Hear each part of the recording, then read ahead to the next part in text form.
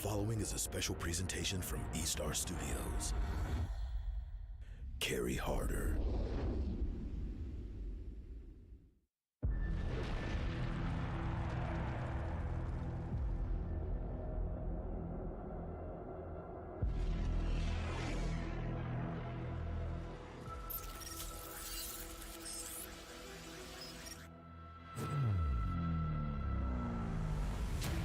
Are we alone? Or does other intelligence exist? Rise above anonymous. Make unknowable legendary. M4 Jakarta. Who are you?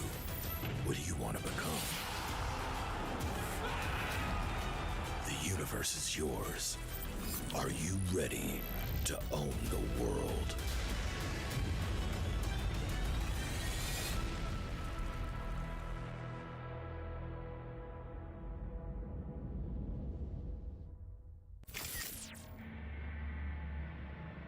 Salutations, North America and worldwide viewers. This is the 2022 Mobile Legends North American Challenger Tournament fall season. We start day 2 of our top 16 brackets, our path to 4, all in an effort to see which 2 teams will join us at E-Star Studios in beautiful Las Vegas, Nevada on October 30th for the grand finals. I am your host and caster for this evening, Private Dancer, and joining me here tonight, you'll recognize him if you are a fan of the North American Facebook Mobile Legends scenes, the caster with energy to spare and dear friend of mine, Steph Wheezy. How are you doing tonight, Steph?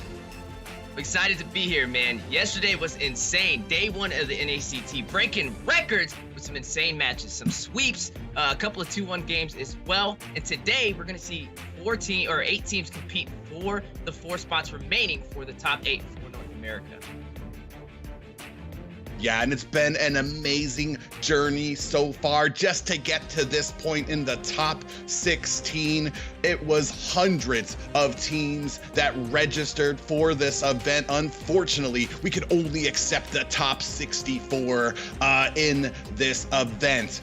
We had a best of 1 to go ahead and iron out who would be meeting at the top 32, where we had a best of 3 until we got to this point where we now are at the top 16, best of 3 matches. Tomorrow we'll start that beautiful the top 8, which will have a double elimination and best of 5, which will start our path all the way to those live finals in Las Vegas, Nevada, which will crown our champion, who will raise that North American flag at M4 Worlds in Jakarta, Indonesia. And I could not be more pumped for what NA has produced thus far.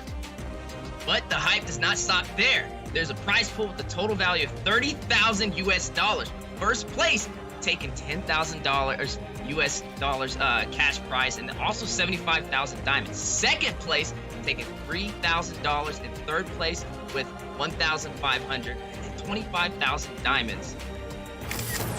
Yeah, that's a lot of diamonds. That's a lot of MPL emotes that you can buy with those types of diamonds there, Weez. Yeah, it's insane. Today's gonna be an exciting time, history in the making. Day 2 of the NACT, and we've got some insane lineups.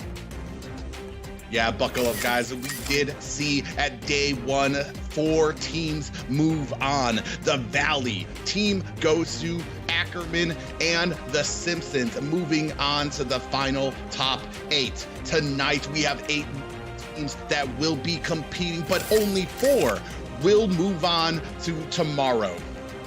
Woo, that's a lot of pressure. Man, the level of competition for NACT Fall is insane. I actually competed myself. My team made top 32 and was taken out by Ackerman, a team that competed yesterday. So let me just tell you, it's not an easy road, and all these teams are trying to pave their way for the top 8 right now.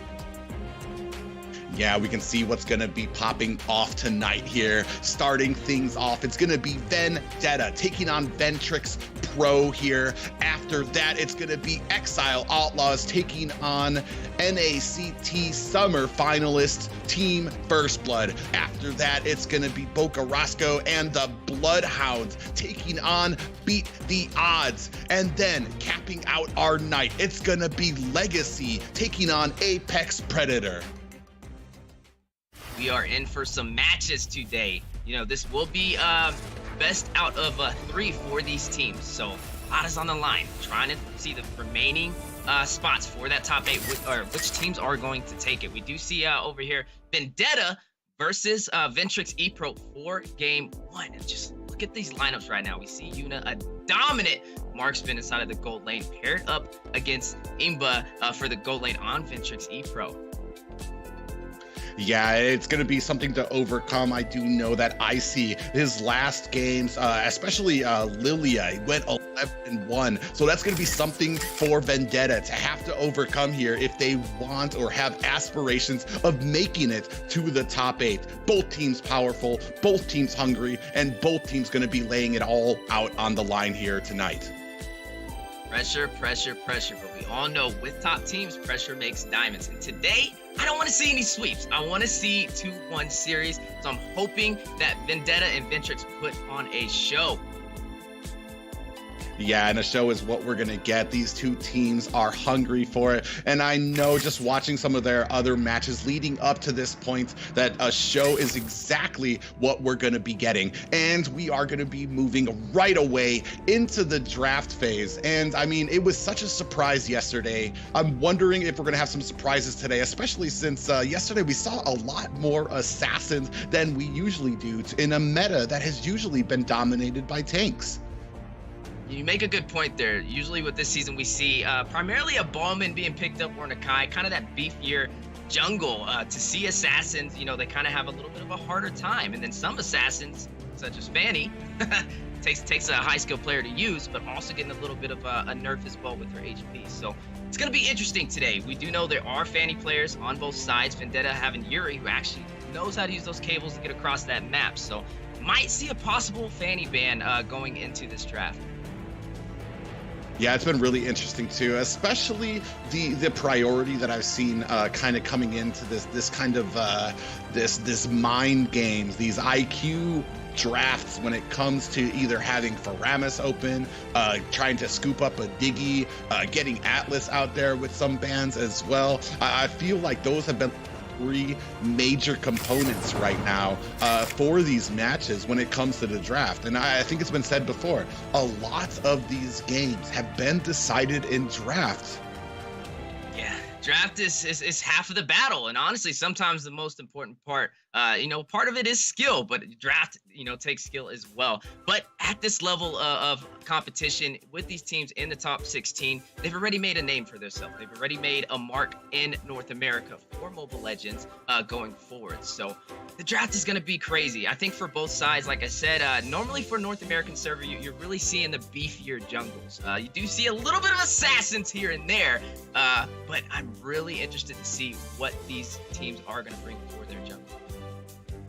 Yeah, it comes down to, like, if you're going to pick up that assassin, there needs to be something else in there, maybe to protect them, maybe to make sure that you're not getting invaded early and you're not getting refused your jungle. Because, I mean, before they get their ults, most assassins have a huge problem with being able to dish out damage, with being able to kind of contest if there is an invade in their jungle, which is why, one of the reasons why tanks have kind of run supreme. Another reason being that these tanks with that jungle emblem, with Cursed Helmet, just have an amazingly fast clear to be able to rotate out. They get the ganks faster. They're able to get to the objectives faster and just output more damage while you're waiting for your assassin to scale.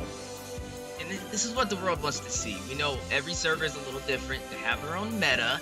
So having the North American Challenger Tournament is kind of paving the way for what is NA's meta? How does NA play? How do they rotate? Who are their top teams? This is definitely a place for these players to make a name for themselves. You know, a lot is on the line. The team that wins NACT having the opportunity to go to M4 to represent NA. So, you know, M3 was insane. We saw BTK fight their hearts out over there. We want to know, who is the next team for NA? Yeah, it's just been amazing so far in North America. And guys, it's not just about us, it is about you. We have a giveaway very early. It's crazy. Right away, a giveaway for you guys. Tag a friend or type explanation or pound NACT fall season in the NA Esports Discord for your chance to win a unique gift code now. Man, I mean, already right at the beginning of this show, we're already going to be doing a giveaway for these guys who have been here patiently waiting for these matches. It's just amazing. And then more on to the North America and what we've been putting out. Like this year, it's felt like there has just been something magical happening with North America and with how much we have been able to do with events and with kind of getting these teams up to par. Yeah, so it's insane. This is definitely one of the biggest, if not the biggest event for North America. We are looking at the draft right now. We do see that Faramis being picked up. Now, I would have expected that to be banned. Typically, you do see that in the NA server, a little bit of a Faramis Valentina ban, but looks like they are going to be able to pick up Faramis on the side of Vendetta. Yeah, pretty interesting picks here. Man, Faramis is one of those picks that I sigh when I see that it's open, because it can be so strong, and it really takes just an overpowering team, an overpowering amount of rotations and force and early game to be able to kind of keep him down from being able to activate that Cult Ultra, which is just so vital in most of these team fights. Speaking of team fights, both sides having a strong draft right now. Now, I do like the Grok in the roam position. We've been seeing it picked up a little bit more this season, and it's been working. So we might see a little bit of wild charges out there. Also fast clear for a roamer as well. So this is pretty solid. They, over on Vendetta, they were able to take Julian. Is going to be a Julian jungle. He will have a little bit of a slower clear, but having that level 3 and also being able to use your enhanced chain and ultimates might work in the favor for Vendetta. But what do you think about Ventrix Epro's draft? Well, I mean, I feel like we have kind of the same game plan from Ventrix Epro, both kind of styling a little bit of that Ubi strat on the side, the more customary one on Ventrix Epro with that Estes, who's going to be able to kind of top up and keep the players healed up. On the side of Vendetta, you're going to be using the same. You're going to be using Faramis, who basically fills the same type of role, has your team pretty much accomplish the same type of task, which is kind of stay close, stay together, and just kind of form that death ball of like damage into your opponents. But we are here. We're going to start off this first match here. Vendetta taking on Ventrix Epro, game 1. Now, like you said, a lot is on the line. This is the first match of the day. Now, looking at Ventrix Epro, they did take the Ballman, one of the fastest junglers in the game, has the sustainability, the mobility, the fast clear, and also comboing that lethal counter with the retribution to secure those high objectives.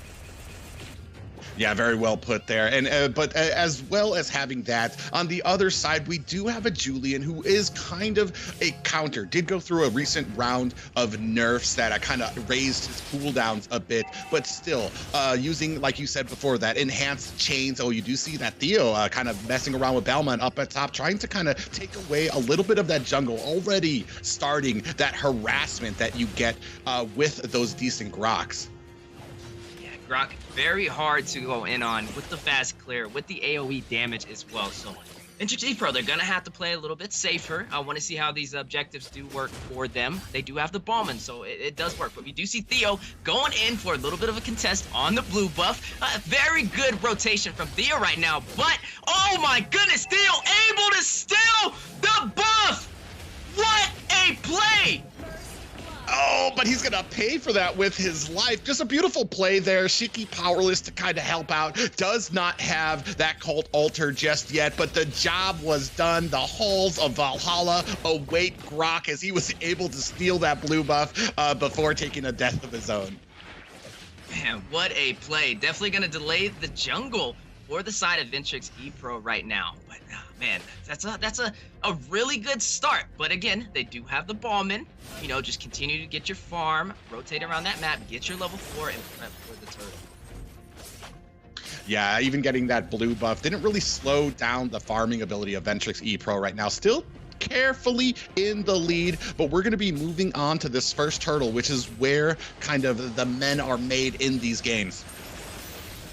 What a play. You do see the clash going on by the turtle. Child support trying to get out. LEGACi able to use the shot instance and take out child support. Estes is down. The roam is down. You do see Yukiteru able to secure that turtle with the lethal counter retribution combo and this escape by Ventrix Epro as well. What a play to secure that turtle, especially after losing that blue buff. I really like the patience of Shiki here, waiting on that cult altar. Grok was so low, Theo getting just to the edge of health, and then that cult altar being activated by Shiki to go ahead and make sure that Theo would live to fight another day. So just great cohesion, great synergy by the side of Vendetta here for that first turtle. Now we are in the early game. There's still some time. You know, we normally like this. You just got to play patient, play the objectives, and don't be too over aggressive. We do see a little bit of a clash going on though. Theo getting hit by Icy over there with that Lilia. Works really well early game, you know, very hard to deal with, and that's exactly what Lilia has to do to pressure Theo. But a clash going on, child support, a 3v1, maybe too far on the enemy side, but able to escape, just giving a little bit of vision, but not being too aggressive. Yeah, a lot of pressure down here on this gold lane. They're trying to make sure that Imba Justy is going to be able to get, but we have a little bit of engagement here. Theo going to go ahead and try to disengage. Wild charge! Ooh, and then the co-altar being activated to protect the 3-stack over on the bottom side. We're able to keep them alive. Not too much of a clash, not too much has really happened. Very close game, but like we said, this is going to be interesting. I feel like both teams are rotating pretty well. Not a high kill game, more of an objective-based rotation right now. So it's just going to be on whoever makes that mistake first. Don't be over-aggressive. Wait for the enemy to, you know, kind of have those hiccups. What's amazing to me is LEGACi. Right now, oh man, we are Shiki in a little bit of trouble. Theo coming in there to try to disengage, and we do have our first tower going down. But it looks like we're about to start an engagement. Esmeralda might be in a little bit of trouble up there at the top. You see the clash over on the top side, and Yuna actually falling down. But over on the turtle right now, you do see a clash. You see the Black Dragon being summoned by Yu Zhong. They are going to go on LEGACi, getting a little bit of zonage. You see Esmeralda in the clash as well, giving the peel. But Ballman, just a heavy presence on the turtle right now, forcing Vendetta on the retreat. It looks like there's not going to be much contest, and this will be another turtle in the favor of Ventrix Epro. Yeah, LEGACi came in on that Black Dragon. Unfortunately, didn't really catch too much and get too much value out of it. Didn't really get the Petrify on it. Wasn't really able to kind of iron down any of the heroes for it, which allowed Ventrix Epro to kind of continue on and enforce their will on that turtle to secure it without much contention. As we take a look at these items, we do see that the Clock of Destiny already has been picked up. So more of a, oh yeah, of course, the magic, it's going to be the mage build for that. We have Wild Charge coming in. Wild Charge going in, and a kill over there. Melissa able to take out child support, and then you do see an additional kill as well, taking out Icy. The mid lane being pushed in by the 4-stack of Vendetta right now. Yeah, they lost Turtle, but they have secured the mid lane tower. What's amazing to me is that LEGACi has been so fruitful in this lane. Wasn't getting bullied too hard by Esmeralda, trying to keep it up, but unfortunately right now, Ventrix Epro just really kind of having a little bit of trouble. Oh my god, look at all the damage right now. Justy might be in trouble. You do see Poggy going in, able to take out the marksman, but Justy is down. The Black Dragon going in. Cold Altar has been activated. The silence over there on Shiki as well, but Ballman dashing out, clearing the tower. The pressure right now from Vendetta is just insane. They are going to try and take another tower as well, man. What a play. Yeah, not just the synergy like we were talking about before. Pogi able to get in there, get those enhanced chains to go ahead and cover the escape. Another engagement here. Well, you do see them forced on a little bit of a retreat. The wild charge connecting and the stun on Esmeralda, able to escape with the mobility. And then you see the flicker activated. Shiki able to escape from the class. The 4-stack of Ventrix Epro fighting for the mid lane. You do see a little bit of an invasion. Ballman trying to take a little bit of the gold. Pogi going in with the enhanced chains as well to get that clear. But the third turtle has spawned in. LEGACi also able to take the top tower. The first tower in the XP lane with no contest. And turtle does go to Ventrix Epro. This is the third turtle. Yeah, and even with the score being 4-2, Ventrix Epro still hanging in there, still keeping it up, even with the towers down right now. We do see that they are starting to come in here on Yuki right now, trying to put on the damage.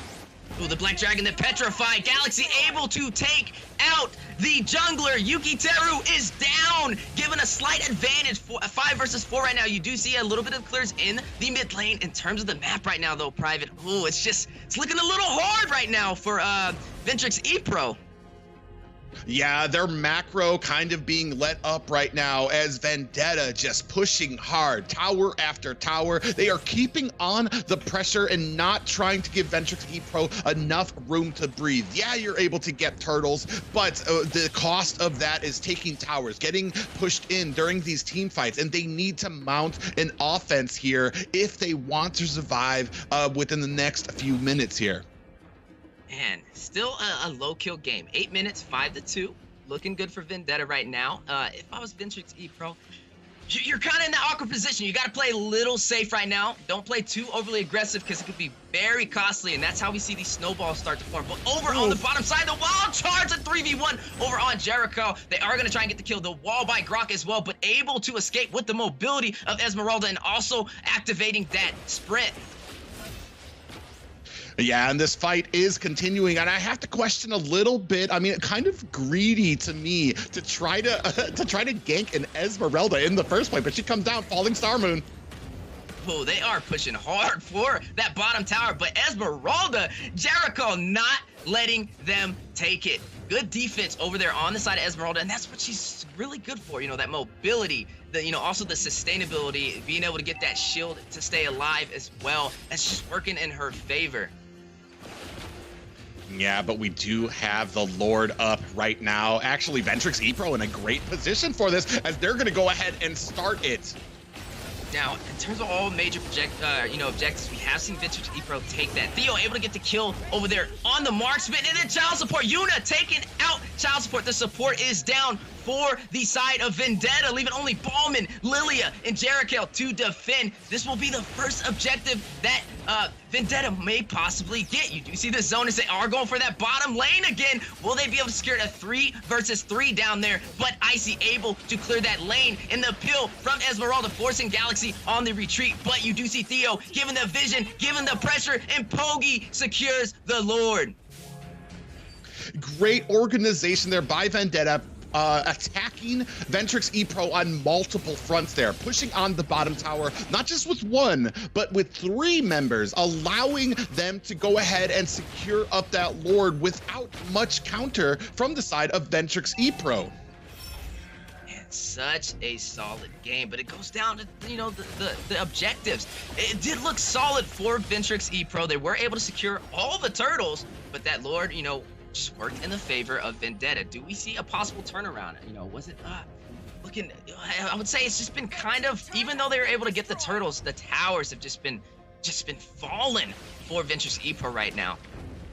Do you see the wild charge going in? The stun over there on Icy, the full stack of Vendetta for the fight. They are going to try and go for early finish. Shiki taking out child support. Estes has fallen. There is no support to help out Ventrix Epro. Pogi able to take out Icy, and they are going to continue to push the lanes. They are down to only their inhibitor turrets. what will Ventrix Epro do to stay in this game? The pressure is there. Will Vendetta be able to take game 1? They are trying to go for these towers. You see Shiki giving a little bit of the zone, is trying to keep them from having any room to breathe. Look at Pogi, the enhanced change, just clearing the minions right now. Man, it's a very tough game right now for Ventrix Epro. I gotta ask you, Private, if you were in their position, what would you do to turn the tide around?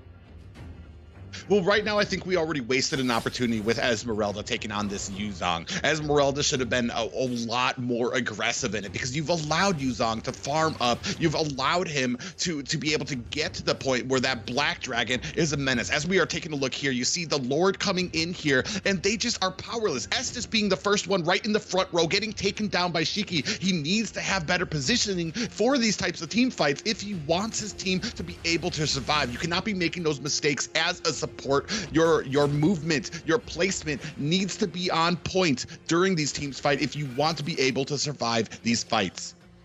Yes, as you know, you do see S is having a little bit of a harder time being able to be that support for the team right now. Even with the Ballman or the secure, the easier secure on the high objectives, the pressure from the Faramis might just be a little too much to handle. You know, I was surprised that they kind of let that walk in the draft. Not something you see too often, but we just got to see how will Ventrix Epro respond to this pressure that Vendetta is putting on right now. Yeah, and the biggest problem comes during going ahead and letting that Faramis out. Not just a Faramis, but especially for a team like Vendetta, who is comfortable enough to be able to use it in the mage position. That means that you have a Cult Altar for an offensive move, which means that you just can charge into towers. There's not far enough that you can back up or disengage from Vendetta to be able to make these team fights successful. Not only that, but you also are adding in the fact that you have setting potential from that rock. So you're competing that, and on their side, if you take one of those out, if you take out the Cult Altar, you still have the Wild Charge. If you take out the Wild Charge, you still have the Cult Altar. However, Child Support has a big target on his back, and when he is taken out, these fights are pretty much over for Ventrix Epro. That's very well said. And then also having the power of Yuzong with the Black Dragon to be able to focus the Esses, to drop down and use that Petrify in these fights may be a game changer and a game winner for Vendetta. But we do see the clash going on. The enhanced chains activated by Pogi with the combination of the Cult Altar, and Pogi taking the kill on Child Support. GLEGACi also getting the kill on Imba Justy, and then double kill by Pogi as well, taking out Yukiteru and Icy, leaving only Jericho to defend, and game 1 goes to Vendetta. 13-2, a very dominant game there for Vendetta. I know we were kind of hoping for something a little bit more even. You said you wanted more best of threes, but man, Vendetta, very powerful opening for them in that first match. Oh, man, that just gives me nightmares. The power for Ramis. I think we've all seen it, especially this season, leading for the best support hero right now. And that's what we just seen. I don't know if I was Ventrix Epro, we can't let that walk. I don't think the Esses was the right answer right there, or at least not for that Faramis. So maybe going into game 2, possibly just banning the Faramis. Well, you do have first pick, so maybe allowing them to let you get it. But when you have second pick, it's just a little harder to do. Yeah, especially like, I mean, when the few times that I've seen Faramis allowed out, it almost seems like Rome is the weaker position for him, especially here in NA, where we start using him as a mage, and then coming back with something, another tank to kind of back that up, because Faramis actually does have a pretty good amount of damage output, especially when there's more enemies kind of grouped around. Not just that, but that Shadow Stampede is going to allow him to travel through walls, be able to kind of latch onto an enemy hero and pull them back for gank. So his utility is immense, and especially if you're using him in a mage position, you're going to have that utility plus potentially another roam, another tank, or another setting potential like the Grok, and then we've seen Lolita as well, kind of paired with him. So it's just It's just something that cannot be ignored and needs to have some type of plan for it. You can see here, I mean, Estes getting killed there again, and then another gank going on to Justy here. Wasn't prepared for it. It was just the rotations were so on point. You see right there that Shadow Stampede able to pull him back, and then the Cold Altar to go ahead and secure the escape for them. And then we move on here, the Black Dragon coming in with a beautiful Petrify onto the entire team with that Cold Altar. It's just too much to handle for any teams here, and you cannot just allow that. That has to be a priority for the ban phase. You see here that concealed play, LEGACi coming in, another beautiful Petrify onto the entire team, followed by that Cold Altar to make sure that Yuzong survives. And what's amazing to me is that Yuzong has been out of the meta just because of how squishy he is. But with that Cold Altar, it was amazing because you were able to keep him topped up and keep him in that fight and surviving. That's an excellent point right there. And it's just so much to deal with. You see, that was only 2 deaths on the side for Vendetta. Having that Grok, you know, and also the power of the support in the mid lane with the Faramis is just insane. Looking at a little bit of the item builds right now, just looking at Shiki, going, like you said, that Mage Faramis, going for more of that damage, getting that Divine Glaive, that Lightning Truncheon as well, and then the Clock of Destiny. But Pogi also, you know, going in with the Julian. The Julian walk that we did see, he used to be really good early game. It was a very good pick early game, but now he's more of that mid lane type of mid game type of pick right now. But putting him in the jungle, being able to work around, you know, that Faramis and that Grok was just too much for Ventrix Epro to deal with. So I'm excited to see what they're gonna do going into game 2. Yeah, it's amazing to see there, especially for one thing that stands out to me, like I was saying before, Esmeralda against Yuzong. I mean, it's not really something that you usually see Yuzong shine in too often. Esmeralda able to clear quickly, able to join her team very fast, but maybe a little bit of a play style difference between that XP lane when it came out there. Because I mean, usually, I mean, Esmeralda has been like the shining star in all metas for as long as I can remember here in that XP lane. And to see her taken out or actually pushed back and intimidated by somebody means that we might need to rethink how we approach this XP lane and maybe offer a little bit of support to it. Yeah, Esmeralda, just the queen of shield, and then paired up against the king of lifesteal. So it's an interesting match, but like you said, Esmeralda does have the fast clear. She's able to rotate, able to cut lanes, you know, able to use the falling star moon, and it has a low cooldown rate. So you don't really see it lose to the Yuzong, but you know, maybe it was just like we said, just the difference in allowing that Faramis to work and then pulling in that Grok as well. But we are going into game 2. This is best out of 3, so it's not over yet. We have to see how Ventrix Epro will respond. Yeah, and we're gonna have to see if Ventrix Epro has what it takes to take this to a game 3, especially against an opponent right now that was pretty dominant. I mean, but this is how yesterday started. Gosu was pretty dominant against Time Gap, and Time Gap able to formulate a plan, a draft that was super successful and brought them to a game 3 and almost upsets the former North American champions. Yeah, that was a match for the books. I was on the edge of my seat the whole time. But yeah, an epic comeback, you know, for Gosu over there. But looking at this draft right now, you know, we see the Claude being taken out. Kind of traditional. The Claude's been shining this season. We see the Natalia, the Valentina, the Faramis combo wombo taken out for the side of Vendetta. And then you see Yukiteru picking up the Ballman. Now, I gotta say, you know who's still out there? Akai's still out there, but we've seen Grok's paired up against the Akai as well. So if you were in that position for Vendetta, would you pick up the Akai right now, Private? Well, it's interesting too because you have the Diggy ban out there already, which kind of puts a big target onto Akai, a big target onto Atlas as a good choice for sets, as a good choice for upsetting a lot of these engagements and interrupting people there. And speaking of which, the Atlas comes out immediately from Vendetta, followed by Uranus, another very strong side laner, one that I think has probably the best chances of being able to stand up to an Esmeralda. And we're going to see if the side of Ventrix Epro is going to go ahead and pick that up, or if they have a plan for that XP lane. Now you do see Grok being picked up as well. This is looking pretty solid, you know, for the side of Ventrix Epro. The Atlas a little early, especially for the first pick. Could have used a little bit of time, but they didn't want to give it to Ventrix Epro, especially paired up with that Ballman. So Uranus being picked up for the XP lane. So I really want to see what Pogi's going to go for. Possibly maybe picking a mage right now, or even a strong marksman could really work for the side of Vendetta before they go into the second ban phase.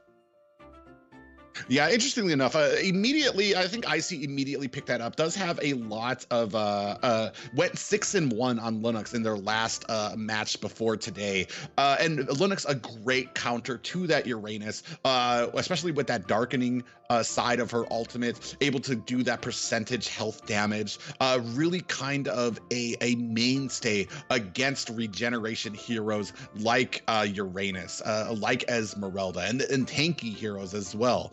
And then we do see on the side of Vendetta, they're going to go ahead and pick up Melissa.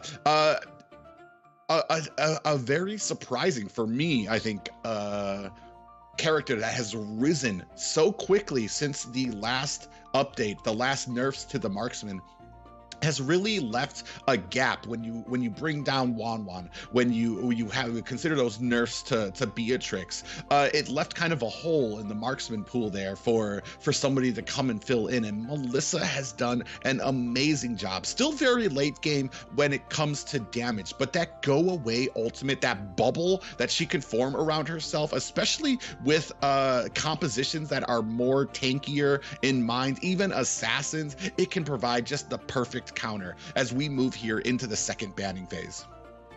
Yeah, and then picking up the Uranus, I understand it, you know, Uranus on Grok. You can dash out of those walls. You can't really be trapped. Actually, easier time with the Uranus and the Esmeralda to get away from that Grok. So it works. Both sides a very strong draft. We are in the second ban phase right now. You do see Selena being banned as well. So this is looking good. I like both drafts right now. I can't even really say whose draft is better right now.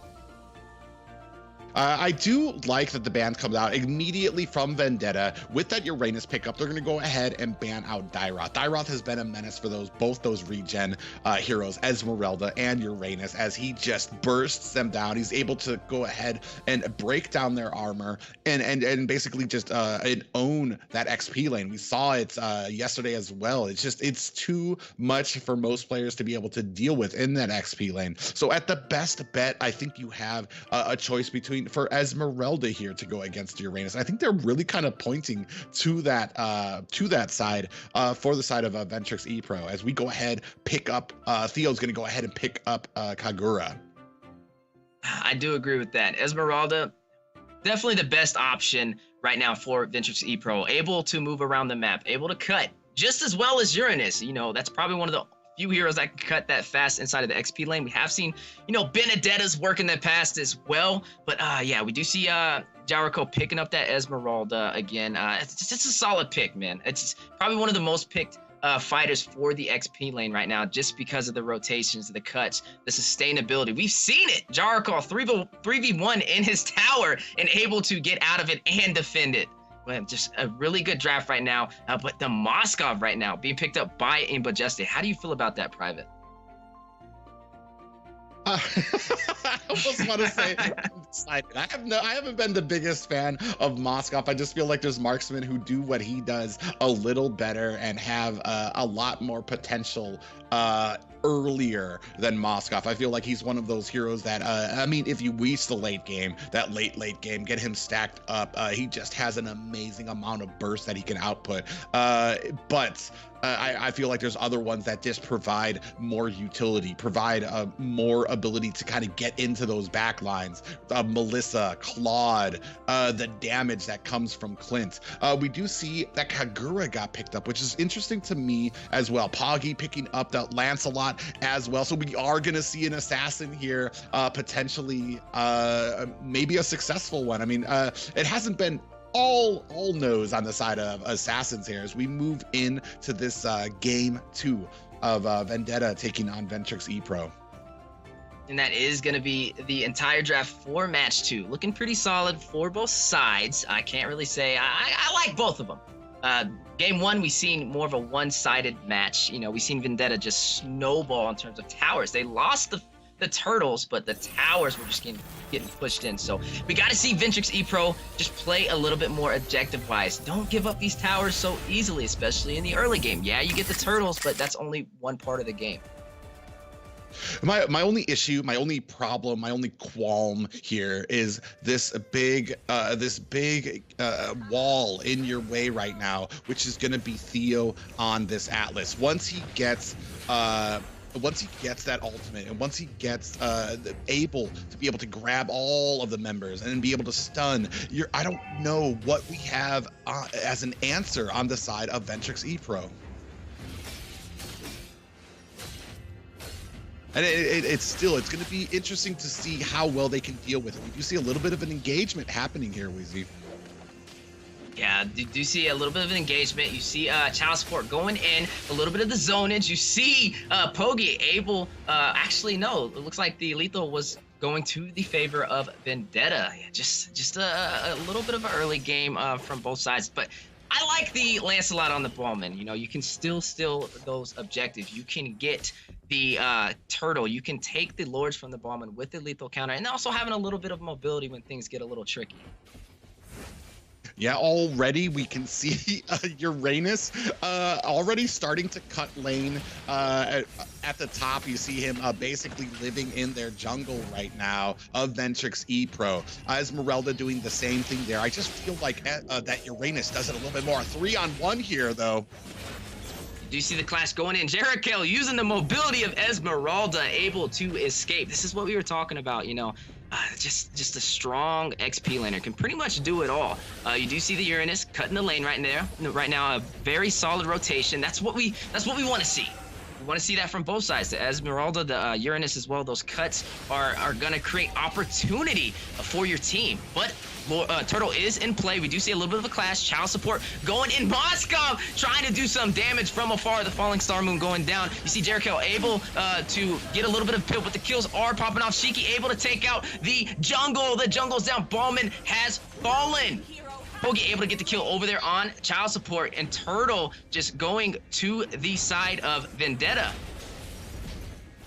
Yeah, and unfortunately there immediately, as soon as they get the turtle, Fatal Links comes out from Theo, cleans up a shop over there at that turtle engagement.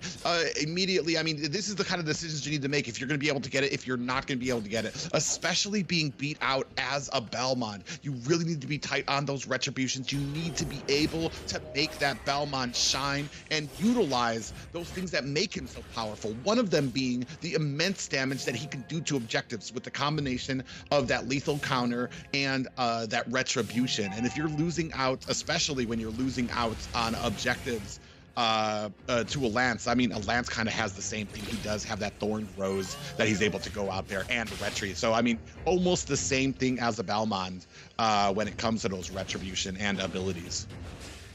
The battle of the retri.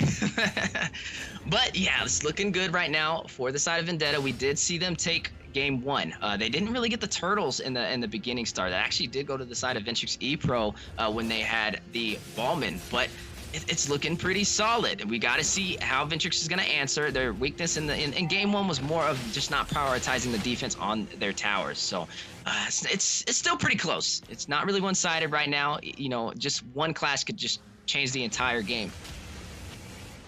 I mean, we are starting to look at about a 2K gold lead for Vendetta. 0-2 right now as we are starting to push in these lanes. Both XP laners basically doing the same thing, cleaning up the lanes, but it's going to start coming down to these next turtle engagements, these next team fights as we start looking out past the laning phase. But here comes the second turtle, both teams vying for position, Weezy. You do see Pogi over there trying to secure this objective, but Child Support going in for the pill. The Wild Charge connecting, and Yuki Terra taking advantage and securing the turtle. But the clash goes on. You see Yuna dealing additional damage. Shiki taking out Yuki Terra. He has fallen. They secured the turtle, but at what cost? The clash continues. Icy able to take out Pogi. Another kill for the side of Ventrix Epro. But Galaxy taking out Imba Jesse. Just a bloodbath right now for both sides. You see Esmeralda, Jericho over there in the mid lane, doing a little bit of clearage, a little bit of peel, just taking advantage and getting the farm she can, while also giving not too much of a push for the side of Vendetta. Yeah, pretty interesting there, especially as you saw the Fatal Links land, being able to grab them, but not able to finish the job was Vendetta, which kind of evened things out here. As we take a look at the items, we can see both marksmen, Melissa just a slight bit ahead, both of them claiming that Wind Talker, and then Melissa kind of going for the more aggressive attack speed on the boots, while Moskov starting to build up more defense. So both marksmen kind of at the same spot, but pretty soon as we move into the I want to say the 7-minute mark, you're going to start seeing a little bit more aggression out of them as they start coming in and being a really big part of these team plays. You do see a little bit of a clash over on the top side. Yukitera just clearing the lane. Man, this is a close game. I wouldn't say it's really one-sided right now. No towers have fallen. But in terms of gold, you are right. Vendetta does have the 2,000 gold lead. So the question is, how is Theo going to capitalize on these Fatal Links? That's really what I want to see, especially paired up against child support on that Brock. Speaking of Fatal Links, you do see it connecting. Imbajesti, will he be able to get out? You do see a little bit of a retreat, trying to escape, but Yuna able to take out the marksman. He has fallen. You see the 3-stack from the side of Vendetta, Ventrix Epro to go to that bottom lane. Just a lot of pressure right now, but a solid Fatal Links from Theo. You see the mid lane being pushed in as well. The clash going on. The tower has fallen on the mid lane. You see Vendetta, the heavy pressure, taking these towers again. Pogi able to secure the kill, taking out child support, and Jericho falling to Shaky, but the lethal counter going down. Icy able to take out Theo. Icy barely with any HP, but able to escape. And this is what I like about this team. The moment they get that stranglehold on, they do not let go. They keep on the pressure. You can see them now starting on the turtle. Not much to contest it, but I mean, all the lanes starting to be pushed in, and they continue pushing, continue moving from tower to tower to kind of get more momentum on their side. Even LEGACi on this Uranus going ahead and pushing and cutting lane, continuing to keep the pressure on that for these team fights. Once they get lockjawed onto you, Vendetta is not going to let up, and you need to be able to find these openings and watch out for Theo with these Fatal Links. I'm a big fan of the Uranus on the Esmeralda, especially when they're fighting, able to get those stacks. But the Fatal Link setting 3 of Ventrix Epro, and Yuna capitalizing, taking out Yukitera. Icy has fallen, child support has fallen as well, and then the mid lane left to only be defended by Jericho, and the clash continues. The chase by Theo, trying to go for Imbajesti, but he is able to escape with the dash of Moscow. But Jericho clearing the lanes, trying to keep the pressure. The minions pushing in the tower. Will they be able to clear in time? The tower has fallen. The inner tower has fallen in the mid lane for Ventrix Epro. Man, and as prophesized by the seer, Theo able to come in and catch those Fatal Links on the entire team and drops 3 immediately. And this is the problem with leaving something like that open. You have to think about these things when you leave, when you ban out that dig, you leave open that Atlas. He coming in again here, looking for some. It is getting stunned. The Fatal Links and the wall combination. Theo is trapped, and Yukitera able to take him out. Pogi taking out Yukitera. Shaky taking out child support, but it's not over. You have Imbajesti, Jericho trying to defend against the 3-stack from Vendetta right now. Will they be able to stop them? You see Yuna on the bottom lane, able to secure that tower, and Pogi getting a little bit far behind enemy lines with a little bit of a emote as well, a little bit of pressure, a little bit of getting a little fancy here. You see the minions in the mid lane pushing as well, and Lord has spawned. Yeah, Lord has spawned now, and this means we're either going to probably be turning around here. LEGACi getting really deep onto that tower, taking a decent amount of shots there, but that's because we're at an 11K gold lead at the 9-minute mark. So they are well ahead, well put with the items, well put with what they can tank here. I mean, basically, I mean, you see Lance is already kind of soloing that while basically on his own. LEGACi's just going ahead and tanking out the entire team. Gonna go ahead and try to find something here on this Moskov, but it looks like he's gonna go ahead and find an escape route beforehand.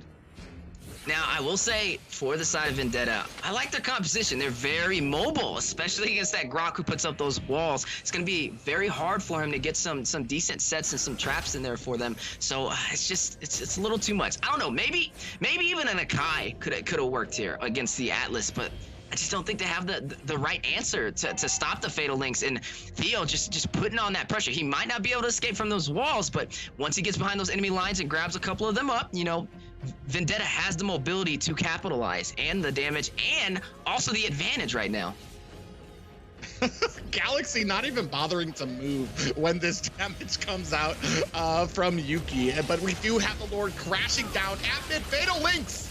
Oh, you see the Thorn Rose over there by Lancelot. Double kill by Shiki, taking out Child Support. Yuki Terra taking out Theo. No Fatal Links, but Lord is pushing in. Will Ventrix Epro be able to defend the pressure from Vendetta? They are going to go for the tower. Do they get the game? Game does go to Vendetta. Ladies and gentlemen, we have a 2-0. Vendetta moves to the top 8. Boy, what can you say but domination to describe that match from Vendetta. Maybe a little bit shaky in the early game, but made sure that as they got that turtle, as they got the advantage, continued to keep on the pressure. Because as soon as you start getting that middle tower down, you basically open up the map for to start hiding with that map to kind of find those Fatal Links, which they still do not have an answer for. The Fatal Links is hard to deal with, especially when you have no towers to work in your favor, and that's kind of what we've seen. We also seen a composition with a lot of mobility to go against the Grok with the walls. They were able to escape, not really being able to have any position where they were really hard pinned or trapped from a wall. You had a couple of wild charges, but it's just not enough. I think with this kind of situation, it's just a little bit of a battle in the draft. You got to draft a little bit better. You have to have an answer. If you're going to let the Atlas walk, you have to be prepared for those Fatal Links. Yeah, and especially Theo on that Atlas has been something that he has been specializing on throughout this tournament leading up to the top 16. It's something that he is comfortable with, something that he can find the angles, and something that he is absolutely kind of amazing on. The problem being sometimes with Atlas is you can find them not being able to find the right setups there. As we look at these stats, 5-19, just a dominating victory here. All the stats are saying the same thing, that it was just a hard knock life for Ventrix Epro here. Yeah, just a very hard match. We saw game 1, only 2 deaths for the side of Vendetta, and then only 5 going into game 2. And I feel like it was kind of a similar situation. It was a battle of the Rome. You know, we seen the Estes get overpowered over there by the Faramis and the Grok combination. And then in game 2, you know, the Atlas just pretty much dominating for the Rome, and then Grok not really being able to come online, especially with the mobility for the side of Vendetta and their heroes. Yeah, just an amazing match, and basically showing, especially LEGACi and Shiki, just basically leading the way, especially through the early and mid game there, just basically dominating and enforcing their will there, putting on the damage, especially onto a Grok who doesn't have a ton of magic damage when he starts out there. So really able to capitalize on that. Shiki with Kagura. But ladies and gentlemen, we're going to go ahead and see you guys after a short break.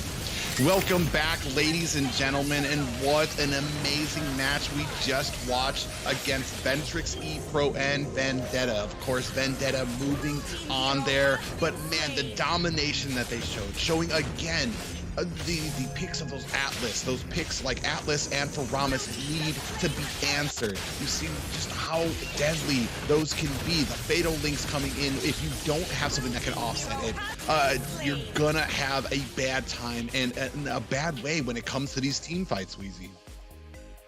Yeah, such a solid game, really good rotations. They were able to pull off the draft and just dominate in a one-sided fashion for the 2-0 for top 8. So this is just insane. Congratulations to Vendetta. They are officially top 8 for North America. I would just have to say, for these matches going forward, I want to see 2 1s. So like we said, a little bit of the battle is in the draft. If you're gonna let something walk like the Faramis, the Atlas, you have to have an answer.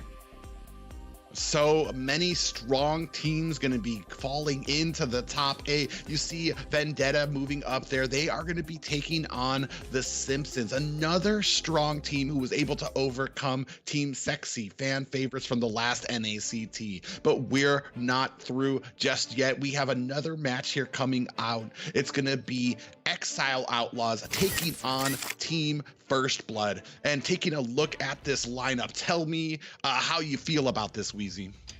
Well, Team First Blood, like you said, last NACT did a phenomenal job. Second place, it was really solid, but New Wave was able to take the win. A little bit of a lineup change. You see Ashley taking over the mage position as the former mage had to go back to the Philippines. Ashley being a mage, a former member of Insomniacs. So it's pretty solid. I have high hopes for Team First Blood, but I want to see, how Exile Outlaws does. But we just know a little bit more about Team First Blood, considering they were the second place for the previous NACT. So this is going to be an insane match.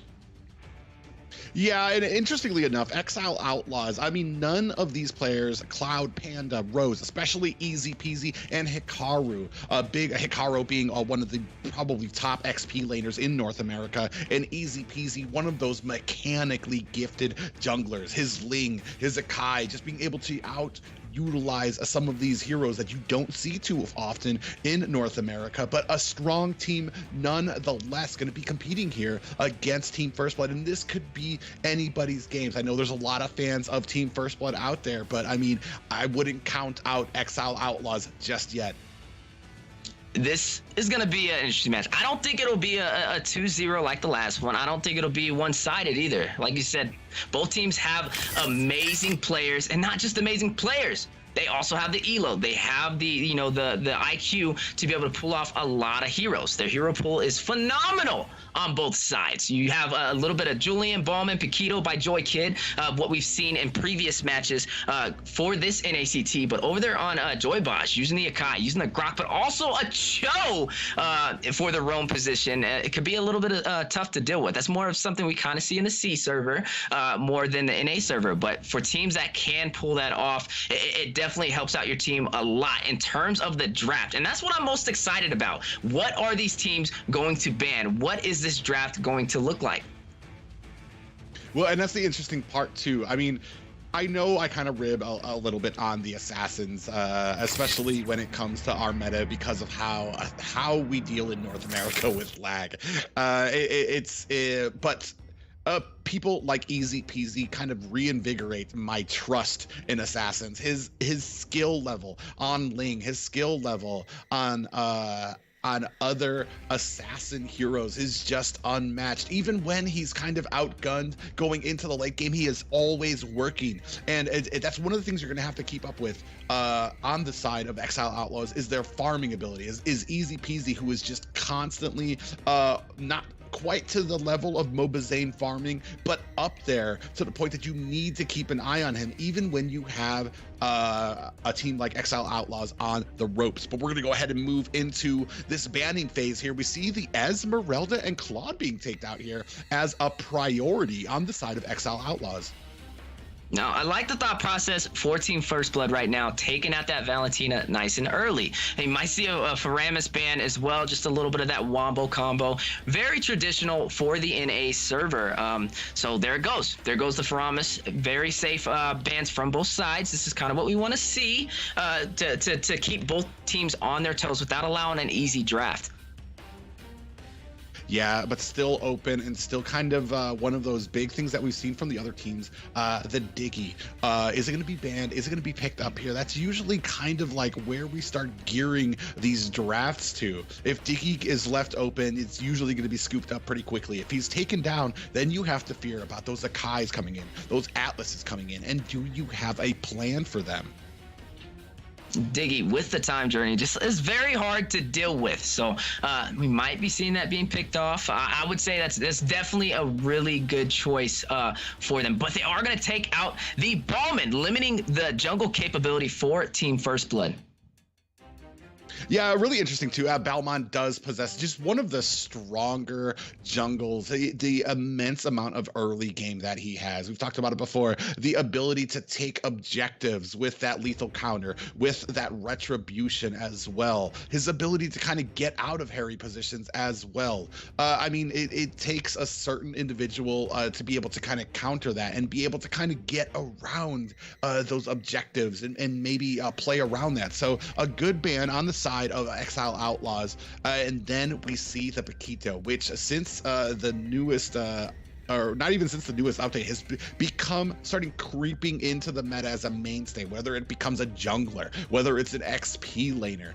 He just has that versatility that not just the versatility, but as soon as he gets a level 4, that knockout punch, able to deal so much damage, especially the entire combination, being able to take down those squishies that you are depending on to carry you into the mid and late game. Speaking of mid and late game, you do see Easy Peasy over on the side for Exile Outlaws taking up the Julian. There's still a lot of picks out there. Atlas still available, Diggy still available, Acai still available. You know, this is what we say when teams of a higher capability, a higher hero pool, they get very creative with the draft. They get creative all the way from the bans to the first picks. So we have to see how Team First Blood will respond.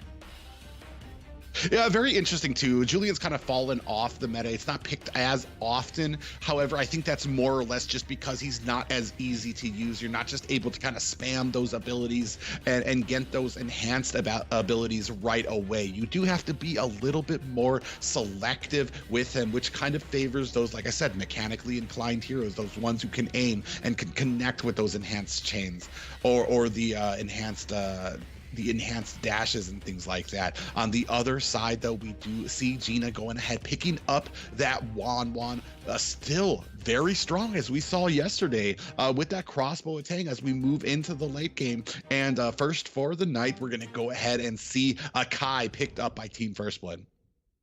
And then an answer for Exile Outlaws picking up the Diggy. We will see some time journeys in here trying to stop Acai from being able to use those heavy spins. But, oh, man, I just got to say that this draft is looking interesting. Phoveus being picked up, you know, for the dash. Akai's got a dash. He also Wan, primarily trying to focus her in that mid to late game when he doesn't have to focus on, you know, being inside of his lane, but focusing more on the turtles, the Lord plays, the 5v5 clashes. It's going to be a little hard to deal with, especially with Esmeralda, his prime counter being banned for the first ban phase.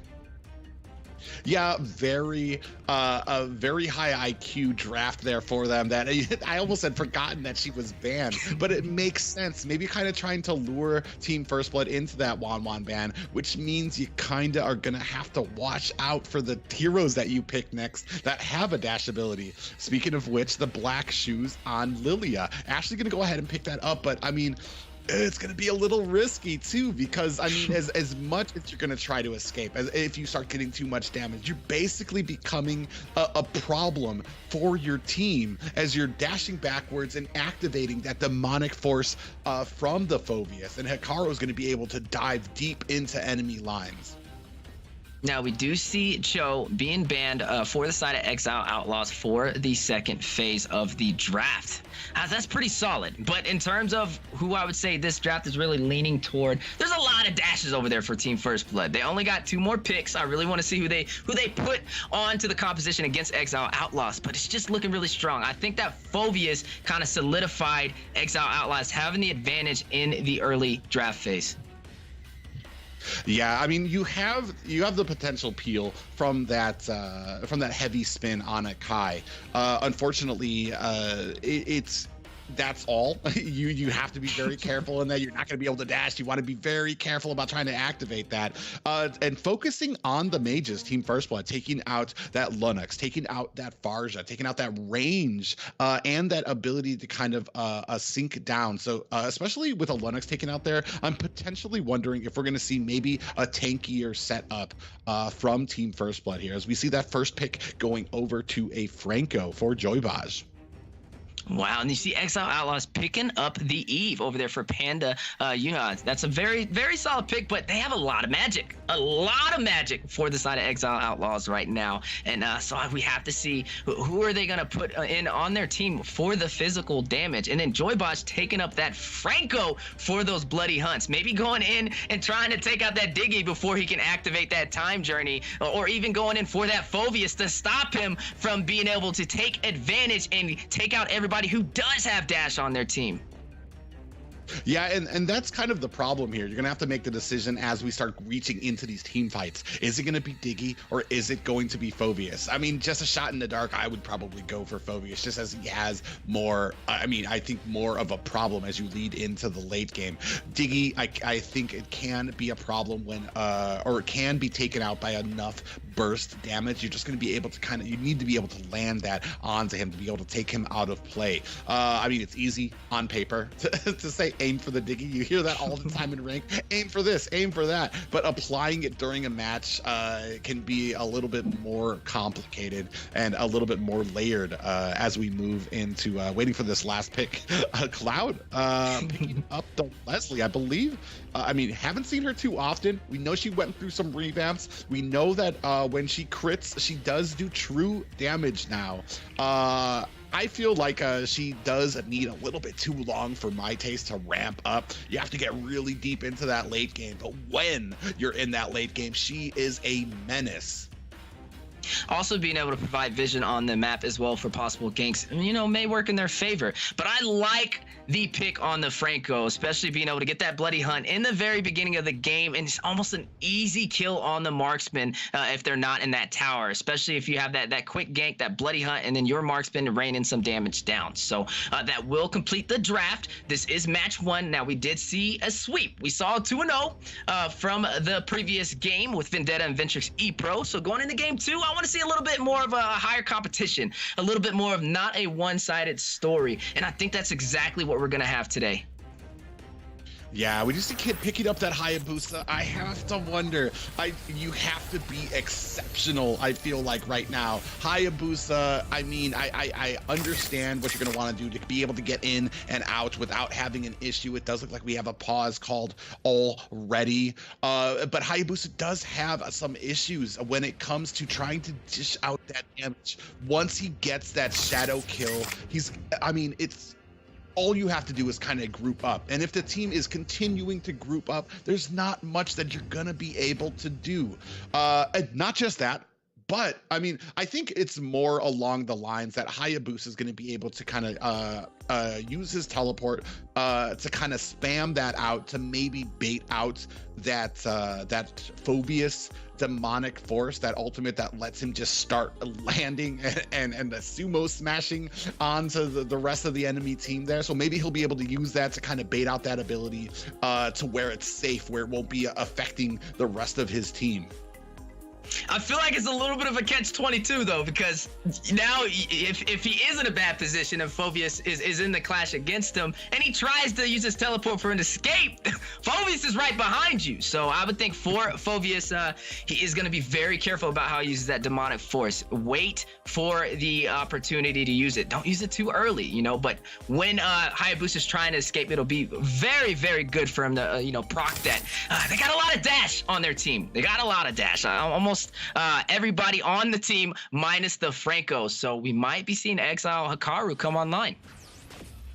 Yeah, but ladies and gentlemen, we are starting out here. Game 1, Exile Outlaws taking on former NACT finalist Team First Blood, and already you can see a little bit of a forcement up there, and that's interesting too. Just a Kai being in that XP lane, something you don't really see too often, and already going ahead and engaging in here, trying to force out the retribution. I believe Easy Peasy went ahead and, oh no, he didn't use it. He just went ahead, settled on the damage, and that's kind of what the value you get from Easy Peasy. Very careful, very patient, makes sure that every single move used is not in excess. And even though coming in there into the jungle did not force that retribution out of Easy Peasy.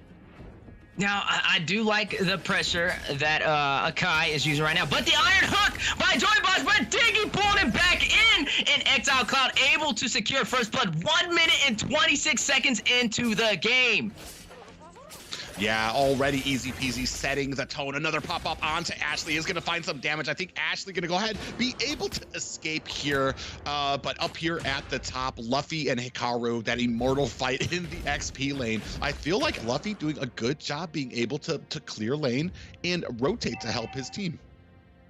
Now, I will say for the side of Team First Blood, having that Hayabusa, being able to use that teleport for the mobility, for the split push when times do get tough, will work in their favor. They have a little bit faster of a mobile roam to be able to clear some lanes when times do get a little harder. But Turtle has spawned in. We see Kid over there trying to take it down. Ashley as well, doing a little bit of damage. Exile giving some vision, and Luffy with the heavy spin to get the pill and the pushback. Easy Peasy able to secure the Turtle while in the middle of the river manipulation by Panda, and Phoveus trying to chase down Luffy, able to escape with barely any HP. Yeah, amazing turtle fight there, and Team First Blood being very patient with their dashes there. You saw all of them. A Kid almost standing still on that Hayabusa, just very careful not to activate something he didn't. You saw that the first activation went ahead and dashed out there. You saw that that demonic force was aimed towards him, and it seemed like Hikaru was kind of taken by that. Definitely did not want to use it on Luffy, but being very patient, but the opportunity never came. Now, this is what I said about these two teams. Oh my goodness, the Iron Hook and forcing a time journey out by Exile. Definitely a good play. If he would have got hooked into that tower, he definitely would have been taken out by Gina. But a good force on that time journey, nice and early. Gonna have to wait for that to come off of cooldown. But like I was saying, I just like how the Franco right now is protecting the 1-1, making sure that that marksman gets online. And you do see a little bit of a heavy contest on the bottom side, a 3-stack from Team First Blood right now, just ensuring that 1-1 gets the early start, especially with Leslie getting that first blood. But a request for a pause right now over there by Joy Bosch, maybe a little bit of a technical difficulty. We will be pausing the game. I gotta say, Private, with these two teams, you have a Kai inside of the XP lane versus the Phoveus. How do you feel about that?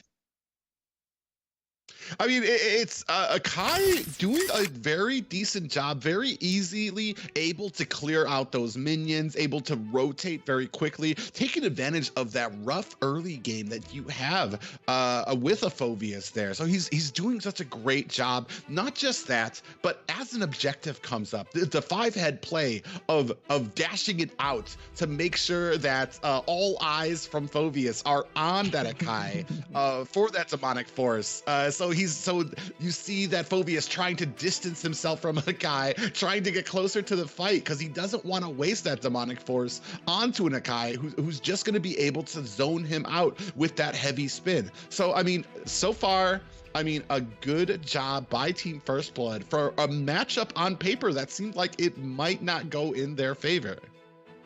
Yeah, you did see Leslie able to secure that first blood super early too. Not sure how this is going to lead and going forward more in the game, but a good start for the gold lane. I would definitely say you just have to watch out. Get 1-1 online. Don't let Leslie get too fed. She already has a slight advantage in terms of gold, to able to secure that first kill. So it's looking pretty solid. But I just got to say, the Kai on the Phoveus, not something you traditionally see.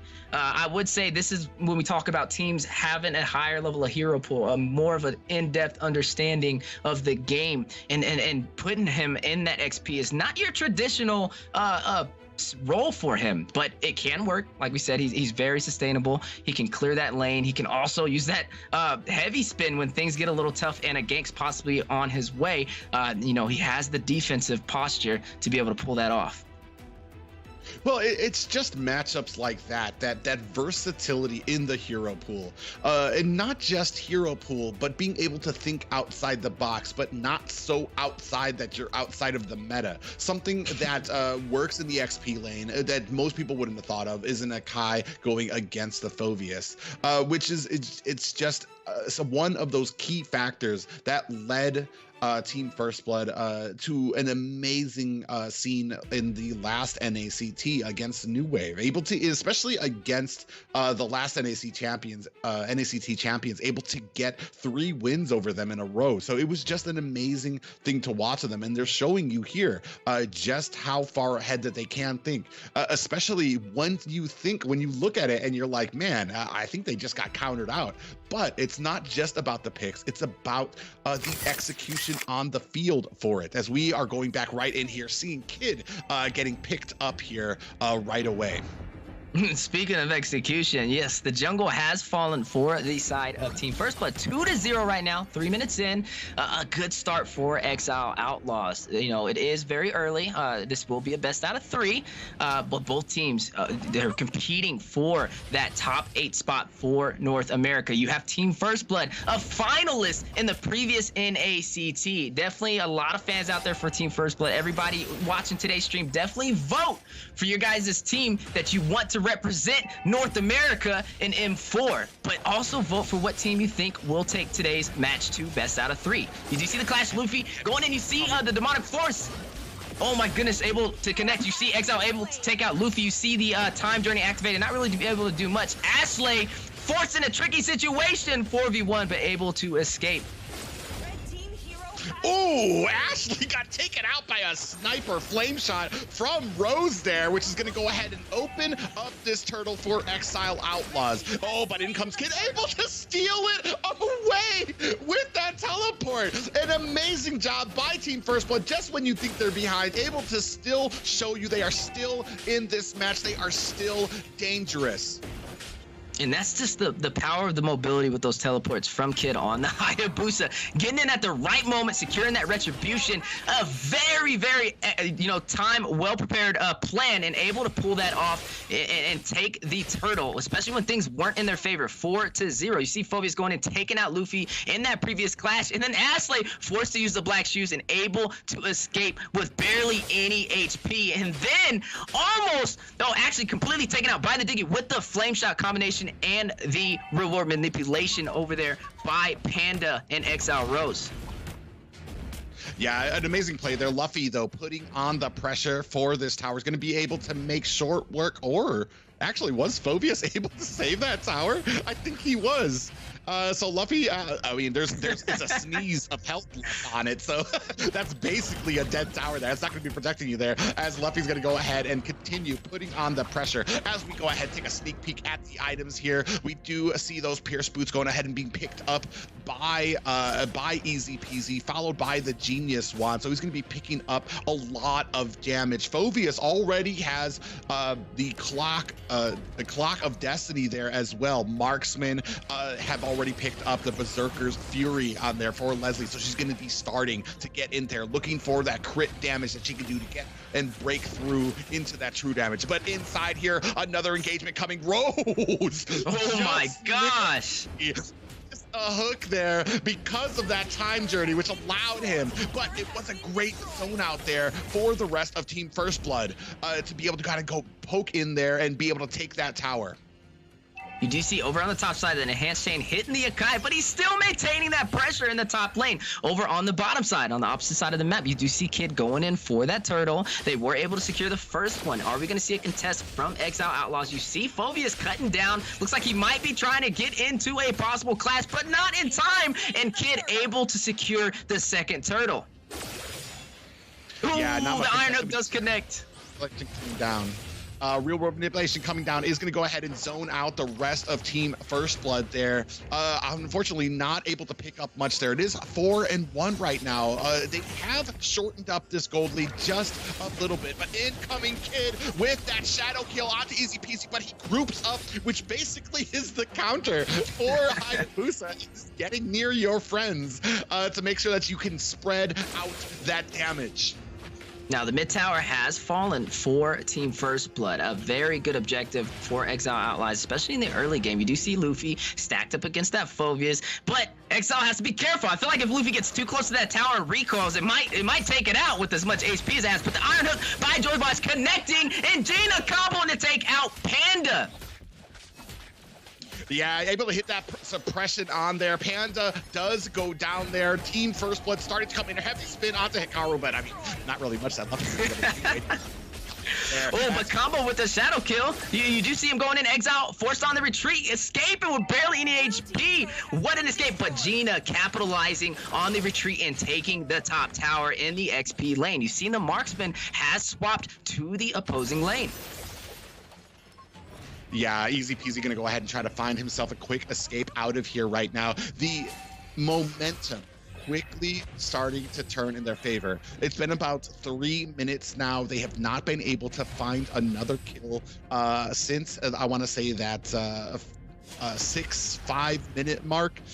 They've been held at a standstill by Team First Blood here, who has gone ahead and started their collapse, started their pressure here, and mounting it and continuing on with this open jungle.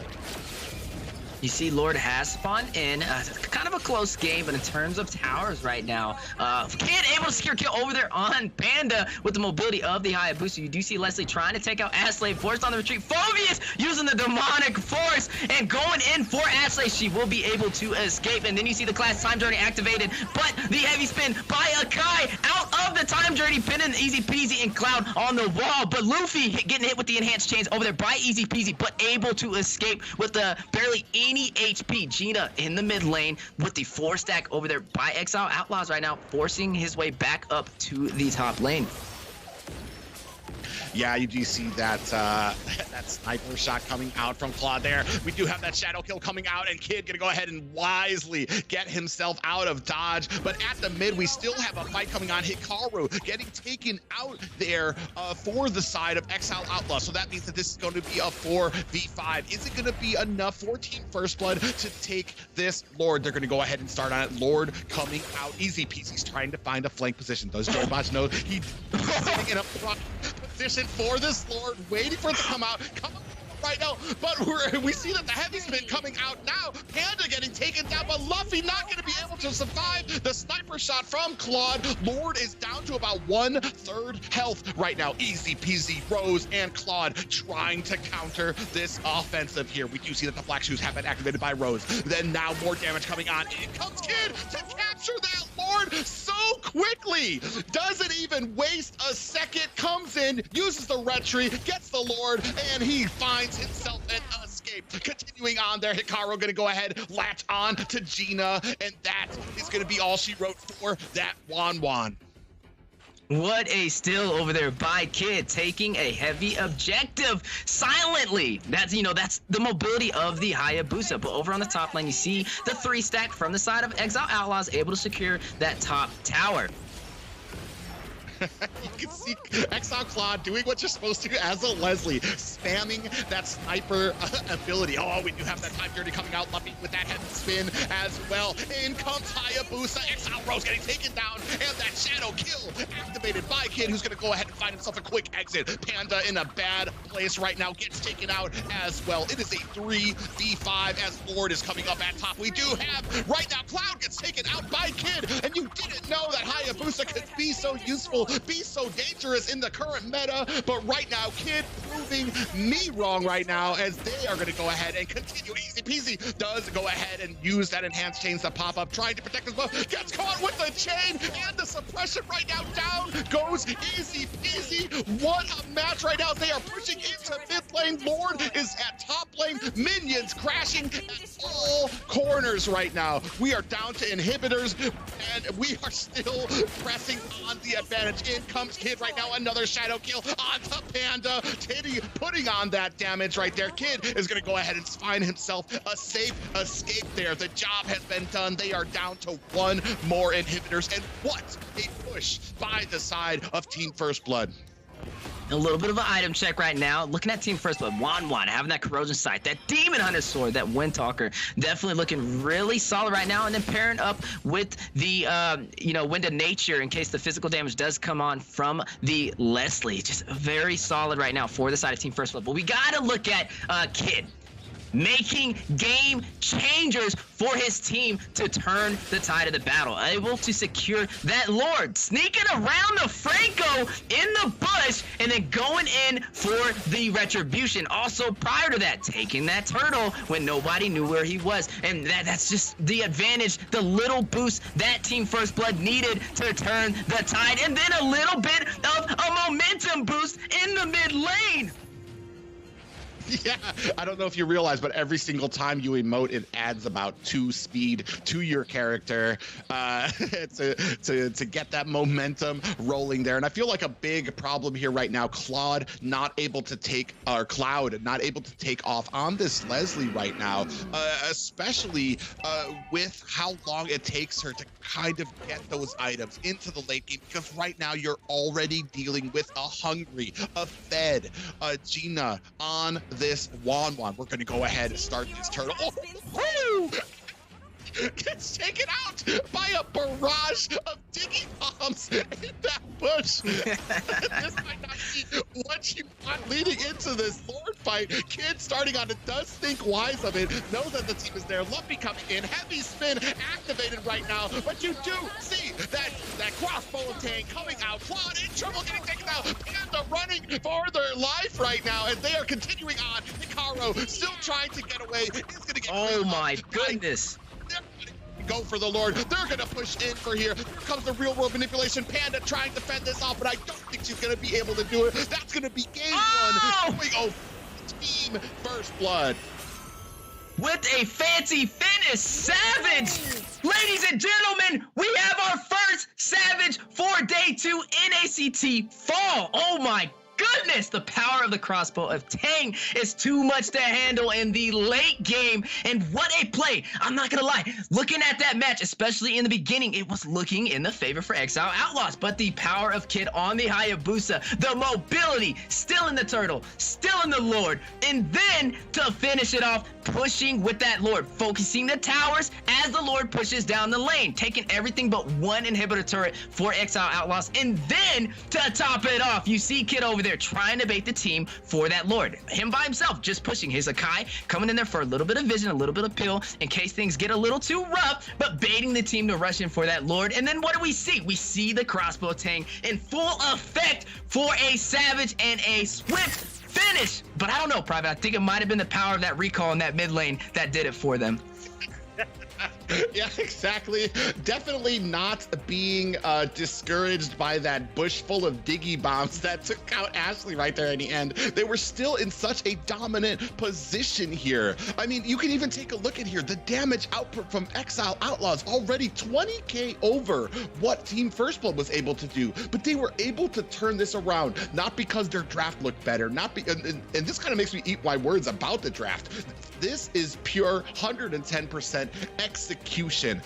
Gina being able to pull out just an amazing match there as well. And not just that, but the patience. And then the outside the box thinking, having the Akai in the XP lane against that Phobius, something that can help them into these team fights. You see the suppression going on here. Just the excellence of execution there, allowing Gina to go ahead and get fed there. As we move on in here to still that heavy spin, baiting out the abilities as you have a Lord coming down, and then Hayabusa. I mean, you don't really think about this stuff when you pick a Hayabusa, just being able to come in there, put on the damage, but not enough, but allowing Luffy.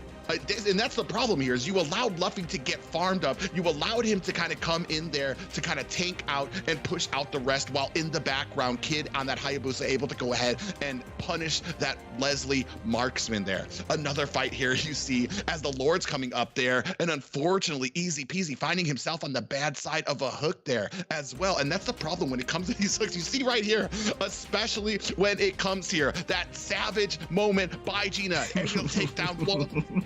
3 here, waiting to try to get to Panda as well. And Panda, they let Panda go, and then able to go back to the backside to take care of Phoveus. And then unfortunately, Panda decided to throw herself back inside the fight. Maybe it's one of those serve yourself up to the gods to realize, all right, this person was savage, they're about to end it. Let me go ahead and go out there, try to put out that damage, and whoever gets it, gets it. But man, an amazing game played by Team First Blood. And then, yeah, like you said, Team First Blood, a known team, finalists in the previous NACT, and you see what they're capable of. Exile Outlaws, they did a good job. They did a good job. It was a low kill game. It really was. Not high kill at all for the whole game entirely, but it was just a battle of the red tree. You know, a battle of the bait at the end is what we've seen. A little bit of a higher IQ for the side of Team First Blood to finish it. But, you know, I don't think it's going to be an easy match too. Exile Outlaws did have the advantage. Keep in mind, they had the early game. They beat them in the early game. They pushed the towers in. But, you know, just the difference in the vision on where the Hayabusa is and zoning that jungler and not allowing him to take those objectives. Don't allow him to take the turtle. Don't allow him to take the Lord. You have to know where he is when you're going for these objectives. That's the difference in the turn of the battle. And then maybe a little bit of nerf on the recall spam. I don't know, a little bit too much of a beck over there in the sheesh. But you let me know, Private. Yeah, just an amazing match. I played for both of them. That's going to be the first win for Team First Blood. And man, an exciting match just because of what was executed there. Like I said, on paper, did not look like it favored Team First Blood there. The Hayabusa, a Kai out there, Wan against a Phoveus. You'd think that Phoveus would be having a feast out there, but being taken aback, being out-rotated by an Akai in that lane really proved the I want to say the shot in the dark that really kind of clenched this for Team First Blood. But that is not it. We are going to see, I mean, it's still an amazing game. Just a little bit of a problem when it came to the execution, and I feel like Exile Outlaws cannot be counted out yet. We're going to see if they have what it takes to take this to a game 3 as we move into the second banning phase. Like I said, these teams are competing for that top 8 spot for North America, and then for the #1 spot in North America to move on to M4. So, ladies and gentlemen, we are watching history in the making for Mobile Legends Bang Bang. Definitely drop your guys' favorite teams, who you guys want to see represent us, because when we go to M4, those are going to be the ones who show them what we're all about. We are seeing different things in the meta. We're seeing the Akai on the Phoveus. You might be seeing that a little bit more ranked now, maybe. That'll be exciting. Maybe I'll run some ranked and try it out myself. Or it might be one of those things where it's like, ladies and gentlemen, don't try this at home. But we'll see. But we are going into the second match of the day. Valentina and Theramis being banned. Yeah, pretty much staples of the banning. I'm surprised I don't see a Fanny out there as well, which has been another one that most North America does have issues with. But I mean, now that I think about it, for Team First Blood, not a team that can get cheesed very easily when it comes to things like that. They do have plans. I mean, you saw the plan for the Phoveus, something that you so I mean, we already know that they're going to be able to kind of counteract what's coming out here, and this is something that you need to learn from Exile Outlaws. They're going to need to learn to be able to kind of counter that draft, to have a plan of their own when it comes to there, and maybe be able to kind of think outside the box as well. Can't just put all your eggs into one basket, especially for that Phoveus who got counted out, because like, I mean, I honestly would have done the same thing. Phoveus, I'm like, bro, he's got this, there's no problem. But when you see how he was manhandled in that lane, see how well they were executing this, especially on a Hayabusa who should have been a problem, it's something to think about as we're moving in here. We do see that Lilia ban coming out there. I mean, They obviously respect it. I mean, last time it was on Ashley playing that Lily, and they just don't want to see that. Maybe looking for a tankier composition here that could get thwarted and slowed down by Lilia's early game slow and burst. Now, there's still a lot of good picks out here. You have the Akai available. You have the Diggy. Diggy hasn't been banned, which leaves a lot of compositions out there for both sides. Julian being the third ban to close off the first banning phase for Team First Blood. You see Paquito being taken out. A solid jungler. Been having more of a pick this season. Able to have the mobility, able to get to that back line when needed, and also able to get out of tricky situations. Works in his favor. And it looks like Exile Outlaws just doesn't want to take that chance. But like we said, Diggy is still available. What are you going to do about that? Are we going to see an Akai? Are we going to see an Atlas? You know, these are more of the common things we've been seeing in day 2 for NACT. Yeah, that burst damage from that Paquito, I mean, a mainstay right now for that early game, for that upset, and we're gonna see that respect ban coming out from Exile Outlaws. You thought Wan was out of the meta. You thought that nerf had taken her out. I mean, these last 2 days have proved already she is still a menace, still a factor, and still can change games. The first pick already going to Kid there, that Balmont picking up there. We already know early game aggression, fast clear speed, objective taking potential from him, but then an answer there from the side of Exile Outlaws. Oh, taking up that Akai, but we gotta keep in mind Diggy is still in play. You know, you can take that up. Atlas is still in play. You could run the Diggy in the mid lane and pick up the Atlas. I mean, you really could. With these teams, the complexity, seeing that Akai in the XP lane, you never know. And that's something I might kind of expect possibly for a Team First Blood to pick going against this Akai. You know, Akai's a heavy counter for the Bowman, using that heavy spin to be able to zone him out, to get him far enough away to not hit that lethal counter and get the out retry play. But we see Ashley picking up the Lunox, and then you see the Esmeralda for the XP lane for Team First Blood. But Dairoth's still in the mix. You think they're going to pick up Dairoth private? It's pretty interesting. Yeah, I mean, that answers that, but which means that we are potentially going to be seeing the Diggy ban out here in the second phase, because I was almost kind of begging for that Diggy to kind of come out, not picking it up into the Akai, still have an Atlas out there as well. So, I mean, very interesting strategy here by both teams. And I'm wondering how we're going to be able to deal with this Dairoth. Hikaru, no slouch. And that's the crazy thing.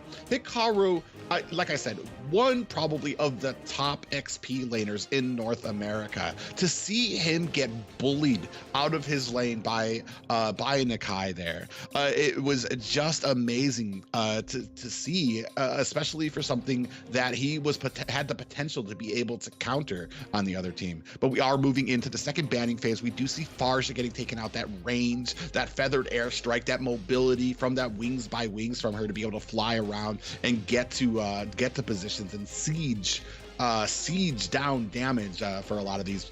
Just not something that the side of Team First Blood is going to be wanting to manage. And then, of course, the Melissa being taken out, who has been moving and creeping her way up in the current meta. Now, I love how you're talking about the Esmeralda and the Dairoth. You know, it's an interesting conversation.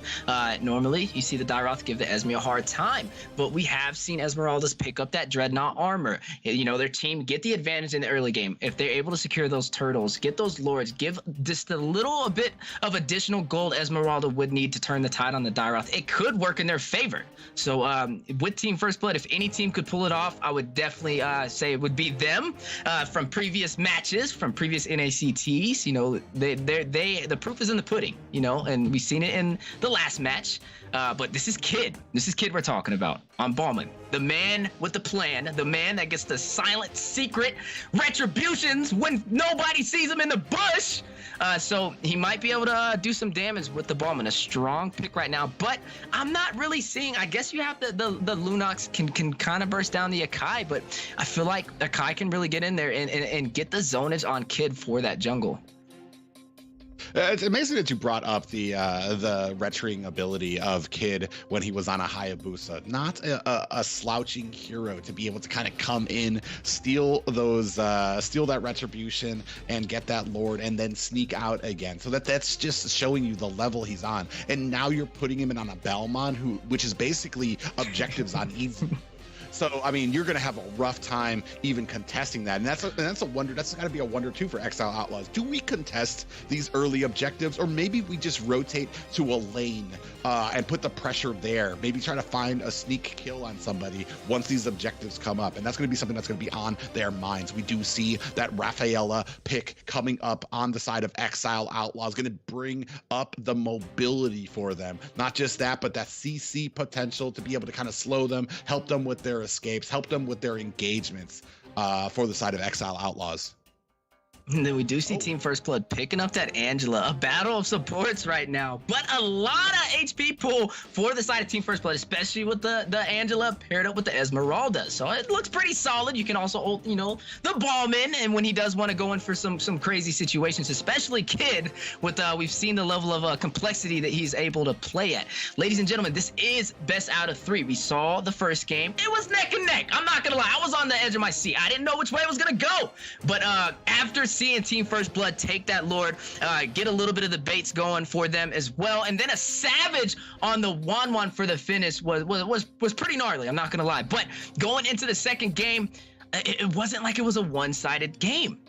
Exile Outlaws had the early game, but looking into this draft, you just never know. It can work for both sides. But that Selena being picked up for the mid lane for Exile Outlaws. How do you feel about Selena as the mid lane and not the roam, Private?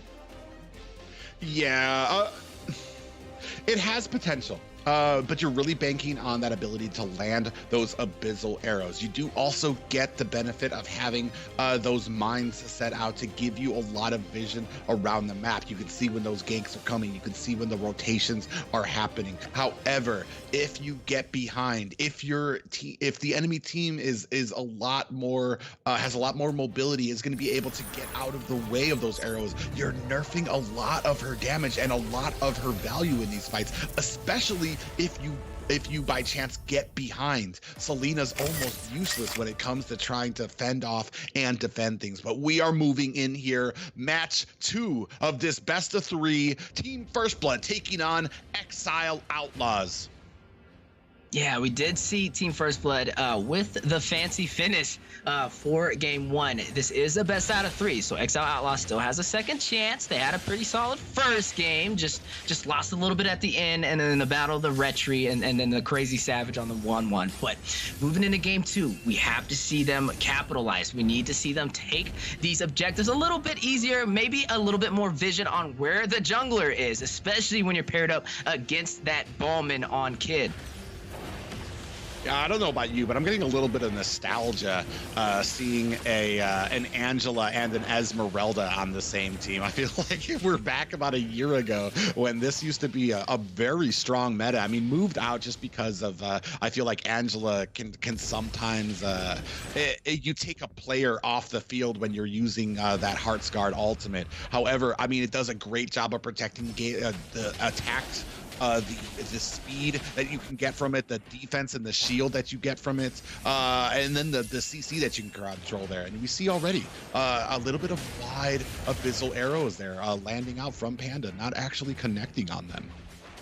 Now, we did see in game 1, it was more of a low-kill game. It was a battle of objectives the whole time, and I respect both teams for that. Definitely knowing what to prioritize and where to be on the map for the objectives. So we are going into game 2.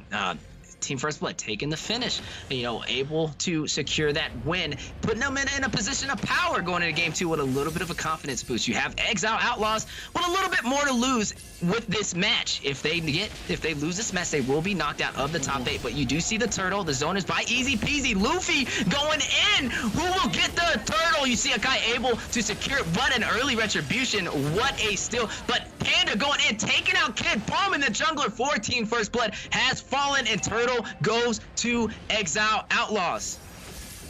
Yeah, real interesting play there, and then that's kind of part of the problem. Wow, a lot of damage on the Hikaru as well there. But when you have easy peasy on that Kai, you have the potential to kind of zone out the Balmond when it comes to these turtles. You have the potential to be able to dash into him and pop him up from that spin. Not just pop him up from that spin, but you can interrupt a lethal counter there. Oh, Ashley lying in wait for Panda in a little bit of trouble here as Exile Rose going to come in here, and Gina comes up with cleanup duty, able to take him down, and then the Heart Scar there is going to go ahead to take down the kill onto Rose as well. And man, wait, so it was only one kill there. Rose went down, and so making this, or no, yeah, there it is. A little bit of a left there. I was like, hold on. I was a little confused there, but it's a 2-1 game right now at the 3-minute mark. A little bit of a replay. You see Panda trying to escape. Gina able to take out Selena, and then going in with the Heart Guard combination and getting the double kill, taking out Exile Rose. Yeah, a very good gameplay there right now. But like I said, we're not able to land these Abyssal arrows just yet. Still waiting. Oh, as I said, oh man, Ashley felt that, probably gave her a little bit of a haircut there. Just narrowly missed out of the way of that Abyssal arrow. Definitely vote for your guys' favorite teams today. These teams are competing for that top 8 spot. The pin on the wall by Akai. Kid stuck. Can he get out? You do see Heart Guard being activated for a little bit of a boost in HP and able to get Kid out of that tricky situation. But the question is, will he go back? Looked like he was thinking about it and decided to go on a retreat, but a close call. Yeah, he is kind of dancing around this turtle right now. As we are moving into this turtle fight, we do have a pause called by Irithel, by Gina on Team First Blood. As this turtle fight is kicking off, we are going to go back there. Another fight coming in here. Luffy in a little bit of trouble. He's going to go ahead and disengage. And we do see Easy Peasy getting taken down there right before this turtle. We do have Joybaj getting connected with that Abyssal arrow, and down goes the turtle for the side of Team First Blood. Hikaru putting on the damage onto the top. So he is going to be able to answer that with a tower of their own, but they lose. They find a kill, or they go ahead and serve up a kill and a tower for that. Definitely a good trade. You know, when you lose Turtle, you have to have an answer for it. They didn't get Turtle, but Dairoth able to secure that top tower on Esmeralda. And that's kind of what we wanted to see. We wanted to see how they were going to answer, especially going against a direct counter for Esme. And looks like it's working in the favor for Exile Outlaws. Yeah, doing a good job here, especially Gina, so early in the game right now. We're at the 5-minute mark, and I'm sure she's coming up on items right now with that Irithel. You can see she has picked up that Wind Talker, does have the speed, attack speed on those boots as well, starting to outscale. But on the other side there, Claude already has that Demon Hunter sword, just waiting on that golden staff so he can start coming in with that Battle Mirror image, with that Blazing Duet to go ahead and shred the back line of Team First Blood.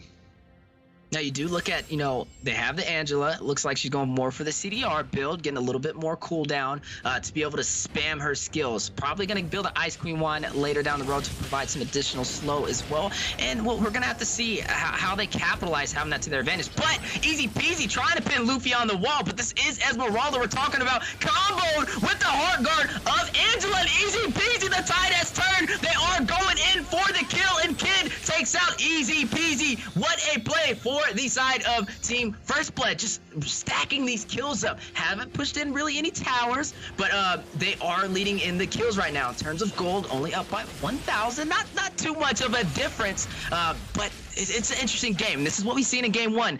Exile Outlaws having the more aggressive push in the early game, clearing those towers, but also on the side for Team First Blood, we were able to see them secure a lot more of the objectives, such as the Turtle and Lords. But speaking of towers, the top lane does fall. Esmeralda able to clear it on Exile on the Dairoth. Ooh, Luffy in a fight here with Hikaru right now. And I don't know if Luffy's tanky enough. This is a fight that he wants, is going to be able to get away there, but kind of a very hairy situation. Esmeralda against the Dairoth there, and that's just showing the skill that Luffy has up there, the confidence he has on that Esmeralda to be able to go and step toe-to-toe against the Dairoth. Yeah, just looking at the map right now, it's not too far in one side's favor. You lost both of your towers in the top lane, the first towers. You see Esmeralda going for a little bit of the clearance, the fast cut with the Falling Star Moon right there. Probably a little bit of a clash. You see the hard guard activating. Ooh.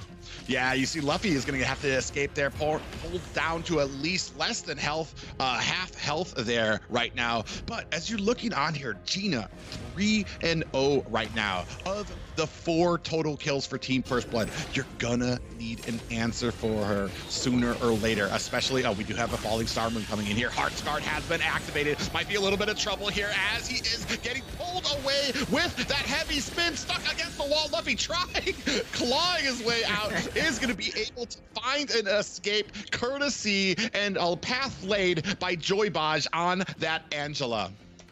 But over in the bottom lane, we were able to see Team First Blood secure that first tower. You spoke about Gina over there on the Irithyll. The 3-0, having, 75% of the kills for Team First Blood. Definitely the person on the team you want to have the advantage. The marksman is getting fed, and the question is, how will Exile Outlaws respond?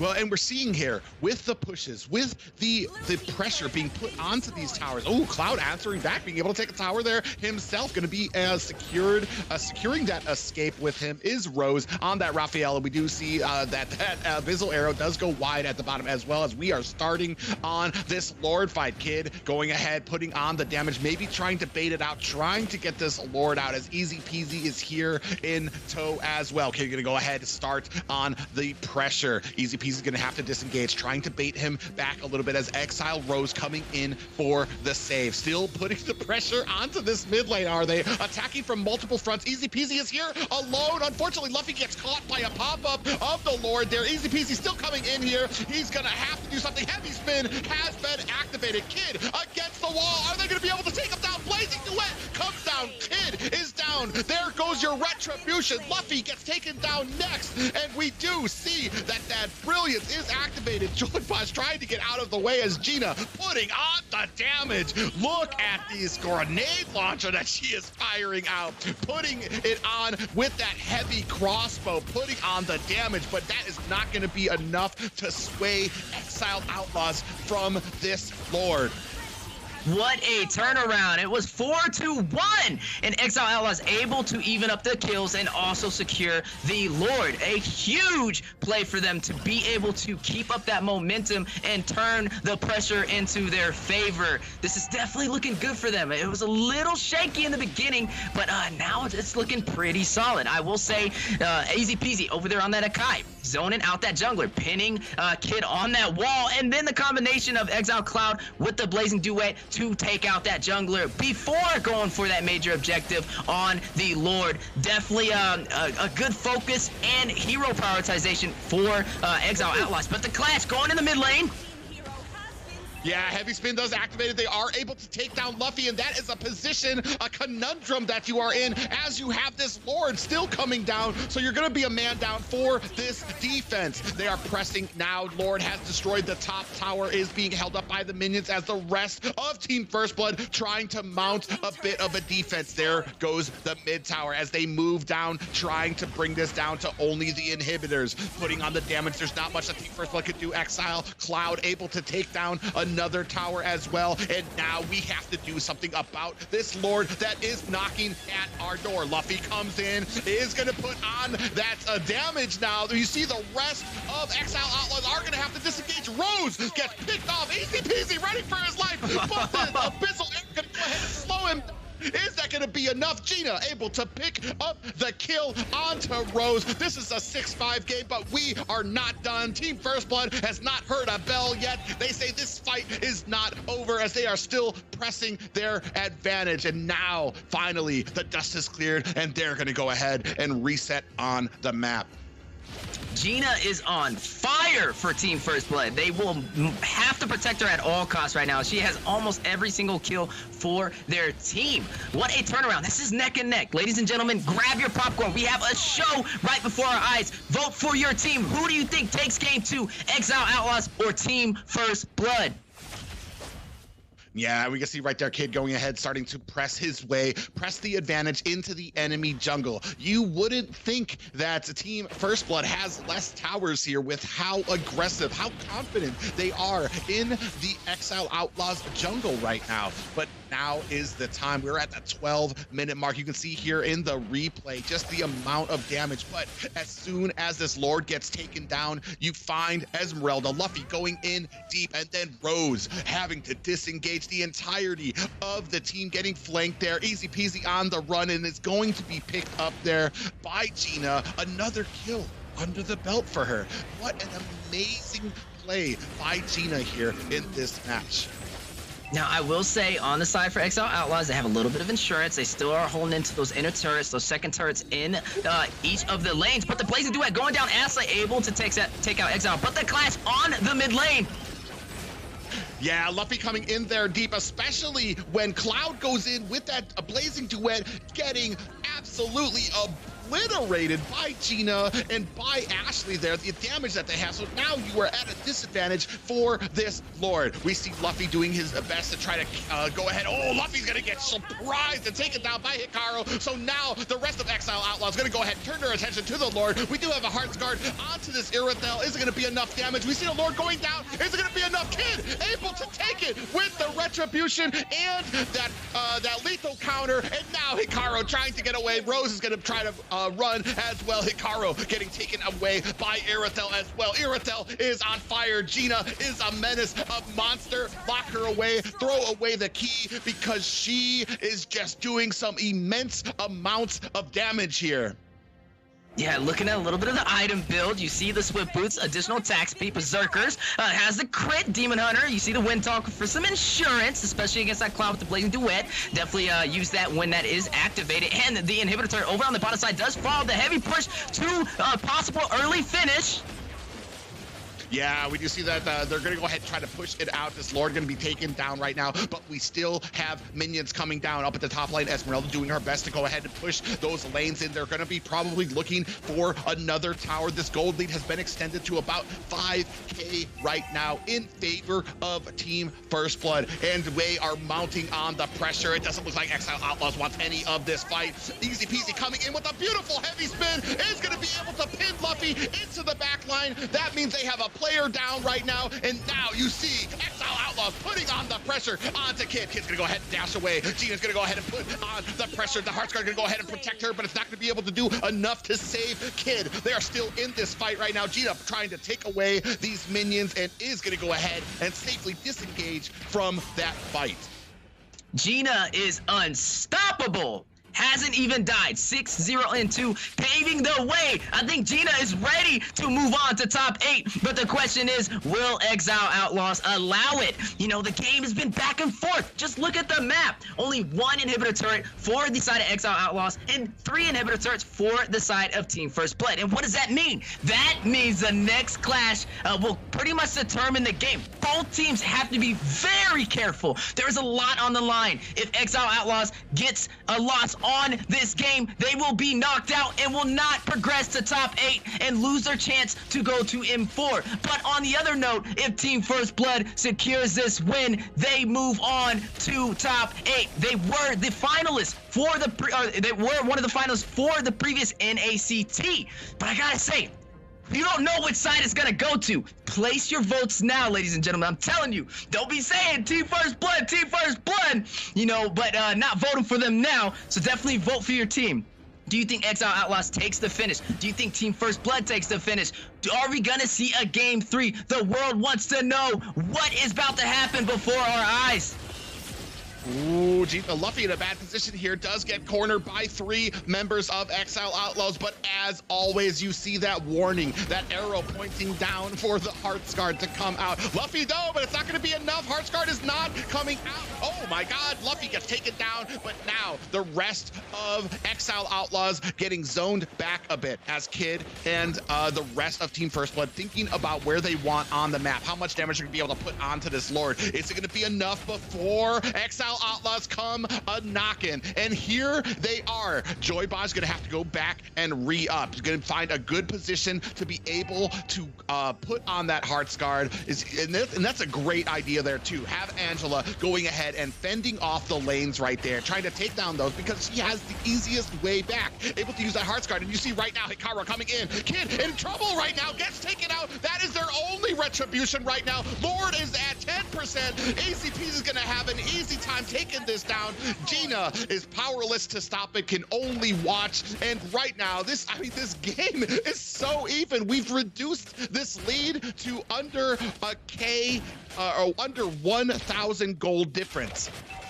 And just looking at the kills, 9 to 10, neck and neck the whole way through. And this is what we were talking about going into these games. It's not going to be an easy way through. It's not going to be an easy sweep. These teams are competing at a higher competition, a higher IQ, and we're seeing it right before our eyes. Now, Gina, 6-0-2, also played on the 1-1 and got the Savage in the previous game. I see a lot of people wondering if they are going to be able to get another Savage or a Maniac here. It's a possibility, but the question is, what kind of pressure will Exile Outlaws put on that marksman? Will they be able to stop Gina and get the finish and stay in for game 3?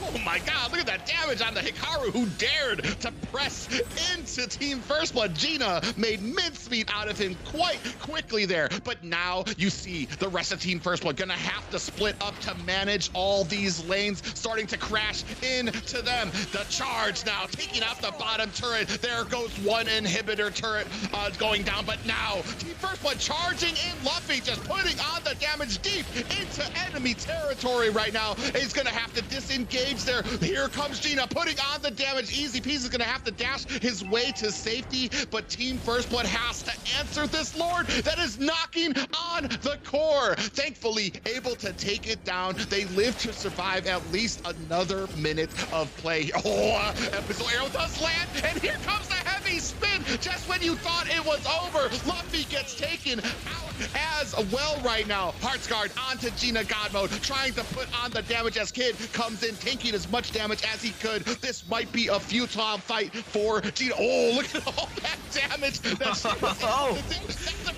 advantage. Down goes Rose. Ashley on the chase. Easy Peasy gets taken down. It is a 1-for-2 trade. Team First Blood has the advantage. Just when you thought that they might be knocking onto a game 3, they are enforcing their will here and are going to reset on the map.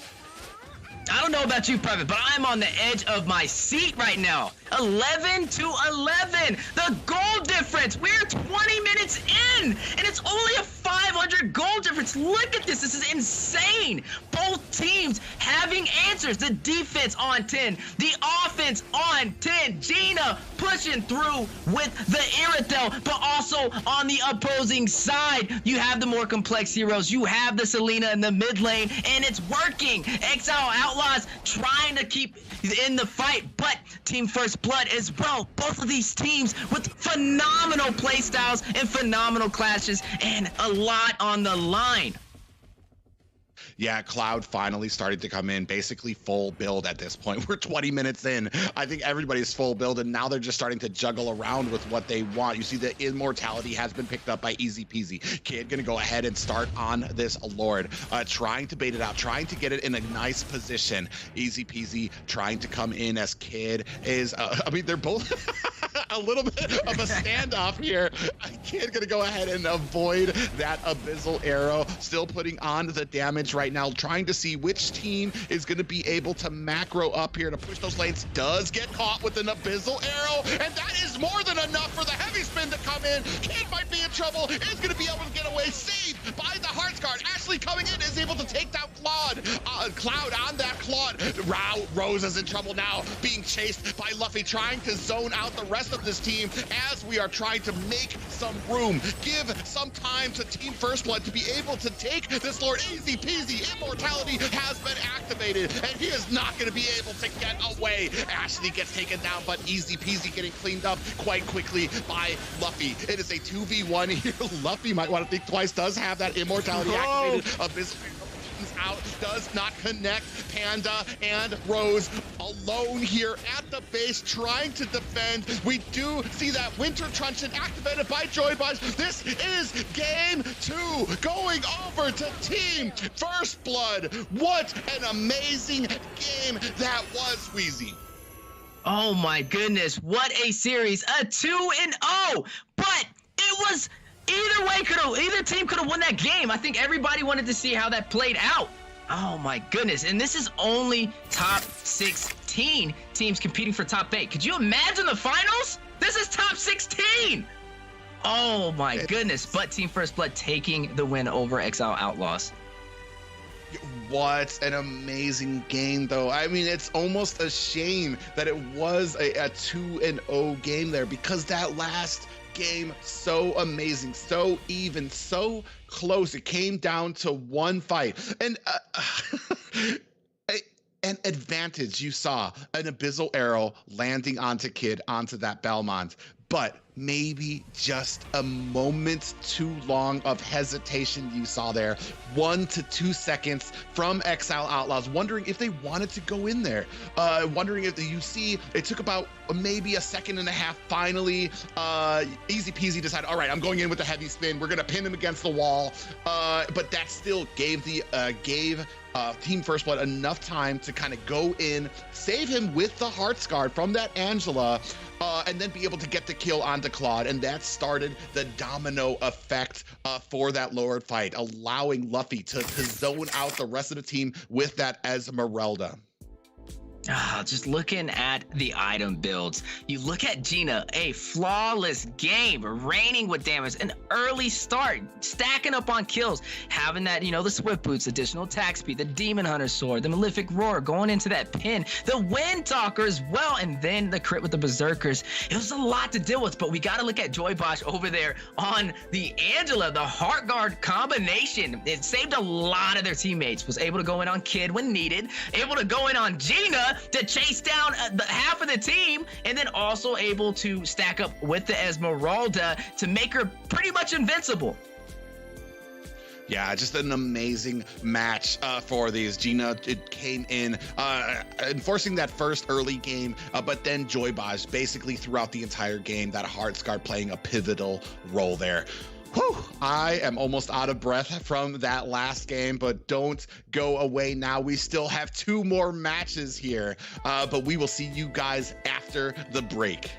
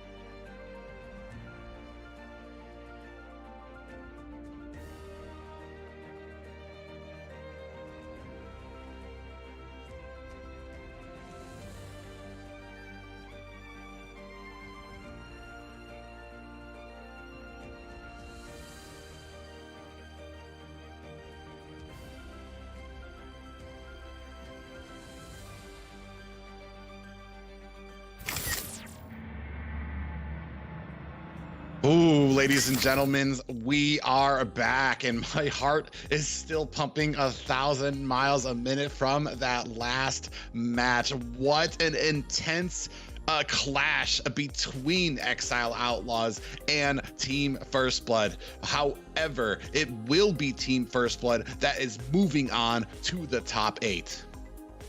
Man, Gina just dominating with that Irithel, and Kid with a godly retribution was just too much for Exile Outlaws to handle. But both teams very good on objectives, very good on rotating. Team First Blood officially moving on to the top 8 for North America. Yeah, and just a great game played there. Unfortunately, only one team can move ahead, and as we see here, moving on, going to be Team First Blood going to be taking on the winner of our next match between BloodHounds and Beat the Odds. Right there, you can see all the finalists so far. We still have 2 more teams that will claim a spot for the final 8.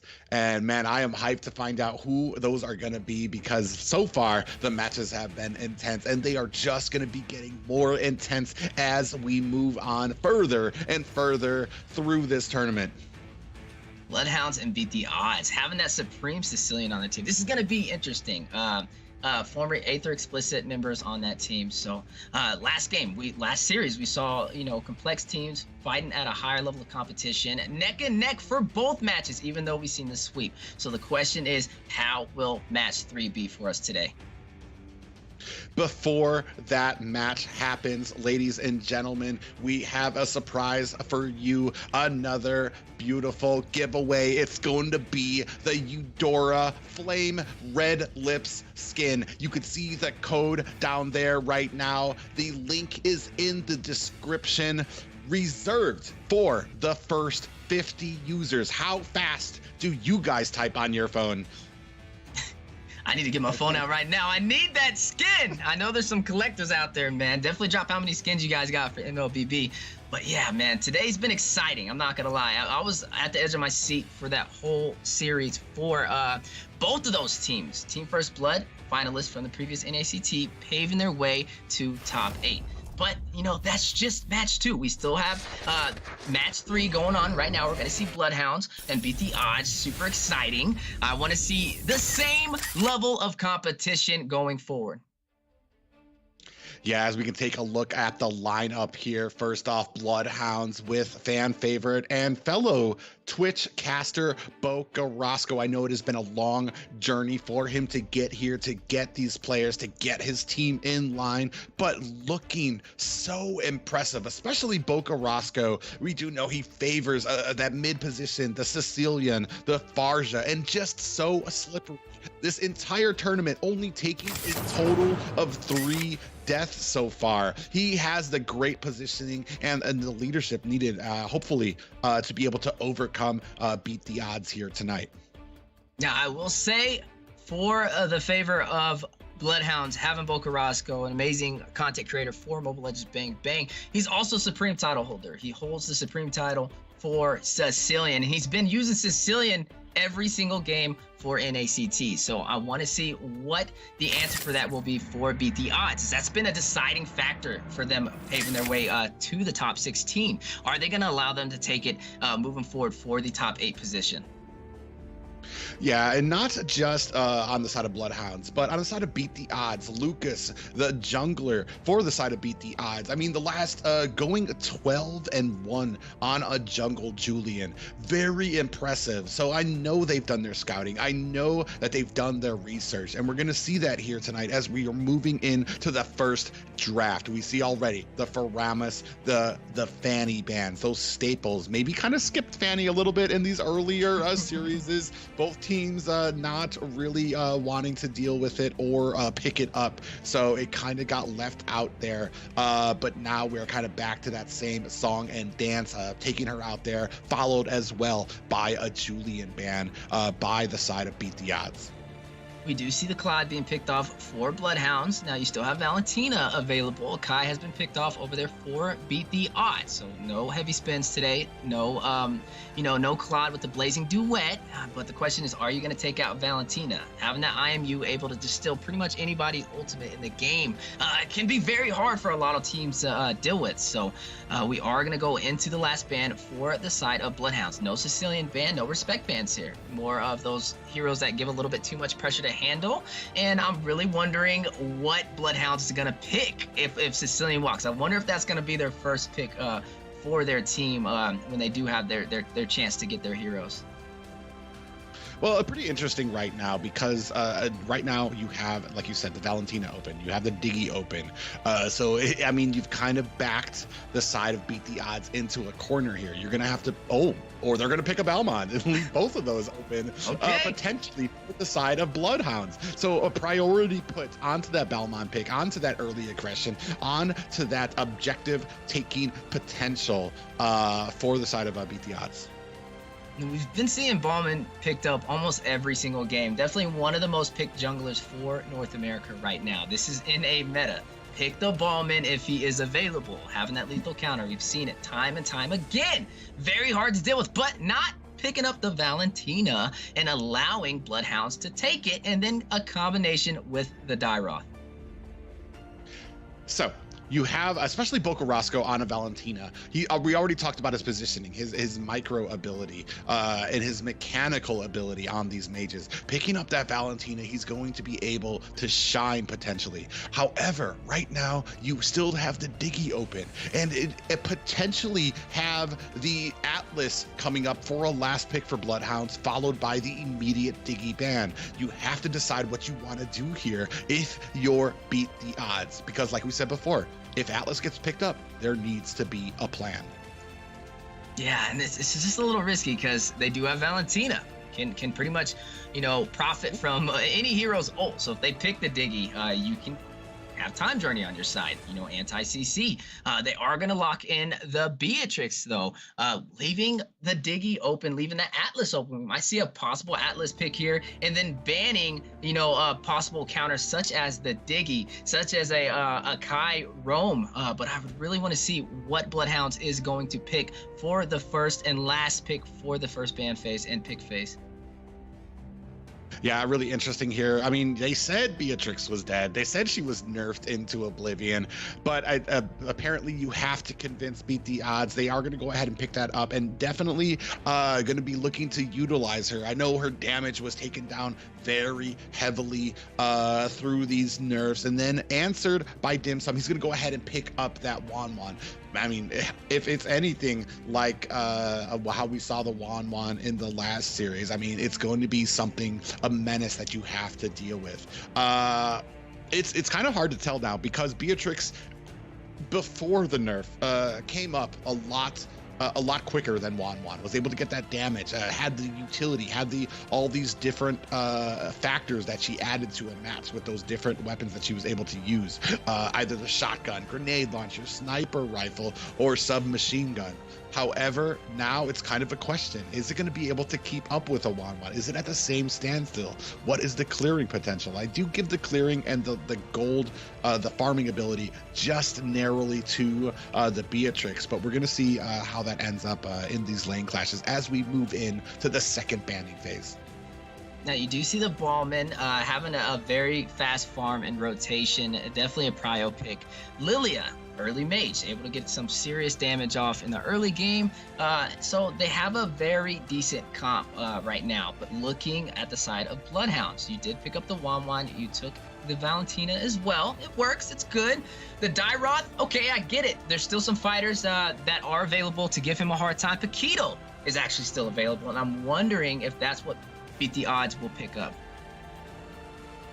Yeah, interesting here. I think we cannot see that fourth ban by them. I don't know what it is. If it's an Atlas, especially because a Diggy has been banned out. So we're going to wonder what's going to be getting picked up by BloodHounds. You still have a favorable outcome with an Akai, with an Atlas on your side there because that Biggie has been taken out and you have the first pick here. But we're going to bring out that Ubi strat, that Estus, that healing elf there to be able to kind of top them off. A little bit of CC on his side, but mainly used for that healing ability, that ultimate, that blessing of the moon goddess to go ahead and keep the team topped up, which actually might meld well a lot with Bocarasco on this Valentina. Now, the missing ban is Atlas. So Atlas has been banned out. That's why we didn't see him get picked up right there. We do see Estes, maybe a North American Venus in the making right there. But, you know, time will tell. Phoveus being picked up over there by Mikasa. You know, a good combination, especially for the dashes. They got a lot of dash on their team. Valentina has dash. Dyroth has dash, and also Wan, the queen of dash herself. A solid pickup. And then easy peasy finishing the draft with Thomas. I feel like we've done this little song and dance before. When we see the Phoveus, I'm scared because I have PTSD now, where I saw the Phoveus and I'm like, well, I mean, on paper it makes sense. Bocarasco, Temptless, Dim Sum, Easy Peasy even has a little bit of a dash on that Thamus as well. But we saw what a well-collected team could do to a Phoveus, how you were able to bully him, how you were able to kind of bait out those abilities, or even not bait it out, not use those dashing skills to get around, and still be able to kind of come out confidently. Now, looking at Bocarasco over there with the Valentina, you got to look at what ultimates can he really profit from. You have the lethal counter on Ballman. Might be a viable pickup. You got Numira's Passion over there for Beatrix. Go ahead and get a little bit of a fast clear, some AoE damage if necessary. You can't really benefit too much on the Rafaela, but you could use the Demonic Force from the Phoveus. So it's an okay selection of ultimates to choose from. But we are going into game 1. This is match 3, best out of 3, BloodHounds versus Beat the Odds. Well, the thing is here is the madness that is going to happen, and I don't pity you when it comes to these team fights. If it becomes a Phoveus ult that Valentina takes, because you're just going to have demonic force after demonic force after demonic force for both teams to be able to during these team fights. And we already see a little bit of aggression here by Oh My Foe. It's not going to be able to stop BloodHounds from securing that first Lethal Wanderer, though. Yeah, oh, actually, it did. It did stop them. Did get it. They got retribution. We see Dyroth on a little bit of the cut, a nice and early advantage to be able to go and steal a little bit of the jungle. And Phoveus just playing it a little safer, waiting till he gets that elegant gem, and then going for that Clock of Destiny to really do some, have a decent time with that demonic force. But over on the bottom side, you see already a heavy presence from both sides. A possible clash about to go down. Easy peasy going in, trying to deal some damage. And Dimson taking first blood, a minute and 30 seconds in. The marksman already having a slight advantage. You see, Oh My Foe, a little bit of too much aggression on the 4-stack of BloodHounds and barely getting out with any HP. Yeah, a huge clash down there already. For both teams meeting for 4v4 right there. But Dim Sum already doesn't even have 4 yet. Doesn't even have that crossbow thing. Already getting a kill. This does not speak well for Beat the Odds, as we've seen how dangerous a Wan can be once she's fed. I want to see this Phoveus come online. Like we said, we saw the Phoveus paired up against the Wan in the last series, and it just didn't really work out. So I want to see how they're going to use it going forward. You see, Oh My Foe able to secure the turtle. Mikasa taking out Templess, and looks like the full team of BloodHounds going on the retreat. Turtle does go to the favor for Beat the Odds. Yeah, still a very even game, 1-1, only about 100 gold difference between both these teams, but we are still only in the 2-minute mark. Both teams kind of trying to vie for position on these lanes right now. And we still really haven't hit those power spikes, still haven't really gotten to a fight. Oh, now that we do, we're seeing an engagement coming in here, but easy peasy, definitely able to kind of escape there from that. Also able to secure his blue buff. You did see the lethal counter by Ballman trying to take a little bit of that farm, but unable to connect. 1-1 right now. Not too much of a lead for either side. We did see Wan get the early kill, and that can be very dangerous if she gets that nice and early start. We all know what the power of the crossbow tank can do in the Land of Dawn. Now, I really like the aggression from Templars. They're already cutting lane, always making sure that there is a little bit of a problem with Mikasa trying to come in. He is in a little bit of a position here, though. He's going to get pulled back. Ooh, Phoveus going in with the Demonic Force. Mikasa forcing the retreat for Dyroth over there. Templess still going to stay in the lane, get the farm, but we see a possible clash right before our eyes. We see the 3-stack on the top side, but over on the bottom side, you see Beatrix and Rafaela, kind of the combination together. Both supports and marksmen kind of standing side by side. But over on the top side, the heavy stack going on for Templess. Will he be able to escape? You do see the chase down. You see the Abysm Strike connecting, but Oh My Foe able to take him out with no problem. Yeah, just narrowly inching ahead, 2-1 right now. Still going on the offensive here is the side of BloodHounds. You do see a possible invade for the buff. They're trying to delay the jungle, especially on a Ballman, having those fast rotations. If they stop that farm, and looks like Ballman able to secure it on the invade. You see Bocarasco using the black shoes, going too far behind enemy lines, and Estes going in, trying to give some heals, but will they be able to escape? The clash is going down. The 4-stack over there from Beat the Odds versus the 4-stack of BloodHounds. You see Phoveus going in with the Demonic Force, trying to take out Bocarasco. Oh My Foe taking the turtle, and then forcing BloodHounds on the retreat. Yeah, very narrowly, I want to say that is in the favor of Beat the Odds. I think a sacrifice there made by Mikasa on that Phoveus, diving deeper and deeper, zoning out the side of BloodHounds there to help Beat the Odds, his teammates, to be able to secure that turtle. Yeah, what a play, but leaning in the favor for Beat the Odds right now. A little bit of an item check. There goes that Clock of Destiny over there on that Phoveus. Just the little bit of the push he needs to be able to get into the team fights and not have too much of a problem. Yeah, and as we keep on moving into here, as we keep creeping on into the mid game, that Clock of Destiny is going to get more and more powerful. Marksman still about even right now. Nobody really taking ahead right now. We do see that Corrosive Scythe on to Wan there. So I mean, still kind of waiting for these marksmen to kind of pop off. We do see the first tower being taken down though by the side of the BloodHounds. BloodHounds heavy on the objectives, focusing that mid tower and able to secure it. And then you do see Estes falling to Oh My Cyrus over on Beatrix on the bottom side. Yeah, so still kind of an even game, just narrowly ahead is Beat the Odds, but nothing to write mom home about yet. Still trying to invade Oh My Foe, not tempted away by Templess there. That we are starting to engage into the mid lane.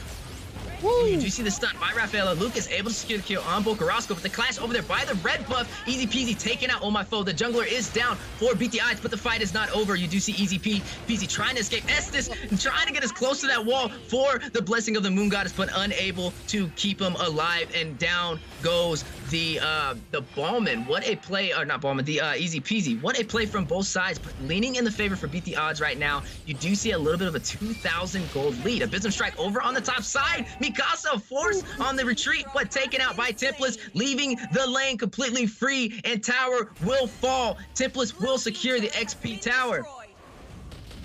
Yeah, right now, Lucas coming in here onto Templess is not going to be able to find a kill, but now we are starting this fight onto the Lord right now. It's a 2v3 right now. Not sure how much in the odds or in the favor it is for Beat the Odds. Oh My Foe trying to get this turtle in a great position. You see Bocarasco does have that lethal counter ultimate. Might be trying to counter in here as we start this turtle.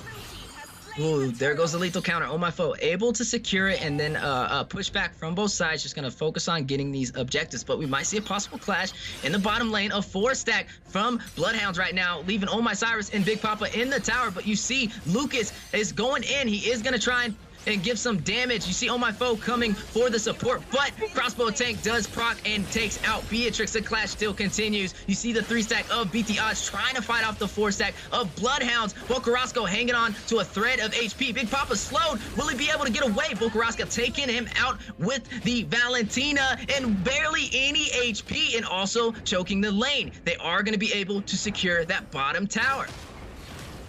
Yeah, you see up at the top, you see Dyroth running for his life, trying to get away from these demonic forces. I'm not sure he's going to be able to. Cleaned up by Oh My Foe and Mikasa there, but a worthy trade as they were able to take another tower for BloodHounds.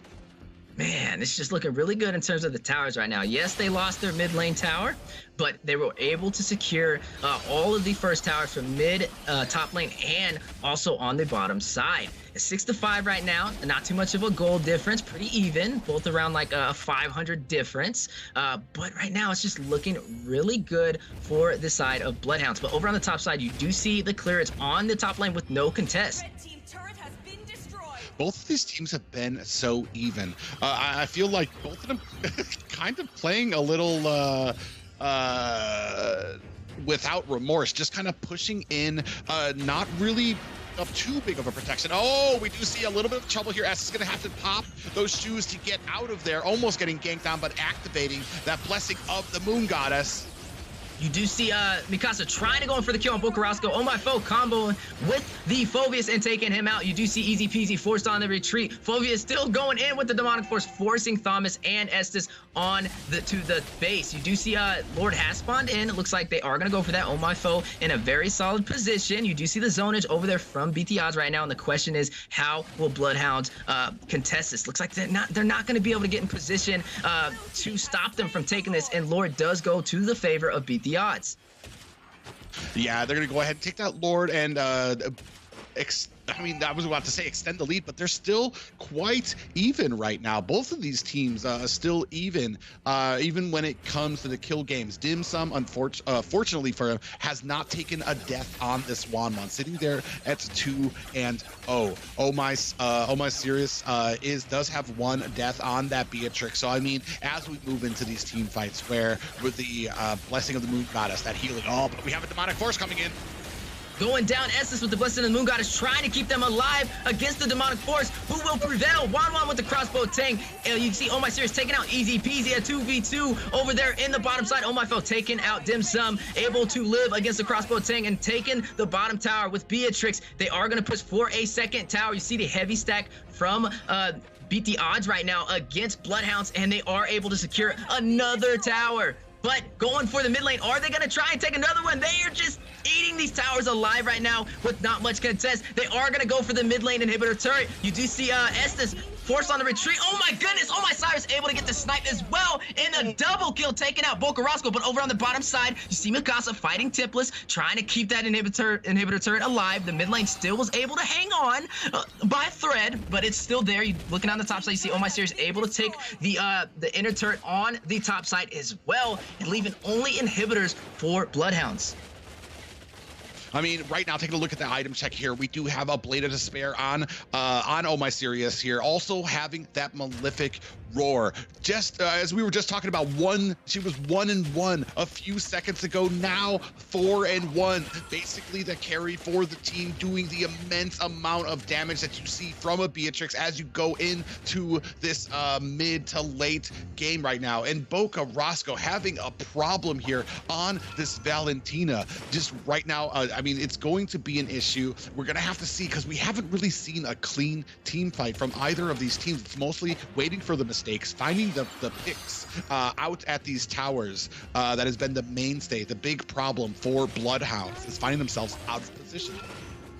He's definitely leaning in the favor for Beat the Odds right now. You're looking at the Estes over there on BloodHounds. Will he be able to keep his team alive in these clashes? You know, especially against that Lilia able to go in, that Phoveus with the Demonic Force, you know, the additional speed and slow from Big Papa on the Rafaela, and then to combo it with the sustainability, the mobility, and the pressure of a Ballman. Speaking of Mikasa, you do see him going on Templess. On My Foe, a 2v1 situation, using the Demonic Force, chasing down Templess, not really able to get the kill, but forcing him on a slight retreat. You're looking on over on the buff right now, a 3-stack from BloodHounds. Lucas just chasing them down all by himself, using the black shoes to get out before it gets a little tricky. You do see a possible clash in the mid lane. Wanwan there. You see the 4-stack of BloodHounds right now. They don't really have any towers in their favor. They are sitting on their inhibitor turrets right now. You're looking at the Lord has spawned in. This is Luminous Lord. They are going to go for it without really any contest, and it does go to Beat the Odds.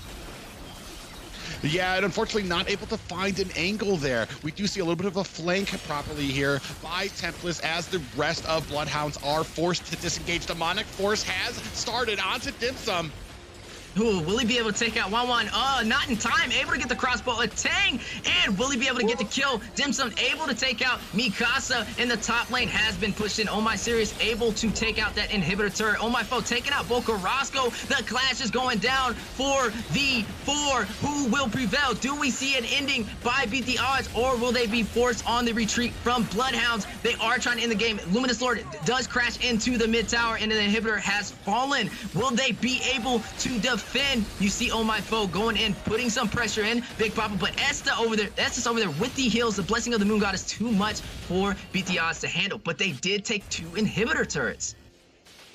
Yeah, 2 inhibitor turrets, and right now they have extended this lead to about 8,000 at the 14-minute mark. Yeah, look at that gold. It has been just from until the beginning. It was just a huge problem there. You do see that right there, the crossbow attack coming down, was able to take down Phobius, but not able to save the towers. Phobius doing a great job diving into the back lane, surviving long enough to push back the side of the BloodHounds, allowing Beat the Odds to kind of come in and put the pressure onto these turrets.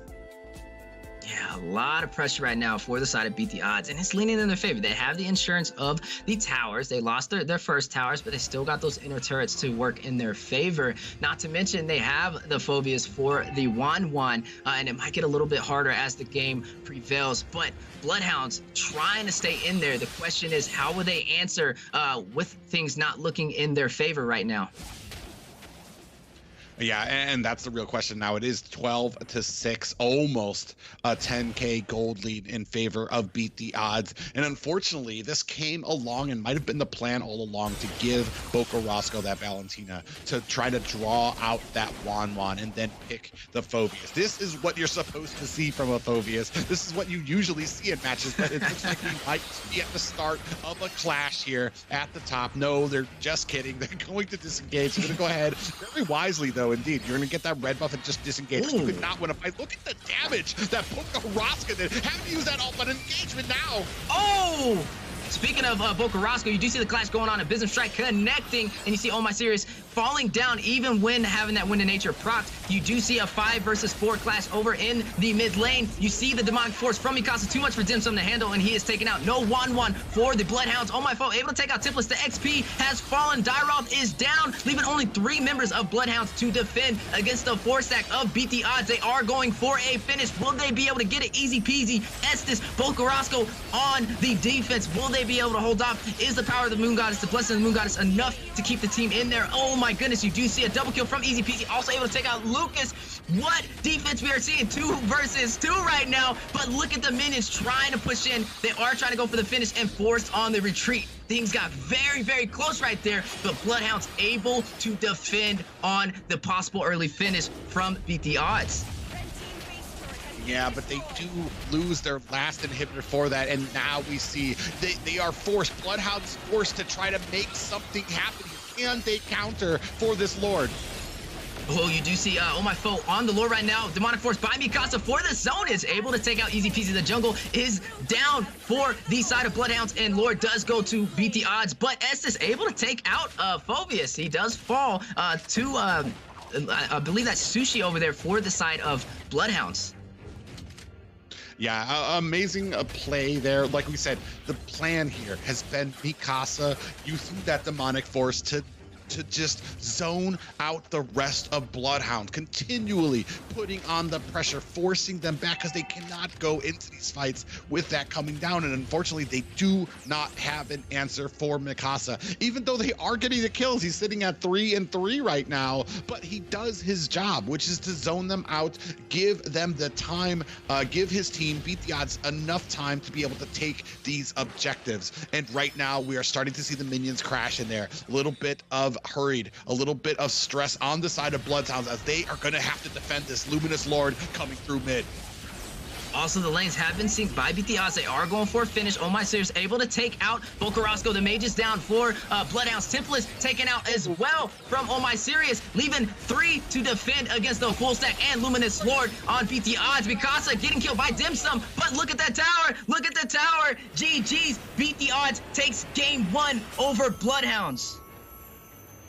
Beat the Odds beating the odds against the BloodHounds there. An amazing draft, I have to say, an amazing plan, an amazing strategy there to leave out that Valentina. You thought maybe it was a mistake. And I always say, if you leave one of those powerful picks open, you need to have a plan, and a plan they had indeed, leaving open that Valentina, kind of banking on, I'm not sure if that Wan was part of the plan there, but when you saw the Valentina and the Wan on the same side, you just had to imagine that Beat the Odds were licking their lips. They're like, oh yeah, this is it. This is a Phoveus game. And he just did an immense amount to support this team and to lead them to victory.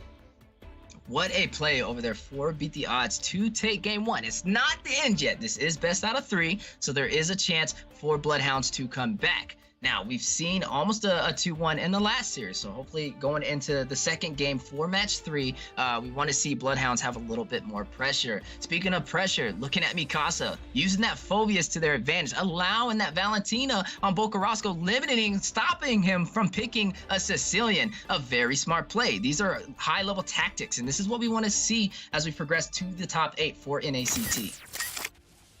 Yeah, just an amazing game played by there. You can see over here, every single time an engagement was happening, Mikasa just diving into you can see him coming in here, Templars getting shut down early from a gank behind his tower and getting taken out quickly there. As these fights started progressing and moving on, just that demonic force becoming a huge issue here as well. Bocarasco doing his best to try to kind of put on the damage, but not able to find enough when it came to these team fights. Look at this, and this is the start of it. Mikasa diving in deep, using that flame shot to kind of push them away to keep this demonic force activated. Even Dim Sum playing an excellent game on that Wan, able to still find the weakness stacks on a demonic force coming, but it's not enough to stop a Phoveus. We continue on with these fights as soon as Mikasa is ready, still diving in here as well, seeing the pressure being put onto these towers. You see Sirius able to take down Valentina as well. Just an amazing match for the side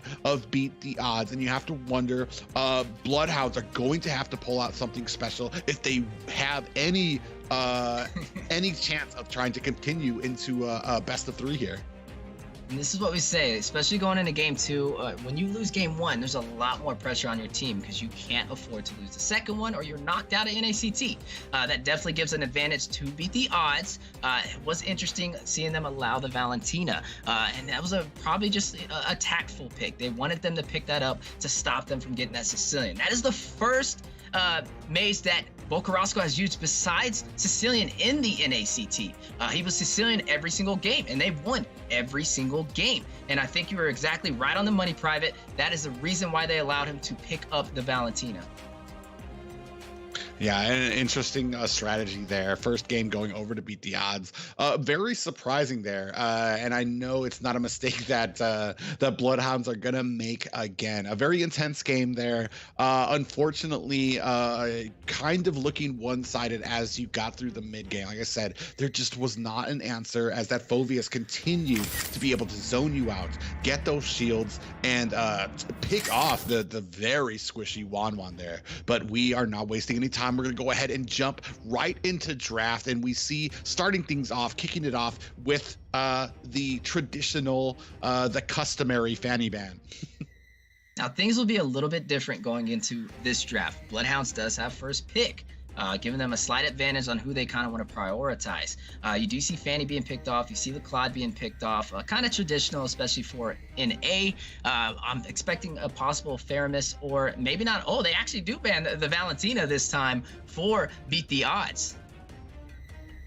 Yeah, I think they definitely know that you can't dip into that well too often to let that through. I mean, they did have an answer, but might not work the second time. Maybe a different game plan here as well. We do see that Claude being taken out by the side of BloodHounds. We know already.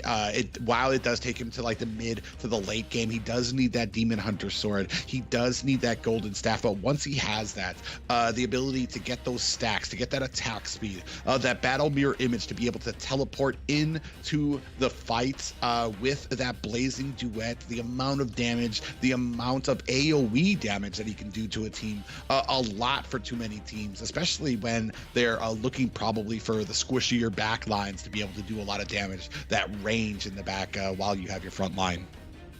You do see for the final ban, for the first ban phase of BloodHounds, they take out the Dairoth and then answered by Beat the Odds with the Esmeralda, leaving, still some options in the XP lane. Probably in terms of cuts, you still have, the Vendetta, which you haven't really seen this day for NACT or the previous one, but very good at clearing that lane. You have Uranus, very effective as well, so we got to see what they're going to pick up for their XP lanes. Does this mean Faramis is open right now? Are we considering that? Oh my goodness. So I mean, possibly a little bit of yeah, he is open, going to be picked up by Kebab, not Bokoraska. So I'm wondering if I'm guessing, assuming, I guess, that this is going to be a Rome, as Leo used to put it, a Faromis there. He's going to be, I mean, like I said, it's interesting because I feel like he's been shining lately in that mage position with that damage he can put on, with his utility that he adds to a team, with that Shadow Stampede to be able to gank back enemy heroes for ganks, and then that Cult Altar. And then once you have that, you still have a good amount of damage, and then you have the ability to pick a roam with that as well. However, it's still a great and powerful pick in that roam position. Speaking of picks and bans, the ban that is missing for the side of Beat the Odds was actually Ballman, so he is out of the game right now. A strong pick over there on the Akai. We see over 4 BloodHounds taking up that Sicilian on Bokoraska. We're going to see some supreme Sicilian gameplay going into game 2. They, like you said, they need an answer. They need a secret weapon, and that might just be it for BloodHounds. Yeah, Bokoraska like, all right, I didn't want to have to do this. I didn't want to have to style on you guys, but I guess I'm gonna have to pick up that supreme Sicilian and flex on you guys a bit. Hopefully, I mean, we do know, especially when it comes to those ranged mages that he favors, the Farza, the Sicilian, he does shine. He's able to get this great positioning, and maybe another problem he had with that last fight with that Valentina, who has to get a little bit more close range to be able to dish out a ton of damage, when I feel like sometimes Boka can actually shine on those sieging potential mages. We do see that Grok is going to go ahead and be picked up here with the combination of Oh My Foe on that Akai, with the combination of Big Papa on that Grok. You're just going to have a big front line, not just a front line, but early game damage, especially Lucas on this Lilia as well. So, I mean, we're seeing just a lot of aggression in the early game here, and we're going to need something to kind of counteract that on the side of BloodHounds. If you want to see Bokoraska shine, if you want to see Tempest shine on this Uranus, because they do take a bit of time for Tempest on this Uranus to get tanky, for Bokoraska to get the stacks that he needs, to get the items that he needs to be able to spam those abilities. Definitely for the side of BloodHounds, they have to play safe. They can't play overly aggressive, but late game, if they can make it to late game, which we've seen majority of these matches take it to at least that 17-minute mark plus, it'll look really good for them. But in the early game, like you said, with that Lilia, it's going to be a lot to deal with. We see Gushin being banned for the side of Beat the Odds, and then over there, a ban for BloodHounds taking out the Phobius, and then, oh my serious, locking in that Bruno. Yeah, Bruno coming in. We do know that, especially with the front line, Bruno can put on an immense amount of damage, especially because he does have to get just a little bit closer for a marksman to be able to put on that damage. But with an Akai in front of you, with a Grok in front of you, you're definitely going to have that front line that's going to be able to protect you, to give you the opportunity to get those stacks, to get those crits up, to be able to dish out that damage. But on the side of BloodHounds, we're going to go ahead and see that Barat's getting picked up. We do know that huge tankiness from him, that Daytona's Welcome ultimate to be able to kind of to go ahead and swallow up one of the enemy players and spit them back out into a CC ability there. Maybe something that you can use there against that Akai as we go ahead and fight for these objectives. And we do see the Clint being picked up by Dim Sum, having the scale potential over there on the Clint. It's looking pretty solid. If we're looking at both lineups, having that Barrett, he has an easier time, especially when teams want to invade him. He can stay in those fights a little bit longer because he's one of those tankier junglers. But speaking of tanky junglers, looking at Beat the Odds, they have the Akai going inside of the jungle position and protected by the Grok, who can also harass jungles. It also has fast clear on waves. So this is going to be a very interesting match. But Sicilian against this tankier composition, if it does go to late game, they will have a hard time. Ooh. And we're going to go ahead and see Mikasa picking up this Yuzong, which is interesting to me only because, like I said, I feel like before when we saw Mikasa, when we saw a Yuzong in the earlier series, it was backed up by a Faramis. So because the big problem right now with Yuzong is how squishy he is compared to like the output of damage and how deep he has to dive into these back lines. He isn't always able to get that little hesitation it takes for him to get that regen is enough for teams to be able to burst him down. The last series that we saw with him, he was being kept and he was being held up by a Faramis, by that Cult Ultra here. So we're wondering what the plan is when Mikasa goes in, potentially to come in with a heavy spin, potentially to come in with a wild charge to kind of help push through with that Black Dragon. We're gonna have to see as we are moving into game 2. BloodHounds taking on Beat the Odds. Do they have enough to take this to a game 3? Yeah, we did see a swift finish near the ending for the side of Beat the Odds without much contest. So going into this game, we see Carrasco pick up one of his stronger mages, if not his strongest mage, over on that Sicilian. But it's going to be a battle of, can Beat the Odds take the early game advantage, or will they allow this to go to late and have BloodHounds capitalize? Yeah, already we can see like the fast clear happening and Uranus trying to do his best to kind of bully and bait out these abilities from Yuzong. Like we said before, one of the problems before was that Yuzong able to rotate early, not being taken down early. We do see that the first Lethal Wanderer is going to go over to BloodHounds. It is going to give them the faster clear. It is going to give them the faster rotation and allow them to possibly be able to gank first. Now, speaking of rotations, they do have that Akai, a very fast jungler, able to clear that farm really well and also able to do good against invades. Looking on the bottom side, you see a 3-stack from the side of BloodHounds. Oh, what a nice flicker there. Is going to be able to get Oh My Serious out of harm's way from that Shadow Stampede. I mean, a great ganking attempt there. We do have a flicker down now as we move into 26 seconds left for this turtle. Mikasa still getting filled up there, is taking a decent amount of damage from Tempest on this Uranus. Now, they do have a Kai in their favor for this turtle. The question is BloodHounds going to go for that objective? You see Barat's over on the bottom side, getting a little bit of clearage, taking that farm, but you see the heavy spin over there, taking out Faramis. The roam is out for BloodHounds. Yeah, getting taken out there, and unfortunately that is going to be a problem. It's going to be, I mean, Faramis is right back, so, I mean, definitely has the potential to come back into this fight, but we are already down about half health on this lord, or on this turtle. They are going to possibly go in for a clash. Oh My Foe able to secure the Retribution, taking the turtle and escaping with no problem. Yeah, and you see it right there. Oh, Wild Charge comes in, though. The Sanguine Claws connecting. You see Lucas able to take out Faramis. That's 2 deaths from the roam in 2 minutes. Not a good start for BloodHounds going into the early game. Yeah, Sushi on that Faramis is having some problems finding the spacing, remembering that you're a roam. Carrasco actually in trouble here. Oh, you do see Lucas going on for the heavy push, forced to use the Black Shoes to escape, leaving Sicilian, leaving Carrasco alive in that lane. He doesn't push back, though. He's going to continue to get those stacks. He knows it's not our fight right now. We have to survive to the late game. Oh, you do see Kai with the heavy spin on Easy Peasy. A double pin on the wall. Co-alter activated by Sushi right now. Easy Peasy able to escape.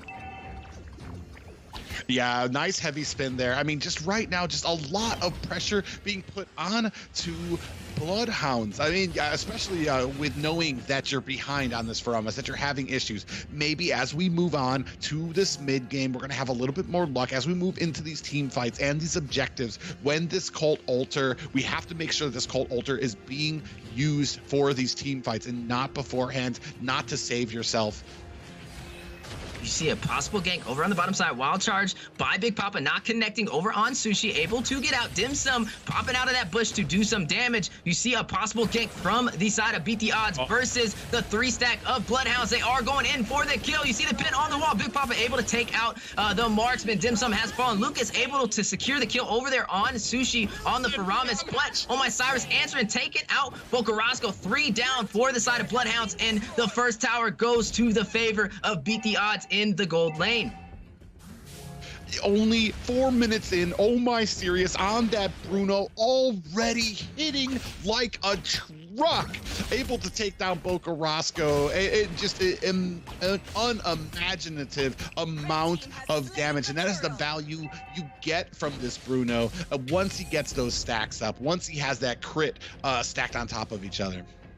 Speaking of crit, Bruno picking up that Berserker's Fury, looking at the map right now, looking at the items, and also looking at the gold. The advantage for Beat the Odds is looking really good. Do we see a potential snowball, Private? Yeah, and I mean, right now, I mean, oh my God, another another heavy spin happening. On the wall, they are going to try and go for the clash. The full team is down, fighting on the top side. Lucas able to take out easy peasy. The Shaw Essence over there on Faramis. Sushi forced on the retreat, able to escape just in time. Bocarasco clearing that mid lane, continuing to get his stack, hitting 3 of the members of Beat the Odds to increase his stacks, trying to go for that late game. But over on the top side, you see Omar Cyrus going against Templars, rushing in with the dash on Uranus, going to go for that kill, able to secure it and escape with barely any HP. What a dive from Templars over on the top lane. Yeah, a little bit of outplay there. Templars going in, getting the damage on before Bruno could react, and then retreating back into the bush where Bruno could not hit him. But here is that fight. You've seen the Black Dragon and Colt Altar coming out there. Unfortunately, not enough, as easy peasy going down there by that damage from Lucas. And we do know Barats does have a problem with magic damage. Little engagement up here right now. Now, I will say this is kind of what we expected, a little bit of the early game from Beat the Odds, and they are capitalizing on it. Lucas able to take out Templars. That is a 7-1 right now, a lead in terms of kills. The question is, can BloodHounds stay alive? Can they remain in the game for the late game so that Bocarasco can get the stacks, can get the damage on that Sicilian? Or will we see an early finish by Beat the Odds to take game 2 and move on to the top 8 for North America? Well, and I think that's the question here, is what they're trying to do. We do see the turtle has spawned here. Up at the top, though, we are still trying to put on damage. Bocarasco coming very dangerously close. Here is the Cult Altar and the backup. Forcing them on the retreat. Big Papa and Oh My Serious sitting inside of that tower. A little bit of a recall, but looking over there on the bottom side. Oh My Foe securing that turtle, forcing easy peasy and Dim Sum on the retreat. The Black Dragon has been activated by Mikasa. He is going in for the kill. We see the flicker procced by the Clint to go back to the tower and get away from Mikasa on that Black Dragon form. What a play. But right now, it's just looking really good for Beat the Odds. They are putting pressure on the BloodHounds without really much contest. But speaking of contest, we do see a clash. We see heavy spin by Akai in the mid lane, easy peasy, going in with the Barats, with the tankiness and the front line to keep them from taking that tower. Lucas with the black shoes to stay alive and still goes in, has all cooldown of his skills. Mikasa able to secure the kill on Bocarasco, and Dim Sum rushing in. Lucas able to take out easy peasy. Oh My Foe trying to chase down Dim Sum. Look at Mikasa. They have a 2v1 situation on Dim Sum. Can he get out alive? Faramis trying to go in, unable to get there in time, and he does fall on the top side. Oh My Serious taking out Templars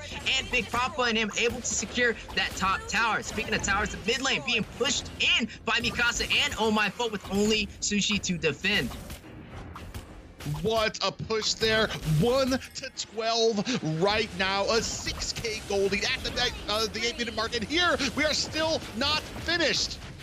Oh, you do see the Bats Feast from Bocarasco getting a little bit of a retreat, escaping but alive. You do see Beat the Odds going for the inner turret on the mid lane. Will they be able to secure it? Sanguine Claws able to secure the minions to keep that tower alive, but the pressure of Beat the Odds, they really want to take this mid tower. Look at them right now. A 4-stack over near the bottom side. You do see Grok pushing off a little bit, but Lucas not afraid to go in with the aggression, knowing he has those black shoes and activating it right in time before he gets taken out by Faramis, by Sushi and Bocarasco on the Sicilian. Yeah, amazing right now. Lucas 6-0-6 right now. Amazing amount of damage that he is outputting during these team fights, and BloodHounds cannot come up from it. They are just absolutely being dominated here, 1-13, and we are continuing this push, continuing this pressure, and look at the flanking position from Mikasa with that Black Dragon. Oh my goodness, what a play, but towers are falling of BloodHounds. You do see a kill over there by Mikasa, but does fall as well. Lucas getting the kill. You see Lucas taking out Bocarasco as well with the double kill, and Lord does go to Oh My Foe. But over on the top side, Templars trying to clear that lane against Oh My Serious, and Big Papa still going in a 2v1 situation. Did he overextend? He is able to possibly get out. Oh, maybe not. They are going for the chase. A tower does fall in the mid lane. Kai able to secure that, but over on the top side, Uranus just trying to continue the clear. Look at that, forcing them on the trace. Is still going back to clear that lane, but does get pinned on the wall by the heavy spin, and Big Papa able to secure that kill, and also able to secure the tower by Oh My Serious onto the top side, leaving only the inhibitor turrets for BloodHounds. Now we got to look at these items. We are going into the 10-minute mark, 2-17. Man, what do you think, Private? Like, what does BloodHounds have to do to remain in this match? Well, I mean, right now it's all written up as they are still pushing the odds, kind of pressing on into it. It looks like things have slowed down, but we still have a Lord coming in. Oh, you do see Lord pushing on the bottom side. It's just a regular Lord. It's not enhanced. Just got to play safe for the side of BloodHounds. Able to take it out with no problem. You do see the mid lane being pushed in. Black Dragon being activated by Mikasa. Going in for the zone is Cole Alter. Forced to be activated to keep the team alive. Dim Sum able to secure the kill on Mikasa. Oh My Serious taking the tower. But then you see heavy spin by Akai forcing to go on the retreat as BloodHounds is in full defensive mode. A 1-for-1 trade. But at what cost? 2 towers, 2 inhibitor turrets have fallen for BloodHound. Yeah, and it does look like they are forced to retreat now, resetting on that, giving BloodHounds a little bit of a breather. Ladies and gentlemen, oh my goodness. As intense of a match as this is, we still do have a giveaway for you guys, just as intense as this match. Free Magic Dust and tickets. Use the code seen there, and there is a link in the description for all of you viewers here. At first, limited to the first 50 viewers here, so get that code quickly. Got to get that magic dust while it's available. There's no better price than free. But speaking about this game, you do see Templars on a 4 clash. They are going to be able to take him out. Lucas able to secure that kill. The Black Dragon activated by Mikasa, but not really able to drop in on anybody, but forcing that Cole Alter out of Sushi right now, leaving them with no protection. Will they go for a possible finish? You do see them pushing in the lane. Looks like they are going to try and go for that top tower. The 3-stack on defensive mode for BloodHounds. Easy peasy also there as well. To remain on the defensive mode. Try and keep that pressure. Try and stay alive. 3-20 right now, though. A very hard place for BloodHounds. If they get knocked out of this, they will fall and not make it to top 8. A lot is on the line for these teams. They have to play a little safer and let him get these stacks. Yeah, we talked about it during the draft, this front line, but I mean, we're talking about this front line and Oh My Serious on there, but look at the damage being done by Lucas. Another kill onto the roam. Oh, you do see the wild charge going down. You do see a kill. Lucas able to take out easy pieces of Black Dragon from Mikasa, getting the Petrify on Dim Sum, and also able to get the knockup. You see the Cole Alter activating, but not enough. Maniac, oh my goodness, ladies and gentlemen, we have a Maniac, and Beat the Odds is pushing into the tower with only Sushi to defend. Faramis trying to stay alive. They are going to try and defend, but they can't. The pressure is just too much for BloodHounds to handle, and we do see a game winner. The best attitude, the sweep. Beat the Odds takes game 2 and moves on to top 8 for North America. Wow, what a game. Standing ovation for Lucas during that game on that. Yeah, an absolute menace, an absolute monster there. We talked about the Julian before. We saw Lilia. I think the last game we saw Lucas on with that Lilia was about a 5-1, but definitely not what we saw there. I mean, especially during those team fights, especially in the jungle where you have those tight corners, those tight crevices where you're not able to fully move around, that wild charge coming in to kind of stun them and allowing the time for Lucas on that Lilia to throw those bombs on, to put down that immense amount of damage onto the BloodHounds. And unfortunately, they just kept steamrolling, not just Lilia, but also the Bruno putting it on there. Unfortunately, Kebab on this Faramis, not able to do enough. I think about 7 or 8 deaths there for the Faramis. They're not able to find the value from that pick. Yeah, and that's just the kind of the surprising thing. In the first game, you've seen Beat the Odds allow them to take the Valentina. And then in game 2, allow them to take the Faramis, and they were able to properly defend against it. And these are things for North America that are primarily banned. These are heroes that you don't want the other team to get. And they're not afraid to let the other teams get it. Looks like they've practiced, they've had a draft that can work against it, and they capitalized on it and were able to properly defeat BloodHounds with no problem. Yeah, an amazing match, a very dominating team there, and that just shows another dominating team moving up to the top 8. But ladies and gentlemen, this night is not over. We have one more match in store for you, but it is going to follow right after this break.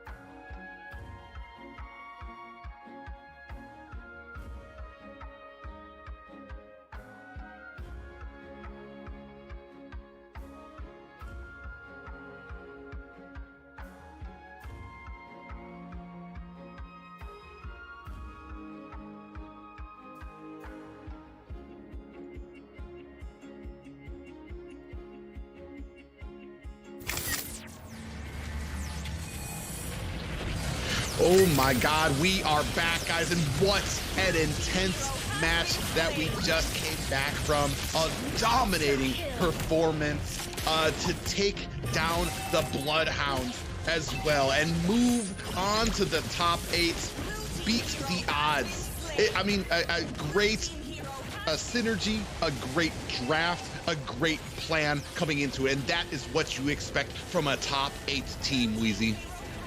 Yeah, a 2-0, a very solid rotation, and also going against those more complex heroes, allowing teams to pick up the Valentina, allowing them to pick up the Faramis, and not having really too much of a problem with it. Definitely a team that's going to be a problem going into top 8 and to look out for. So that was match 3. Looking a little bit at today's schedule, we do see only one team remaining for that top 8 spot, LEGACi and Apex Predator.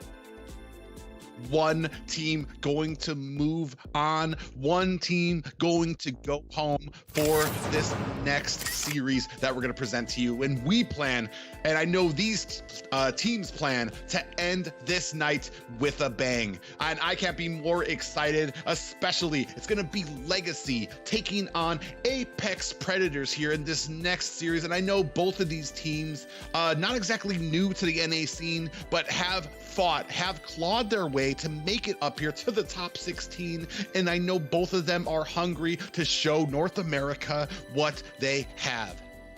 I guess the real question is, who's hungrier? This is the last match of the day. This will be a series of 3, but only one team will prevail to the top 8. Speaking of both teams, we are going to look at both of their lineups. I have to say, this is going to be a very good match. In terms of what these teams have used so far to make it up to the top 16, they have a very high hero pool. They've used Esmeralda, they've used Yuzong, they've used Uranus, junglers use Barat, Ballman, Karina. It's going to be an intense matchup, and I think we're going to see a very, very high IQ draft going into game 1. Yeah, it's pretty interesting too, because LEGACi, they do have, the people to watch out for. Nash as the mage there for LEGACi has a very powerful Sicilian. Last game going 9-0 and 15. But as we've seen here tonight, Rico on LEGACi XP has played a very familiar face. He has played 4 times already, played Phoveus and been successful. Tonight is basically the night of Phoveus. I don't know if we're going to see it here tonight, but I wouldn't count all our ducks yet. Apex Predators Senso, great XP laner for the side of Apex Predators, does favor that Esmeralda, does do just an amazing amount of damage in the rotations that he has. But we are going to go ahead, moving on into this draft here. We see those prototypical, those traditional bans in the Phoveus, in the Faramis and the Fanny being taken off the board very early here. And you have to wonder if they've done the research for each other, or if that research is going to affect the bans here, or if we're just going to stick with those more traditional bans as well, especially since the last 2 series, we haven't seen a lot of Diggy and Atlas, which actually dominated day 1 of our top 16. It's very interesting that you say that. Looking at both teams, if I have to look at LEGACi, having LGOB, he's been known to play Cho really well. Diggy, Atlas, Franco, to a level of perfection, and that's going to be very hard. And in terms of like trying to have respect bans here, you can't really respect ban them out because their hero pool's too high. So this is going to be an interesting draft between both sides. I think the smartest way to deal with this is just to go with the generic bans. Yeah, and that's what you do when there is kind of a question there, but you have to have kind of a plan for it too, especially if there is that mistake, not even really a mistake, when you see those OP heroes come out there, when you see that Faramis available, when you see that Valentina available, or that Diggy. We've seen it before, like you bait out these picks and you wait for the enemy to chomp down on that bait before you kind of unleash your plan. We've seen it with the Valentina and Wan pickup countered by the Phoveus. We've seen it before with a Diggy pickup where it gets countered by a lot of burst damage and the enemy just waiting for you to pick that up. It's a varied plan that you can get into when it comes to these drafts, how you can pick and what you're going to kind of come down to these compositions.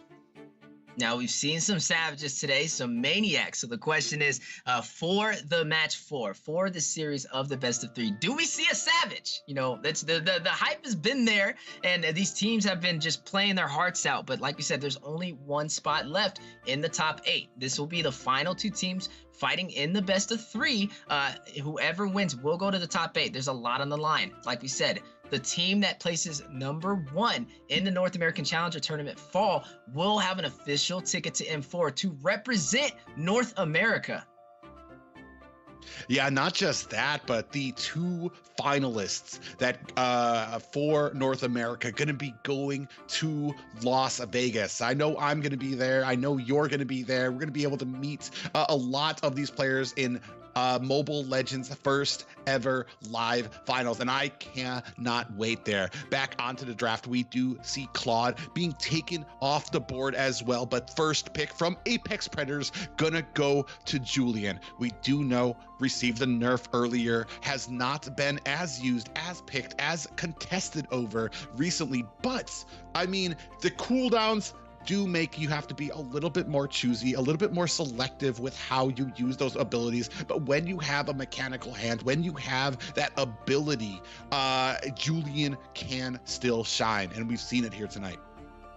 Looking on the side for LEGACi, they are going to pick up the Lilia, having that early game mage. We've seen a lot of Lilias for day 2, and you've seen Lucas being in the front line, diving the towers, using the black shoes to get out with no problem. And then also picking up that Akai, been picked very often for the series of match 1, 2, and 3 today. So going on to match 4, it looks like the pattern sticks, and we do see Akai picked up by LG Kin. And I understand that the missing man on LEGACi side, that is Atlas. So I mean, if he's taken out of there, we still have a Diggy, especially with the Diggy available being picked up by the side of Cryptsu. Counter that Akai to be able to kind of rein in on him, especially when it comes to that heavy spin, give his team the advantage and maybe press on during these teams fight to give them that offensive edge when it comes into there. Rico on this Balmont, which means we're kind of open right now, keeping it open a little bit for where this Julian is potentially going to go. I mean, we've seen him. I feel like he's kind of probably at his weakest state when he's in the XP lane. So, I mean, we're going to be looking at him potentially in the mid lane. It does allow him, not as great, I feel like, as the jungler, but it does give him a lot of room, a lot of access to both side lanes to be able to get in there, to be able to have an effect on these games, rather when he's kind of caught in the XP lane, stuck there without being able to rotate fast enough. Now, the question is, we know Julian, he does get that level 3 pretty fast. He's more of that mid lane or mid game type of hero now instead of the early game, but he's paired up possibly as the mid laner right now. Looking at this draft, I wouldn't really see him having an easy time with the Esmeralda. Just her having the ability to cut, the mobility as well. She can clear the minions faster. She's just gonna have an easier time with those cuts. And I like I said, or like I agree with you saying that Julian in the XP lane is one of his weaker spots. You know, I would prioritize either the mid lane or the jungle. But yeah, XP lane right now, I don't really see Apex Predator using him in that situation. I do like the Esmeralda pick. LEGACi gonna go ahead, pick up that Esmeralda, immediately ban out the Dairoth, and one of the biggest counters for Esmeralda. So the only hope that you really have is to be able to match her. However, we have seen a little bit of that Yu Zhong start to come back here tonight with that Black Dragon, with that Petrify, able to kind of use that Black Dragon to kind of swoop in onto the back line, use that Petrify on the groups, and then charge in with an immense amount of damage, an immense amount of regen as well. So we're gonna have to wonder what we're gonna be seeing in this XP lane. Maybe something different, or something a little bit more even up with Esmeralda, like that Uranus. We do see that Paquito getting banned out, which is interesting to me, because I feel like that is also another one of those XP laners that kind of can match Esmeralda because of her regen. Paquito still able to output an immense amount of damage. It doesn't matter how much regen you have if you're getting 100 to 0'd in like 2 seconds. Yeah, it's interesting. Right now, looking in the favor for Legion XP on that Esmeralda, not really having too much of a contest, taking out that Paquito, taking out that Uranus. I would love to see a Vendetta. We haven't seen a Vendetta all day today, and I feel like she's very underrated in that XP lane. Yeah, if you look at the composition for Apex Predator, they got 2 magic. They got Diggy, they got Julian. You can sacrifice running a physical XP lane who has the options to be able to cut. She has the mobility. She also has anti-CC with her second skill to be able to get out of sticky situations such as the Akai with the heavy spin. But looking at LEGACi, they are going to pick up the Franco as their roam. Yeah, very interesting too. I like that you brought that up. Vendetta does have a very aggressive style and ability to get out of harm's way when it comes to CC with a lot of her dashes, a lot of her abilities. The only problem is that it takes a very specific play style, a very aggressive play style, cutting lanes, immediately trying to be a force in the enemy's jungle, trying to get yourself out safely as well.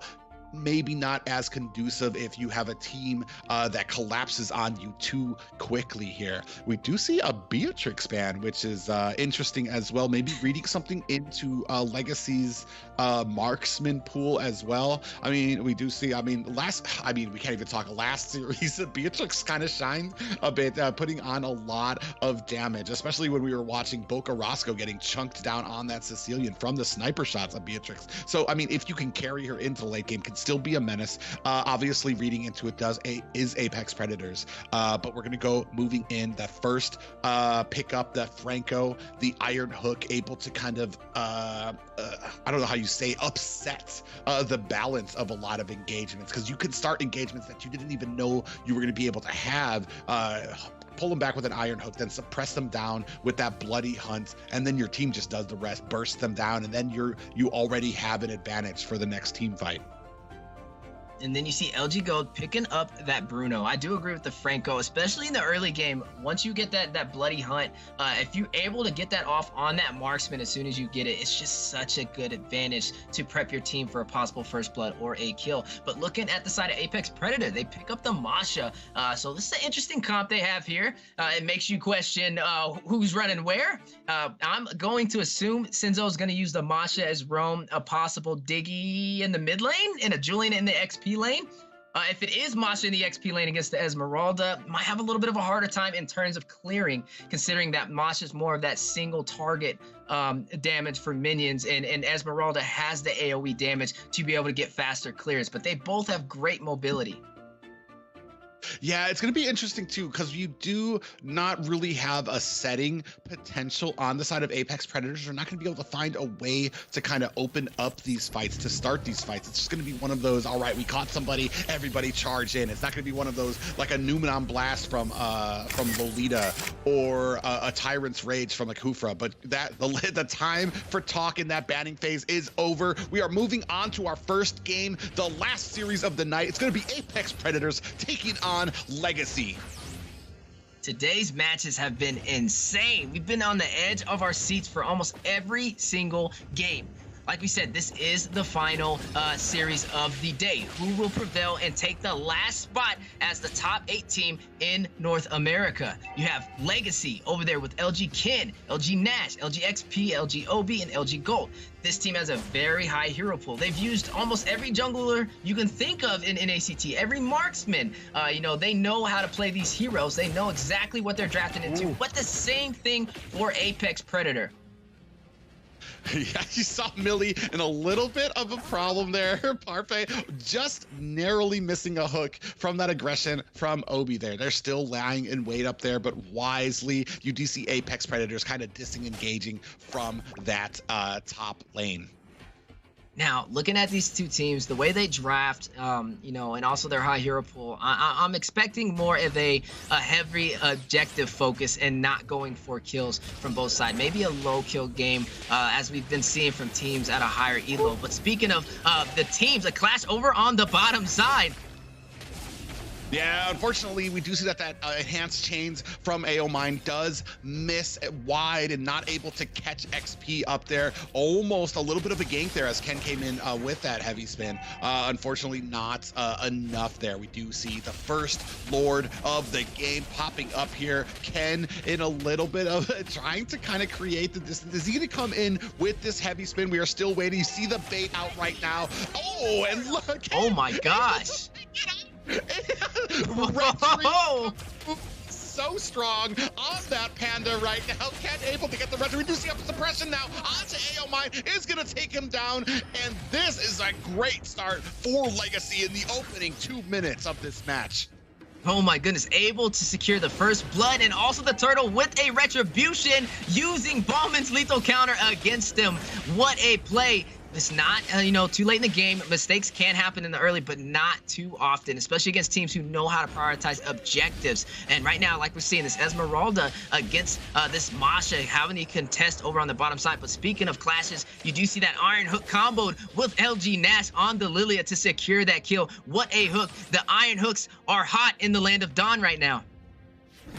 Yeah, and already diving into the jungle, our LEGACi. You see XP basically kind of enforcing the will, and this is kind of the problem you get. Oh, we have a heavy spin here.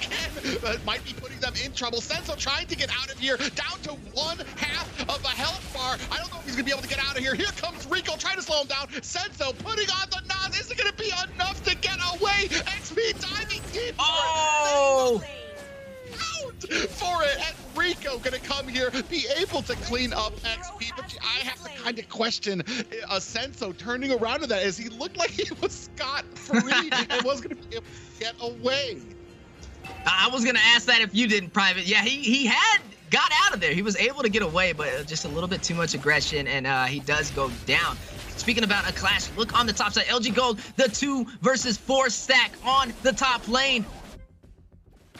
Yeah, Golden, them still putting on the pressure right now. You can see Rico trying, is going to go ahead and disengage and go back to his farming right now. And right now, the gold lead about almost 2K in favor of LEGACi. And if Apex Predator wants to have a chance in this game, they're going to need to be able to mount a comeback. We do see the first tower going over for LEGACi right now. It's only right now. Are they LEGACi? That's the first turtle count.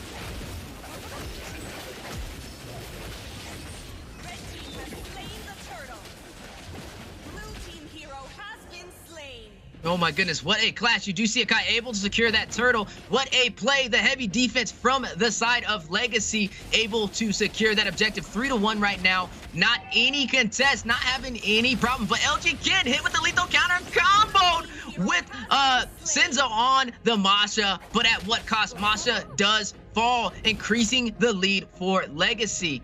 Man, ladies and gentlemen, we have a fight on our hands, but right now it's just looking really good in terms of objectives from LEGACi. They were able to take that top tower within the first 5 minutes. A little bit of an item check. We do see the Molten Essence picked up by the Akai. Pretty typical on those beefier jungles. But just looking at the build, Esmeralda building that dominance, Ice getting a little bit of that anti-heal. But over on the other side, you see dominance being picked up by the Masha. But the pressure right now is just too much for Apex to handle. They were able to secure that bottom tower as well without too much of an issue, and this is where it gets a little hard for a Masha on an Esme. But LG Nash in the mid lane able to take out the Diggy. The roam is down for Apex Predator, but the fight continues. You see Rico caught in between the 4 stack of Apex Predator. Yeah, heavy spin over there, going ahead and upsetting that balance right now. This game is all LEGACi right now. 1-7 and a 4K gold lead for them as like XP in a little bit of trouble there, does get that first time onto him, but they see that crushing damage onto that Diggy. Crypto getting taken down so easily by that immense damage from Gold on that Bruno.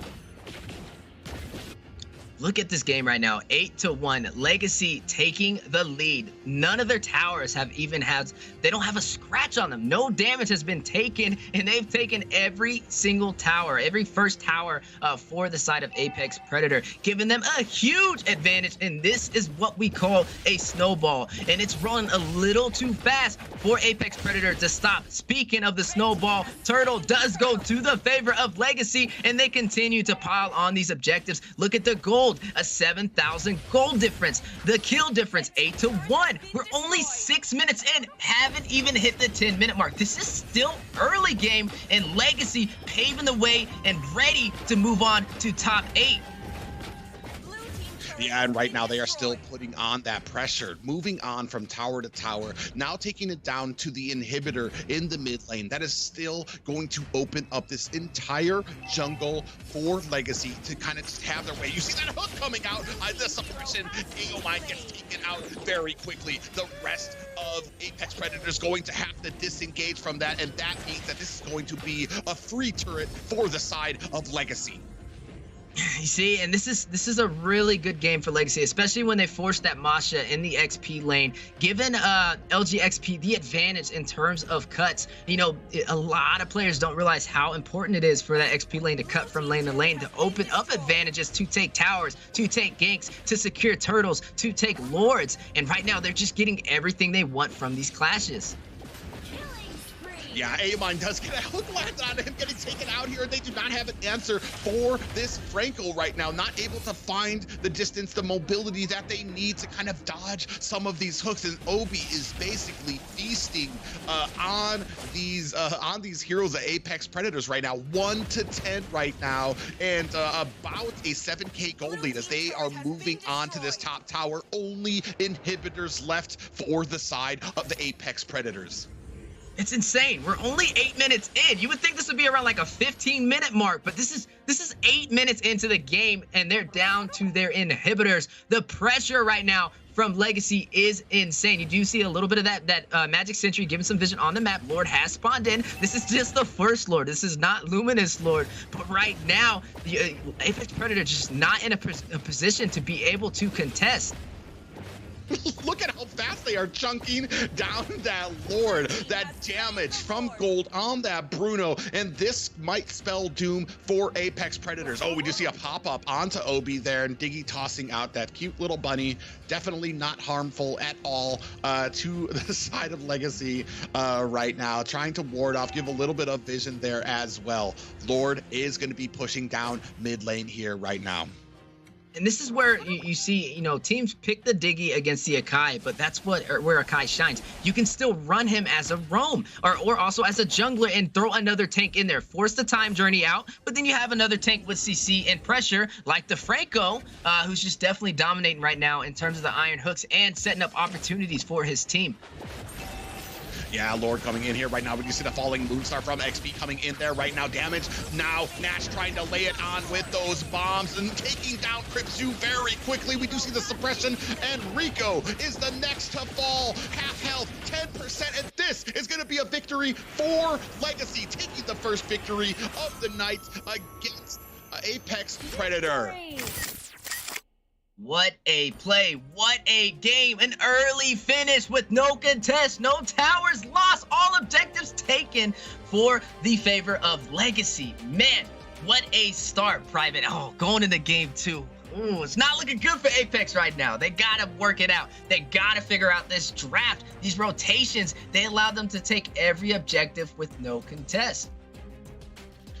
Not just that, but as we went into the draft, as you saw that Diggy come out, there was a plan for it. Having that Lilia out there, putting on the bombs, it's just a burst damage. The biggest problem for Diggy, especially in that early game, you're not going to be able to get to that late game. You're not going to be able to get those time journeys off if you're getting burst down already. And that's the value you have out of a Lilia. That's the value you have out of a Bruno who gets his stacks up. And once you've started kind of snowballing in that effect, it's going to be a very hard thing to kind of stop them, especially because you have a Diggy on your team. You don't have a traditional tank on your team to be able to tank that damage, and especially when you have Senso on that Masha, usually traditionally a very thick, a very tanky hero that can, with 3 health bars, almost like 30,000 HP of health However, when you're in the XP lane, I feel like you're basically nerfing the potential of that Masha for the same reason that having a Julian in that position can kind of hurt you. You're not able to expand and explore the map to be able to get those kills, to be able to get farmed up. And I feel like that was a problem here for Apex Predators. A solid draft from LEGACi, but that is game 1. It is not over though. It is best out of 3. There is still a chance for a comeback for Apex Predator. But looking at a little bit of the gameplay from match 1, we do see the fight over on to the Turtle. LG Kin able to secure it. You do see Ballman forced on the retreat. LG Gold able to take out the Roam as well. Diggy does fall. A little bit of a push in the mid lane. You do see the 3v3 classy enhanced sword from Julian, but LG Kin able to, or LG Nas able to secure the kill on Kripsu as well. 0 and 2, just starting that snowball. 1 to 5, only 5 minutes in. We are only 5 minutes in, and they're continuing to stack on kills. A triple kill over there by Lilia to increase the lead to 1-7. Look at this timestamp, 7 minutes in, 1 to 8. It just continues to roll, and they had nobody to stop them from continuing that pressure. You see the Iron Hook connecting on LG Gold. I love the double tank composition for LEGACi right there, especially to overwhelm that Diggy. He uses that time journey. It can only work for one of those tanks. You still have a whole nother set of skills in effect to give your team a hard time. Not just a time journey that can only work for one of those skills, but when you're talking about the suppression from Franco, time journey doesn't help you out there. I mean, you're going to have that suppression. Time journey is going to be activated. It's not going to be able to resist that suppression from Franco as well. Not just that, but during those fights, a handful of those fights, who was the first one you started seeing getting burst down? It was Diggy. So they were taking that off the table, and then you lose your roam. You don't have a tank, and you still have to contend with a Lilia and Bruno who absolutely shined in that match for LEGACi. So there has to be a plan. We have to come up better when it comes to these drafts right now, because at the top 16, I mean, you're not going to be able to go in with just anything. And this is what we talked about before. You need to have a plan. You pick up Diggy, there needs to be that support there. You have to know what his pluses are, the anti-CC, the ability to kind of have that time reverse, the shield that he gives you, but you have to know what he lacks. And what he lacks is raw tanking ability. Yeah, just a solid game from LEGACi. Like we said, it is best out of 3. This is the last series of the day, meaning whoever wins this series moves on for the final spot for top 8. Remember, guys, these teams are competing to make it to the #1 spot, to be the finalists, to have a ticket to M4. There is a grand finale in Las Vegas. I'll be there. You'll see Private Dancer there, man. So many content creators. It's going to be insane. This is the biggest event for North America.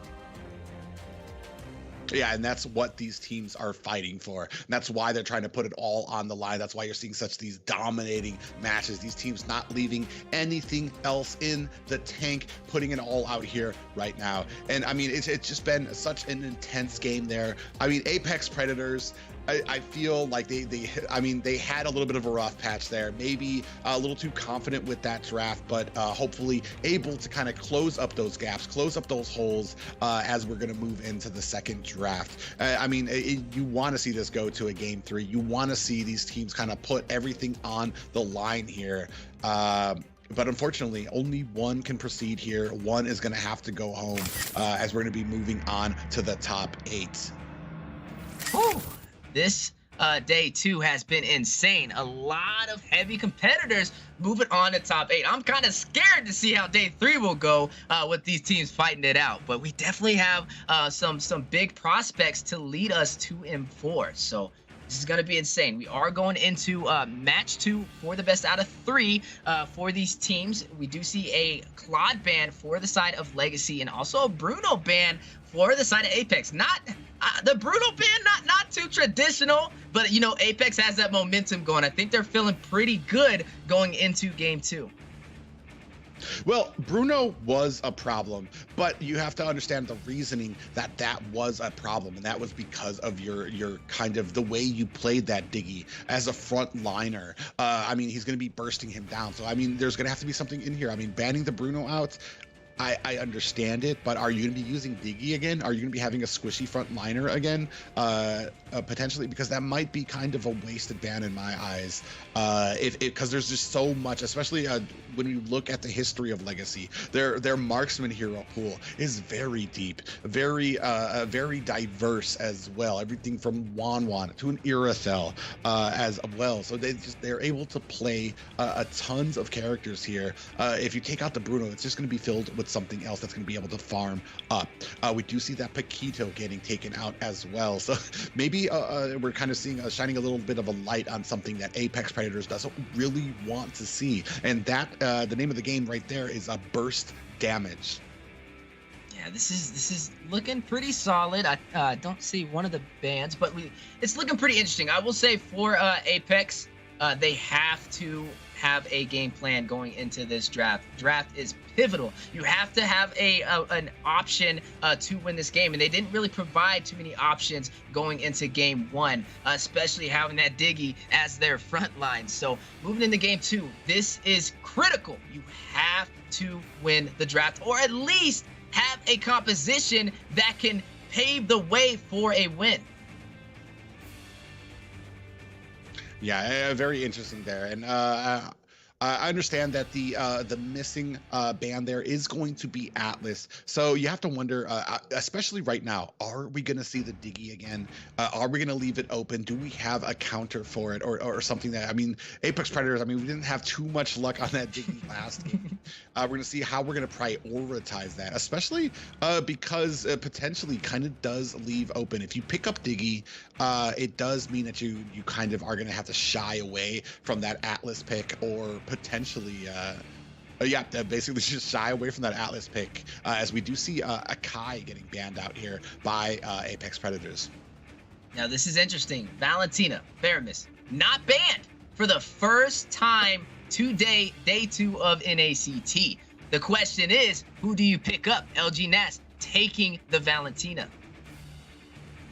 Yeah, so the Valentina getting picked up there, we do know, especially the amount of XP, how fast she's able to scale with her passive. And when she's over or equal to a hero that she's hitting, she gets a ton of regen from the abilities that she puts out there. Not just that, but the diversity of her ultimate, being able to take her IMU, being able to take the ultimate of the enemy hero. So that has to be on your mind. Picking up Faramis here, Aomine, a wise choice there, because that kind of, I want to say it kind of narrows down the field for Valentina, because that creates the priority. You don't really have to worry about the falling Moonstar. You don't really have to worry about another ultimate that that Valentina is going to steal, because you know she's going to be coming for that that cult altar, that immortality, that second life for those team fights.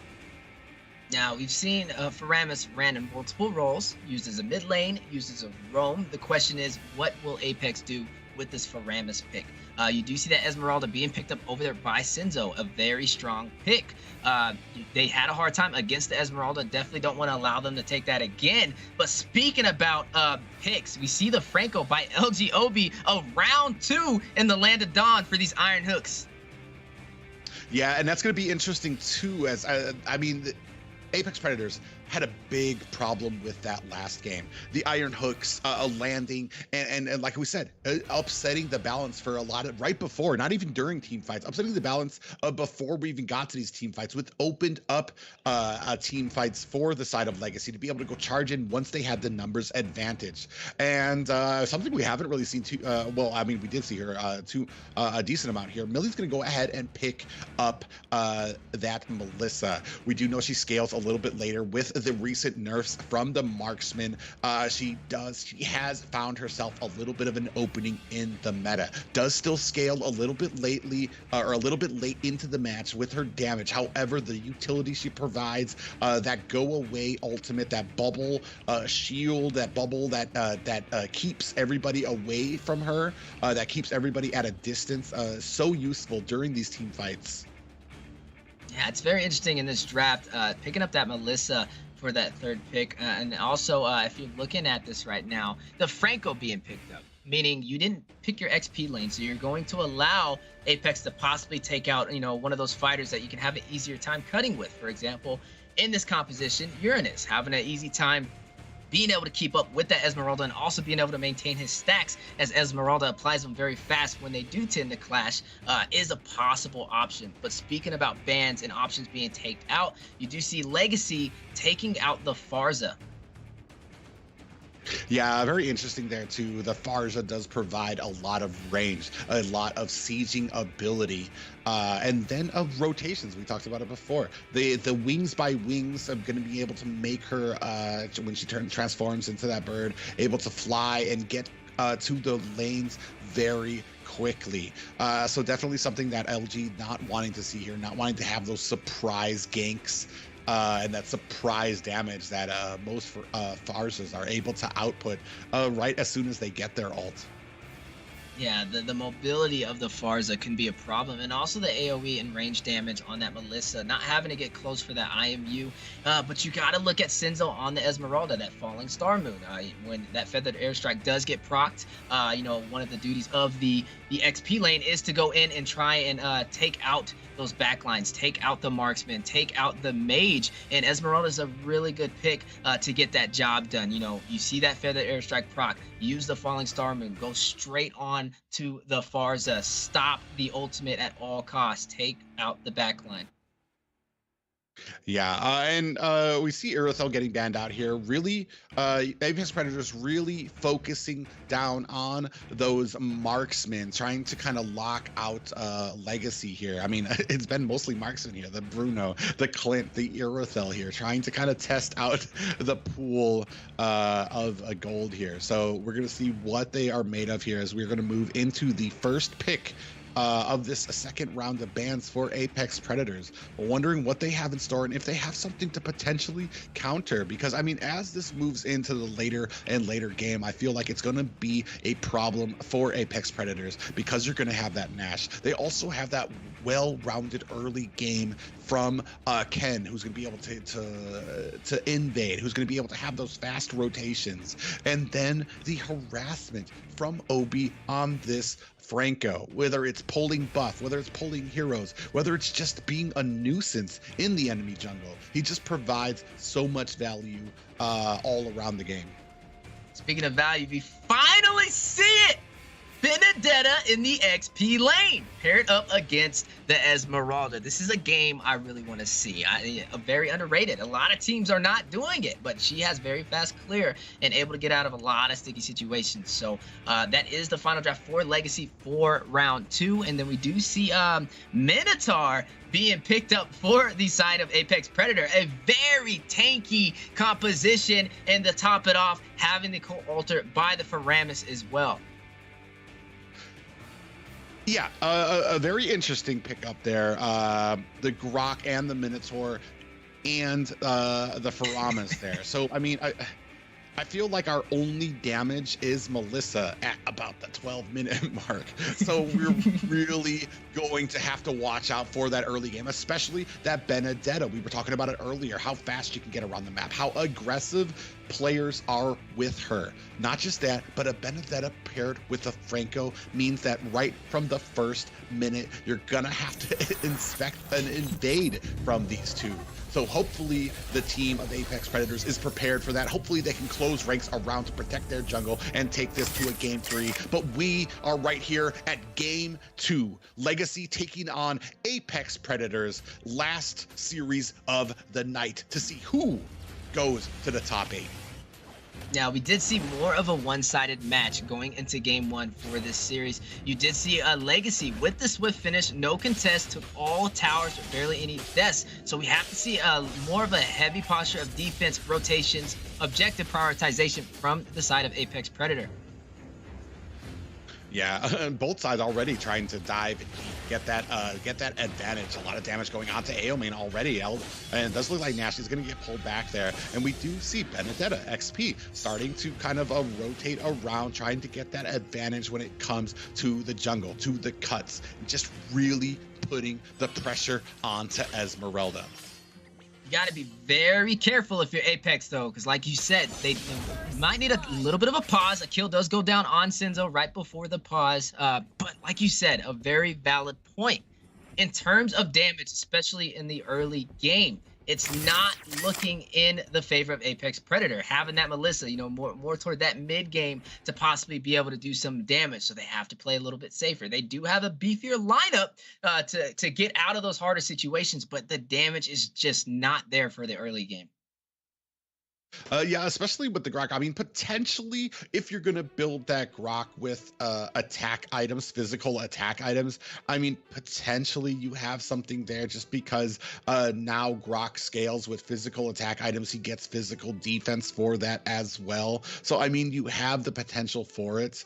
But I mean, Cryptzu's playing it. We saw him last game. He was playing the roam position. So I'm not so sure how well a physical damage Grok would work for that position.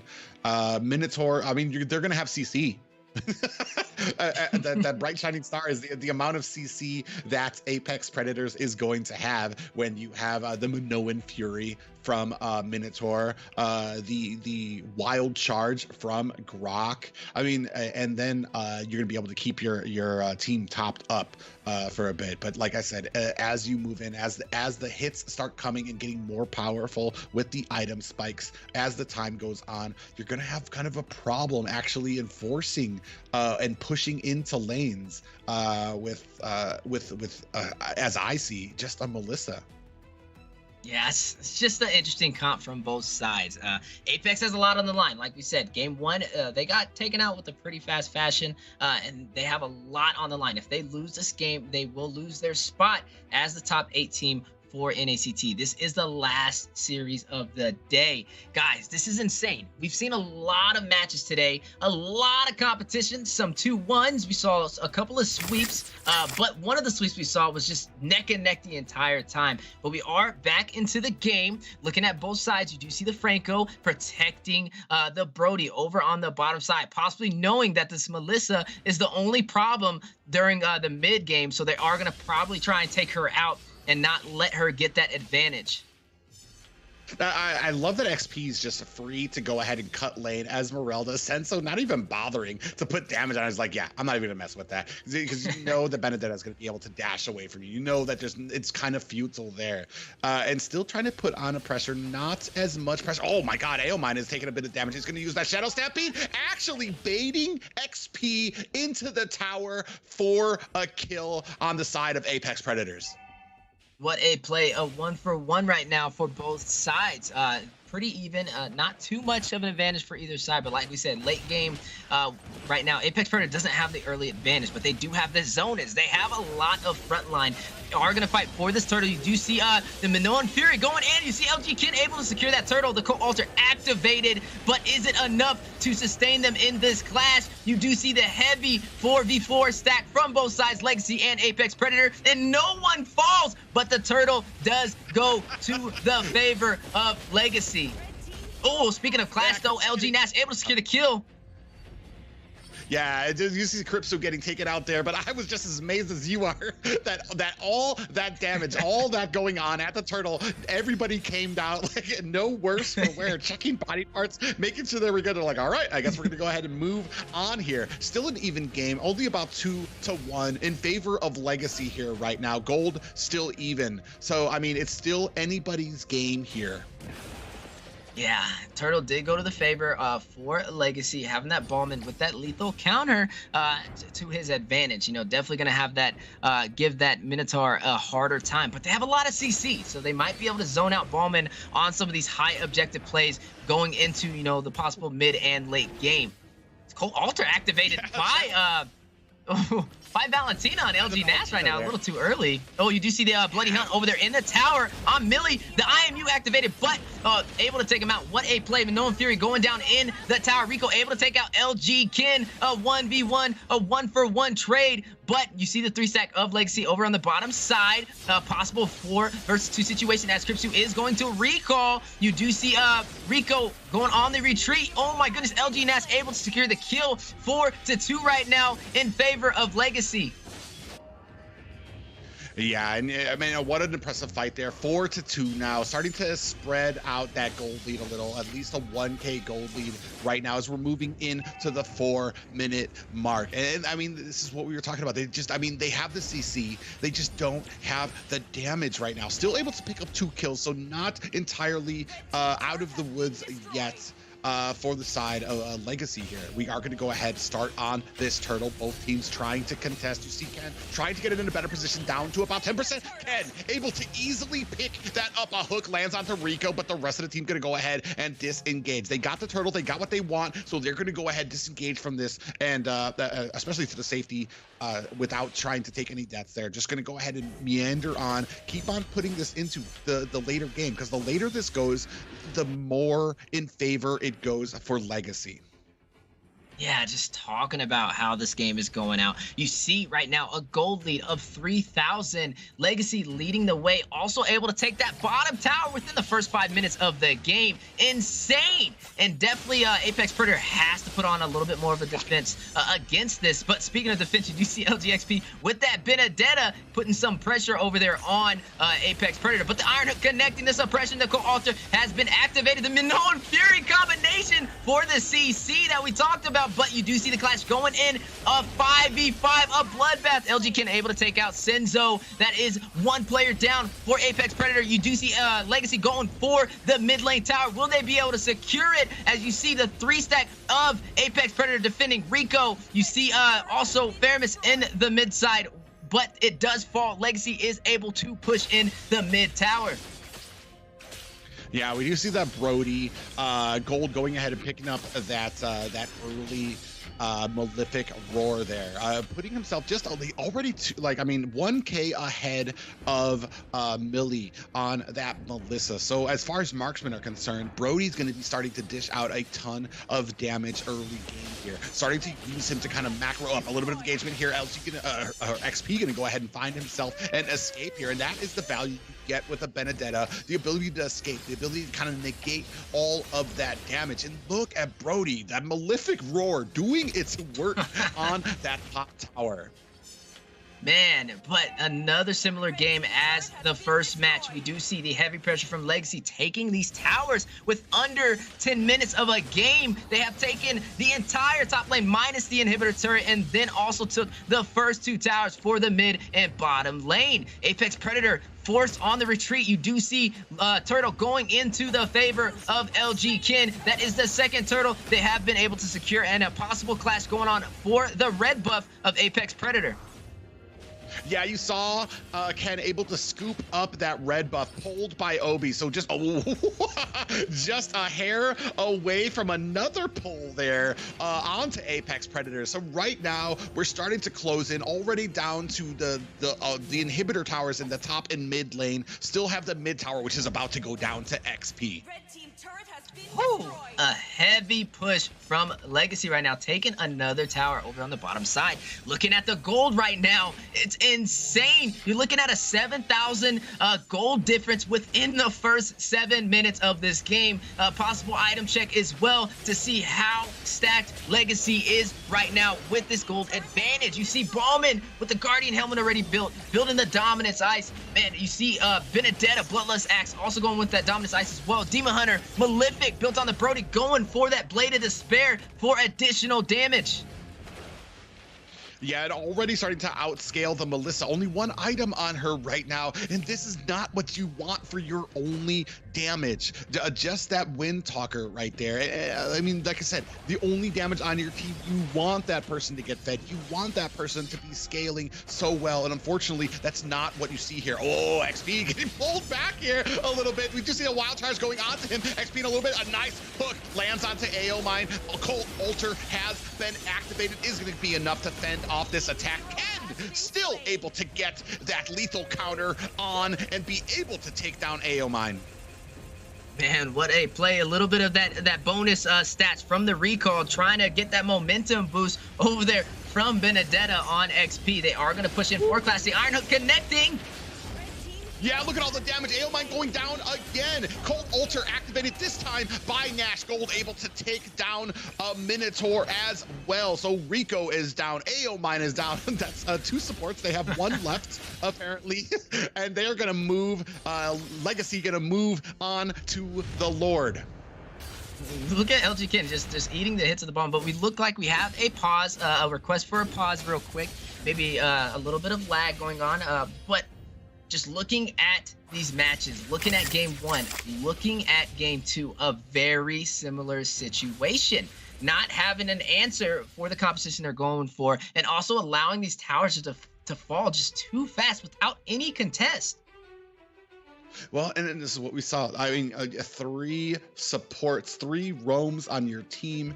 You don't, and then an Esmeralda, a great XP laner, but definitely not the damage output you need to be able to win these team fights. You have the CC, and that's kind of the issue too. You have the CC out there as well, and we're not really kind of spacing out that CC in a way that kind of chains it all together, so that you're not just having the wild charge and the Minoan Fury happening at the same time, and that's becoming an issue. Not just that, Melissa just got thrashed, completely pushed in her lane, and not able to get the gold needed to kind of be that hero that Apex Predators needs, to be that damage output, especially because right now it looks like LEGACi just really pushing in the early aggression, not wanting to get Melissa to that point where she scales so well, where she has that immense amount of damage. You know, looking at the compositions, when you do go into the draft, like, you have to have a plan for the heroes that you pick. You know, Melissa is your only source of damage, especially with the beefier composition that you went for. So you have to protect her and help her get that farm, help her scale and outscale the marksman she's going against. And right now we're just not seeing that. We've seen the heavy pressure over there on her in her lane, and she just kind of got out farmed, got ganked, pushed in her tower without too much contest. And then not only that, but they are also taking all the objectives. LEGACi not having any contest for objectives, giving the marksman a disadvantage against who she is going against in that lane. Yeah, it's just been an amazing play so far by LEGACi, just completely outthinking their opponents. And right now, Apex Predators on the back foot really needs to put up a stiff defense for this, needs to get this to the late game, needs to get, and not just get it to the late game, but I mean, at this point, you can't even touch the minions. You need to get Melissa fed. You need to, she needs to be the priority when it comes to killing these things, to be able to get that gold up, to get that farm up. And even then, we're talking about one person. You're banking it all, because, and now all you have to do is basically build physical defense for it. So, I mean, I don't like the chances for Apex Predator, but this match isn't over yet, and they still have a chance. So, ladies and gentlemen, that technical pause was due to one of the players, Nash's battery actually dying on their phone. So they have 2 minutes to be able to rejoin the match, or it will be a disqualification. An unfortunate event, especially for these teams competing at this level. But sometimes these things happen. They have 2 minutes to join back. It looks like they were able to make it in time, and we are going back into match 2 out of the best of 3, with LEGACi taking the lead. Yeah, you gotta have those fresh batteries for these matches, especially on a mobile game. You gotta make sure you're topped up before you join these matches. LEGACi going ahead, taking that next Luminous Lord, and so that is going to be coming up here with the next wave. We are seeing, trying to mount a little bit of a defense here is the side of Apex Predators. Yeah, forcing Apex on the defense. They have to protect their marksman, protect the Melissa, let her get farmed. It's pretty much protect the president right now, as she is their only chance of remaining in this game. Yeah, and unfortunately, I mean, that is a lot of pressure onto one person. You see the entire team of LEGACi sitting here, crowding around here, wanting to pressure out. You have to watch out for Obi. You have to watch out for that hook. Here comes the Lord pressing in there. You're seeing the damage. All the lanes are crashing in at the same time. This is a non-luminous Lord, but look at the damage it is still able to do to this tower. Oh my goodness. Has been taken down. We are still putting the pressure on. Lord getting down to about 10%. In comes the rest of LEGACi. We see that Cult Altar has been activated, trying to top them off, but it has now been activated for LEGACi as well. That IMU from Nash continuing its shot. Rock goes down, another hook on to Apex Predators, takes down Millie. The rest of Apex Predators is down 2 members. They are going to go ahead, try to protect this as LEGACi moving on to the rest of the inhibitors. Look at all the pop-ups there, but that is it. LEGACi is going to be the next and final team moving on to the final 8. Oh my goodness, what a game, what a finish! LEGACi paving the way, letting everyone in the land of Dawn know they are ready. They want to represent North America, and they proceed to the top 8. Yeah, each one of these teams, including LEGACi, just a well put together composition, a well put together execution of that. It doesn't get any more crisp. It doesn't get any prettier than that, and what they did there and how they were able to draft around it, how they were able to get, how they were able to kind of output that damage, and especially that Vendetta being able to kind of to put out that damage. There was a point where we saw Vendetta basically a third, like leaving Minotaur, a tank with like a quarter of health after an engagement, just a 1v1 there. We could take a look at the stats here right now. Name of the game here, I mean, all the players, a well-oiled machine here. The synergy here, Nash, Obi, and Gold here, both all playing pivotal roles here. Especially, I mean, we can't not talk about XP in the jungle position with that Benedetta. Or not in the jungle position, as an XP laner, still doing the job, creating that immense pressure. You have the tanking abilities and being able to draw out those abilities until there was like nothing left on the side of Apex Predators. Here you can see some of these fights here, Alter coming out. They don't have anything for these objectives. They don't have anything for the damage output that's coming out. They can call Alter all day long, but at the end of the day, you're still going to be able to need damage to take down the enemy team. You see right here, XP does get caught a little bit, but it still is not that nice hook there as a Colt Alter comes out, but it is still not enough to protect these towers. Ken able to take down Aomine there as well, coming back in, but then another death coming onto him as that fight progressed. And it was just an amazing match right there. And here you can see the top 8, Wheezy.